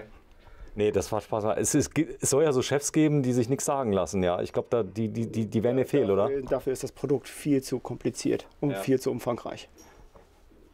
Krass. Also hier sieht man schön, was sieht man hier? Wozu sind die da? Zur Versteifung oder kommen da später Bretter rein? Ist das ein Schrank? Das ist die Einpassung für den Kühlschrank. Für den Kühlschrank, damit der auch nicht... Damit er nicht hin und her rutscht. Okay, damit der 100% sitzt. So, hier kommt so ein Apothekerschrank oder was ist das? Ja, richtig, das ist der Apothekerschrank. Der geht schon, kann man rausziehen? Ich verlange Sachen von dir. Den kann man rausziehen. Okay, kann man rausziehen. Nur, dass man ungefähr mal sehen kann, was das ist. Ihr müsst mir unbedingt später mal Fotos schicken hier von dem Auto und dass man später mal sieht. Ich nehme an, dass derjenige, der ihn kriegt, vielleicht könnte dem ja auch mal verraten, dass wir ihm mal gezeigt haben. Man kann ja jetzt im Moment stealth-mäßig nicht genau sehen. Ist das jetzt ein Kundenfahrzeug? Das ist ein Kundenfahrzeug, genau. Ja, der freut sich schon auf sein Auto und wartet schon auf die Auslieferung in 6, 8 Wochen. Gab es jetzt entsprechende Verzögerungen in diesen Zeiten? Nein, also überhaupt nicht. Haben wir aber auch eigentlich nie. Wenn wir einen Vorlauf haben von 15, 18 Monaten, ja, dann kann es mal sein, dass es sich um eine Woche nach hinten verschiebt. Aber wir haben es nicht, dass sich so ein Fahrzeug um einen Monat oder gar 2 Monate nach hinten verschiebt. Krass ist, hier siehst du genau die Heiztechnik wie zu Hause. Also es ist kein Unterschied, das hier ist ein Haus. Genau, ein Haus auf Rädern und Komponenten, wie du die aus dem Haushaltsbereich kennst.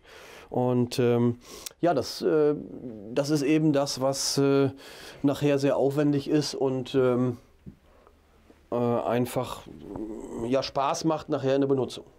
Ja, hier sieht man auch das, was wir eben gesehen haben in dem Bau. Man sieht immer weniger. Was mir auffällt, so die Teppiche an der Wand und so weiter, sieht man immer öfter. Die haben bestimmt wahrscheinlich auch die Möglichkeit, das Raumklima so ein bisschen zu verbessern. Ne? Ja, so ein Velour an der Wand und an der Decke ist einfach fürs Raumklima, für die Akustik sehr, sehr schön. Und ja, das ist auch Kundenwunsch. Manche wollen da was Glattes haben, auch wie du es hier siehst. Das Bad hier? Das ist das Bad, das ist das Durchgangsbad. Also hier kommt nachher die Toilette hin. Dahin? Hier vorne, genau. Hier siehst Genau, du da wo das Loch ist. Die Öffnung. Festtank, oder? Das ist ein Festtank, genau. Und da kommt auch die ganz normale Wasserspültoilette hin, also kein Zerhacker. Ja, der Waschtisch eben hier zu deiner Linken, der Spiegelschrank da drüber. Genau. Ach so, die sitzt direkt überm Tank, die Toilette. Die Toilette sitzt direkt überm Tank. Ich glaube, das ist die Königsklasse. Da kann nichts kaputt gehen, kein Zahacker drin, das fällt direkt rein. Ich habe darüber mal berichtet. Schlimmste ist so Ehering im Zahacker, oder? Ja, genau, dann funktioniert er nicht mehr. Nein, das ist eben das Schöne an dieser recht simplen Wasserspültoilette, dass da wenig Technik dahinter steckt. Und ja, wo nichts ist, kann nichts kaputt gehen. Wo nichts ist, kann nichts kaputt gehen. Und eben ich direkten Zugang zum Tank habe, da kann auch nichts zusitzen. Und das ist eigentlich die beste Technik, die man so verwenden kann. Auch hier, da ist die neue Steuerungselektronik, die ihr entwickelt habt. Die ist jetzt schon wie lange im Einsatz bei euch? Die ist jetzt schon ein bisschen länger im Einsatz. Das ist jetzt aber noch die Vorstufe. Ja. Die Neuentwicklung ist dies noch nicht. Da habe ich dir gesagt, dass wir die ja noch selber testen wollen und dann erst, ich sag mal, in Serie damit gehen, wenn wir wirklich ausreichend getestet haben. Ja, ist aber auch schick, oder? Das ist wunderschön, das ist schick, das ist alles in Ordnung, das funktioniert auch gut. Wir haben halt jetzt noch einen Schritt weiter gemacht. Okay, geh mal rein. Das hier ist jetzt die Garage hier drunter. Hier war, glaube ich, auch ein Auto drunter, oder? Hier ist ein Auto geplant? Genau, das ist auch für eine Smart-Garage gedacht. Also wir sind hier im 10-Meter-Auto. Ne? Warte, ich zeige das mal gerade. Du bist 1,86? 1,84. 1,84. Ja. Also auch hier trotz Auto drunter, geniale Stehhöhe. Volle Stehhöhe, genau. Bei einer Höhe von 3,80 Meter, nicht 4 Meter. So, und hier wird wahrscheinlich das Bild reingehangen vom Sohn.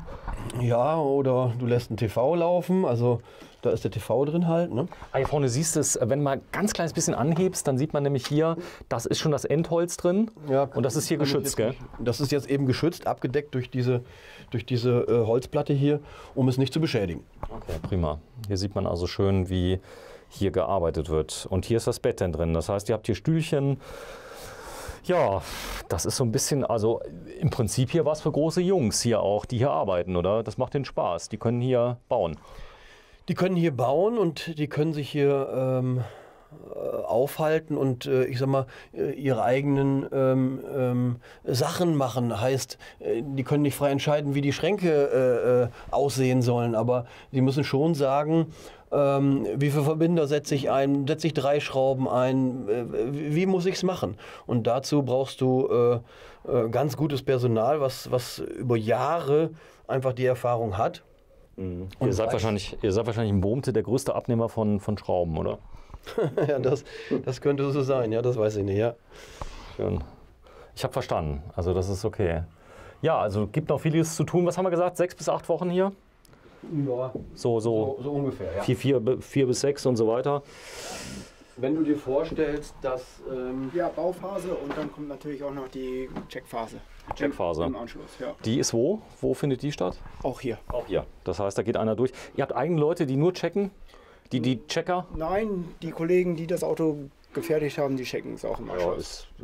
ist ja blöd. Wenn der einen Fehler gemacht hat und checkt den, dann kann er sagen. 4-Augen-Prinzip gibt es natürlich. Gibt es auch noch. Ja, selbstverständlich. Okay. Gut, jetzt muss man dazu sagen, der Anspruch der Mitarbeiter, die hier fertigen, das hast du mir selber gesagt, der ist so hoch, das sind Handwerker, kein Fusch, ich sag mal, die sind schon ziemlich pedantisch. Als wir eben den Kollegen zugeguckt haben, der hat nochmal auf so Holzteilen, du warst dabei, wie schön genau der das gemacht hat mit dem Kleber und allem drum und dran. Da haben wir uns nämlich über das Thema unterhalten, wie lange darf sowas dauern. Ja. Da hast du gesagt, ja, es dauert so lange, wie es dauert. Das war der Mike und da kam dann die Frage eben auf, wie ist er so? Und ich sage, der Mike ist sehr genau. Und da sagte das Sven, ja, das könnte ja auch negativ gemeint sein. Zeugnissprache, er war sehr genau. War nicht negativ gemeint, sondern sollte heißen, er ist sehr genau. Und da er auch noch recht frisch im Unternehmen ist, 3 Jahre, das Schnelle, die Zeit, die kommt nachher mit der Routine. Das meintest du? Und erstmal wichtig ist es, dass man genau arbeitet, das wollen wir hier. Und es nützt nichts, dass ich nachher sage, okay, ich bin schon fertig, aber es ist nicht genau geworden und es ist nicht so, wie wir es brauchen. So, und das war damit gemeint. Und das Thema hatten wir gerade, wo er da den Kleber eingestrichen hat und da sorgfältig gearbeitet hat halt. So, hier vorne sieht man auch schön den TV, wie der nochmal angebracht wird. Das ist ja vorgesehen. Der ist fix hier an der Stelle? Ja, genau, der ist fix. Okay. Sag mal, hier vorne nochmal so ein Heizungsradiator, vielleicht nochmal da mit dabei. Fußbodenheizung natürlich mit drin hier. Ja, selbstverständlich. So, wir reden ja hier über Einzelabnahme beim TÜV. Ist das so? Ja, das sind alles Einzelabnahmen. Kommt der jetzt zu euch, der TÜV, oder fahrt ihr die hin? Der kommt regelmäßig zu uns, prüft auch verschiedene Schritte und macht nachher die Einzelabnahme. Es gibt natürlich so gewisse Komponenten, die vorgeprüft sind beim TÜV Rheinland, zum Beispiel Sitzanbindung am Boden oder Gurtanbindung. Das sind Prüfungen, die im Vorfeld stattgefunden haben. Ihr habt das testen lassen vorher, dass die Sitze halten. Sind das Standardsitze, ISRI oder sowas, die ihr da einbaut? Oder was nehmt ihr da? Das sind unterschiedliche Sitze, zum Beispiel von SKA. Ja. Oder auch so breitere Luxussitze haben wir auch noch. Die sind alle getestet worden, die musst du heute testen, nach ECE-Richtlinie. Und dementsprechend muss der Aufbau aussehen. Das heißt, der Bodenaufbau muss dann so aussehen wie bei der Prüfung. Und so muss er immer wieder gebaut werden, damit man nachweisen kann, okay, das funktioniert im Falle eines Falles. Ist aber nicht so, dass einer mal nicht über den TÜV gekommen ist bei euch? Ist mir nicht bekannt, nein. Dass er gesagt hat, hey, da schleift der Spoiler am Reifen. Nee. Ist noch nicht vorgekommen. Ist noch nicht vorgekommen. Ja, Heiko? Nein, also ich denke mal, das würden wir im Vorfeld feststellen. Und, das heißt, der TÜV-Prüfer, der hier hinkommt, für den ist das schon fast langweilig. Das heißt, es funktioniert leider immer alles. Also das wäre ja tragisch, wenn wir hier ein Auto fertigen und jemand zum Schluss kommt und sagt, hier schleift irgendwas. Dann haben wir ja über die ganzen Wochen der Bauphase was verkehrt gemacht. Ich kenne nur diese RTL-Serien, wo die dann ihre Fahrzeuge beim TÜV vorführen oder die Polizei kommt und legt die still, was sie sich so alles einfallen lassen. Hier geht es ja darum, das muss ja abgenommen werden und muss ja geprüft werden, weil es sind ja, glaube ich, Fahrzeuge, die es ja so immer nur einmal gibt, oder? Jedes Fahrzeug ist so individuell, da ist das Fahrgestell vielleicht anders, dann sagt der eine, ich habe einen Mercedes, nee, dann vielleicht doch ein MAN.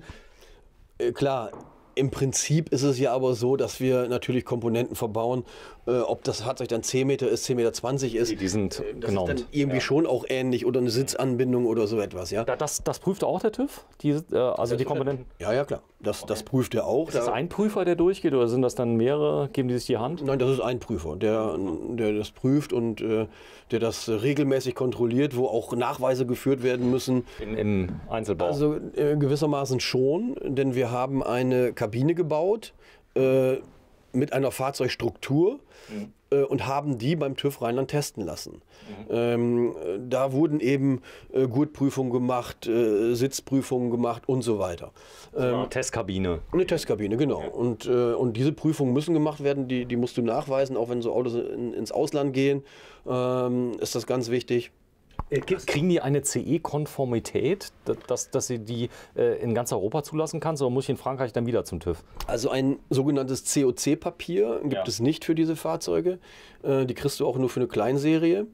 Ein COC-Papier ist aber nichts anderes als im Prinzip ein Dokument, wo du sagen kannst, du musst nicht jedes Fahrzeug neu prüfen. Also für eine Kleinserie, also nicht für Einzelabnahme. Gibt's Genau, nicht. und wir machen eine Einzelabnahme, wo wir wirklich jedes einzelne Fahrzeug prüfen müssen. Jetzt mal blöd gefragt, ich kaufe jetzt in Frankreich, ihr macht das dann mit den Franzosen? Ja, gut, Frankreich gerade ist sehr speziell, weil die Sehr spannend.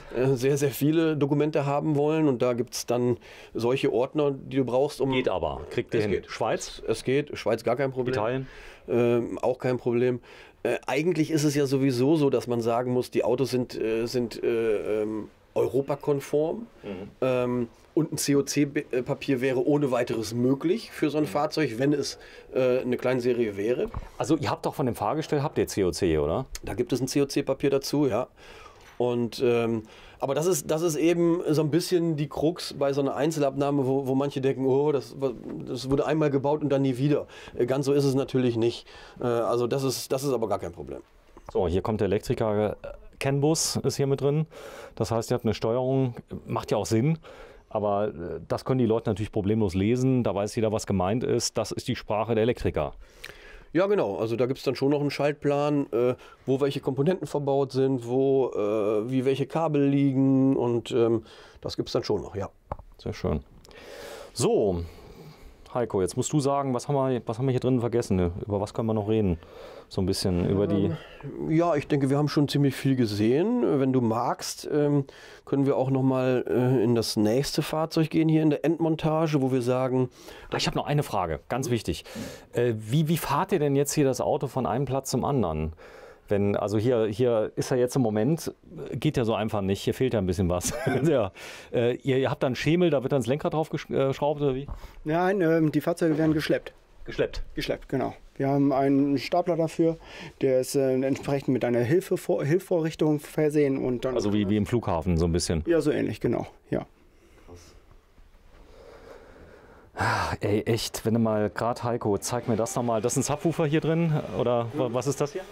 Ja genau, dahinter versteckt sich ein Subwoofer, der nachher in die Heizungsseitenverkleidung eingearbeitet ist und wo ich nur noch nachher diese Membran außen sehe.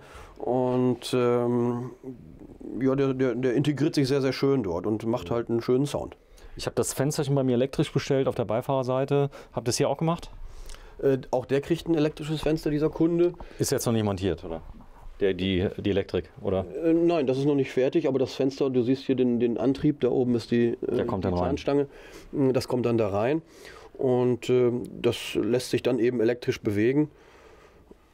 Aber was ist jetzt geplant? Auslieferung hier im Mai, oder? Von dem Fahrzeug? Nee, wir haben ja jetzt Januar, also Mitte März wird das Fahrzeug ausgeliefert. Also Mitte März 2021, Name von dem Fahrzeug bei euch intern, wie heißt das? Vario Perfect 1000. Vario Perfect 1000. Ja. Okay, 10 Meter Länge, wahrscheinlich 1000, der andere heißt dann 1200, der 12 Meter. Genau. Hat sich ja doch einer was beigedacht. Das ist so super. Nee, ganz oft habe ich Hersteller, Carrado, vielleicht ein bisschen günstiger wie bei euch, der i560 ist dann 7 Meter lang. Da habe ich gedacht, vielen Dank. Dann, ich mache die Anmoderation, 5,60 Meter ist halt, nein, 7 Meter sowieso. Also, ja, das ist ein bisschen irreführend da, ne? Aber ihr habt es einfach gemacht. So. Ja, schön. Dann schauen wir uns das Ganze hier nochmal an. Das ist jetzt noch eine Stufe weiter. Und so wäre dann die nächste Stufe. Da kommen dann nur noch so, ich sag mal, Sitze vielleicht noch rein oder das, was noch fehlt. Das Fahrzeug wird jetzt final gescheckt. Die Sitze werden noch montiert. Die Heizung wird in Betrieb genommen und dann sind wir auch am Ziel und können das Auto ausliefern. Übergabe von dem Fahrzeug, wo findet das statt? Mit Blumenstrauß und Mancherie? Ja, so ähnlich. Das findet 2 Reihen weiter statt. Da vorne ist der Auslieferungsplatz, wo wir dann die Fahrzeuge den Kunden vorstellen, die Kunden einweisen und dann das Fahrzeug final übergeben. Gut, hier drin ist auch Service. Das Fahrzeug ist ja jetzt gebraucht, wie ich sehe. Fahrräder sind schon drin. Das ist was vom Baujahr, Heiko? Das ist ein Vario Star, der ist 3 Jahre alt, baut auf eine Mercedes Atego und ja, ist jetzt zum Service hier, zum Check hier. Das ist jetzt so ein 7,5 Tonner, oder? Das ist ein 7,5 Tonner, genau, der ja jetzt, wie gesagt, vor 3 Jahren ungefähr gefertigt wurde. Er hat auch entsprechende Waschmaschine drin, wie ich sehe, per Woll. Das ist auf Kundenwunsch, kriegt er alles, was er will, Spülmaschine, Waschmaschine, alles möglich. Netflix auch, wenn er will. Netflix auch, gar kein Problem. Gut, beim 7,5 Tonner musst du natürlich ein bisschen gucken, wie das gewichtmäßig aussieht. Aber Zuladung beim 7,5 Tonner, was wird meistens gerechnet? Kommt ganz auf die 500 Kilo? Ja, sollte man so anstreben. Manche sagen aber auch, ich weiß, dass ich mit 300 Kilo klarkomme. Das ist dann sein Problem. Das ist dann, ja, was heißt sein Problem? Wenn er schon jahrelang unterwegs ist und das einfach weiß, dann ist das ja okay. Zumindest ist es so, dass... Ihr warnt aber, ihr sagt 300 Kilo ist ganz schön wenig, wenn da mal einer mitkommt. Also es gibt, bevor der Kunde unterschreibt, gibt es mehrere Angebotsphasen. Und in dieser Angebotsphase ist schon klar, was das Fahrzeug am Ende wiegt. Also das ist keine. Ihr wisst genau, der Kühlschrank wiegt das, die Heizung wiegt das Kabel wiegt das. Genau. Und jede Markise, jede Komponente, die er dazu wählt, weiß er, okay, ich nehme jetzt, weiß ich nicht, wie viel Kilo mehr dazu. Plus, minus, wie viel Prozent? Könnt ihr das schon sagen? Also wir sind da, wir haben zwar in den Angebotsunterlagen drinstehen plus, minus 5%. Das reizen wir nie aus, weil wir das über die Jahre einfach erfahren haben, wo wir da hinkommen. Und wir liegen immer sehr, sehr genau da dran. Ja, da können mal 20 Kilo plus, minus da drin sein, aber ansonsten passt das immer sehr genau. Und somit weiß der Kunde im Vorfeld, wo er sich darauf einlässt. Und manchmal ist es dann auch so, dass man schon noch sagen muss, Mensch, jetzt hast du dir eine Ausstattung ausgesucht, wollen wir das wirklich so machen oder können wir da noch mal was reduzieren, damit wir mehr Zuladung erreichen? Also ich habe jetzt 800 Kilo und das ist mir auch schon grenzwertig, ja, weil ich weiß ja, was ich mitnehme, ich weiß es eben. Frage Tankvolumen hier bei dem hier, wie groß ist das? Frischwasser oder was meinst du? Beides, also Tanks, Fäkalien, Frischwasser, Grauwasser? Frischwasser liegen wir meistens so bei 450 Liter. Doch, oder? Ja. Okay. Und Grauwasser 300, 350 und Fäkalien meist so bei 250. Super. Also ich bin ganz beeindruckt. Ich habe heute viel gelernt, denn ich meine, man muss ja auch wissen, als du eben sagtest, im Showroom habe ich so spaßweise gesagt, wie war der Preis nochmal von dem da drin, der 12 Meter? 1,4. 1,4 Millionen Euro. Da ist natürlich für dich, ich nehme an, du arbeitest hier, du kannst dir wahrscheinlich in 3 Jahren dann das Fahrzeug leisten. Aber ich meine, ihr seid jetzt alle keine Multimillionäre, die hier arbeiten. Ja, in 3 Jahren noch nicht unbedingt. In 3 Jahren noch nicht unbedingt. Aber wie gehst du damit um? Du baust dir hier Luxusartikel für Menschen, ich sag mal, das kann sich ja nicht jeder leisten. Nein, richtig. Am Anfang konnte ich das auch gar nicht greifen oder packen, das ganze Thema. Es war jeden Tag auf ein neues, wenn ich in das Fahrzeug reingegangen bin, das hat dann immer umgehauen. Aber ich muss dazu sagen, heutzutage ist es ja Standard. Ja. Genau, man gewöhnt sich daran. Man geht in das Fahrzeug rein, das ist Standard, jedes Auto ist schön, es macht Spaß. Und wenn man dann wieder die leuchtenden Gesichter sieht oder halt andere Leute, die in uns Unternehmen reinkommen, neue Azubis, Praktikanten oder so, und die Reaktionen dann wahrzunehmen, wird man jedes Mal wieder bestätigt. Gibt es denn Auslieferungen? Wer macht denn die Fahrzeugübergabe bei euch? Meistens der Teamleiter. Der Teamleiter, der Elektriker in dem Bereich. Okay, ist das schön. Und durchgehend Übergabe, wie lange dauert das? Also wenn einer Je nachdem, es ist abhängig von dem Kunden. Wenn der Kunde ein entsprechendes Basiswissen mitbringt, dann kann... Ich bin vollkommen unbedarft. Gibt es Leute, die als allerersten ein Vario Mobil schon gekauft haben, noch nie gekämpft sind vorher? Also ja, es gibt durchaus Leute, die noch nie ein Fahrzeug hatten und dann als erstes ein Variomobil haben. Da muss man natürlich anders noch in die Einweisung einsteigen, als wenn da jemand mit Basiswissen da ist. Also einen Tag muss man immer rechnen. Wenn das Neueinsteiger sind, muss man eigentlich mit 2 Tagen rechnen. Und Na gut, die haben dann vielleicht einen LKW-Führerschein schon gemacht, haben sich mit dem Thema schon beschäftigt, waren wahrscheinlich schon einmal hier oder 20 Mal, je nachdem. Genau, die waren während der Bauphase mehrfach hier. Da hat man natürlich schon verschiedene Komponenten erklären können, hat man drüber gesprochen. Aber die finale Einweisung nachher, die ist super wichtig und nehmen die Kunden gerne auf, um einfach das Fahrzeug optimal bedienen zu können. Heiko, du kennst dich gut aus. Gibt es in anderen Ländern, europäischen Ländern, ähnliche Firmen wie ihr? Tauscht ihr euch aus, die in der Tiefe, in der Qualität, kennst du die? Wüsste ich so nicht, dass da jemand so in die Tiefe geht. Okay, das heißt, ihr habt Kunden aus ganz Europa. Ja, Ihr habt auch Rechtslenker? wir bauen auch Rechtslenker, ja. Okay. Da ist alles spiegelverkehrt dann, nehme ich an, oder? Das heißt, ihr spiegelt einmal das ganze Auto. Du kannst die Zeichnung nehmen, Spiegelachse anlegen und spiegeln. Dann musst du nur noch die Worte eben drehen, weil die mitgespiegelt werden, dass du nicht mehr lesen kannst. Ansonsten könntest du das so machen. Ganz so einfach ist es nicht, aber im Prinzip ist es so, ja. Also ich habe es nämlich gesehen, also auf einer Fließbandfertigung stand nämlich ein Rechtslenker, der stand umgekehrt auf dem Fließband. Weil, Ach so? ja, wirklich, weil natürlich die Tür auf der anderen Seite war. Ja. Das war nämlich ganz witzig. Und dann habe ich gesagt, echt, ein Rechtslenker umgekehrt, da macht man sich so keine Gedanken drüber, da? Auf gar keinen Fall, ja. Okay, krass. Ja, sehr schön. Das heißt, Fahrzeuge gehen auch in alle Herren Länder bei euch. Das heißt, ihr habt auch wirklich Engländer hier, ihr habt Englisch sprechende. Hier ist Dänemark nicht weit weg. Habt ihr den? Ja, haben wir auch auf jeden Fall. Das letzte Fahrzeug ist jetzt in die Schweiz gegangen, kurz vor Weihnachten. Von daher sind wir europaweit aufgestellt. Sehr schön. Heiko, haben wir irgendwas, was wir noch nicht gefilmt haben hier in in eurer tollen Firma? Du siehst ja hier Nein, ich meine jetzt an Hallen.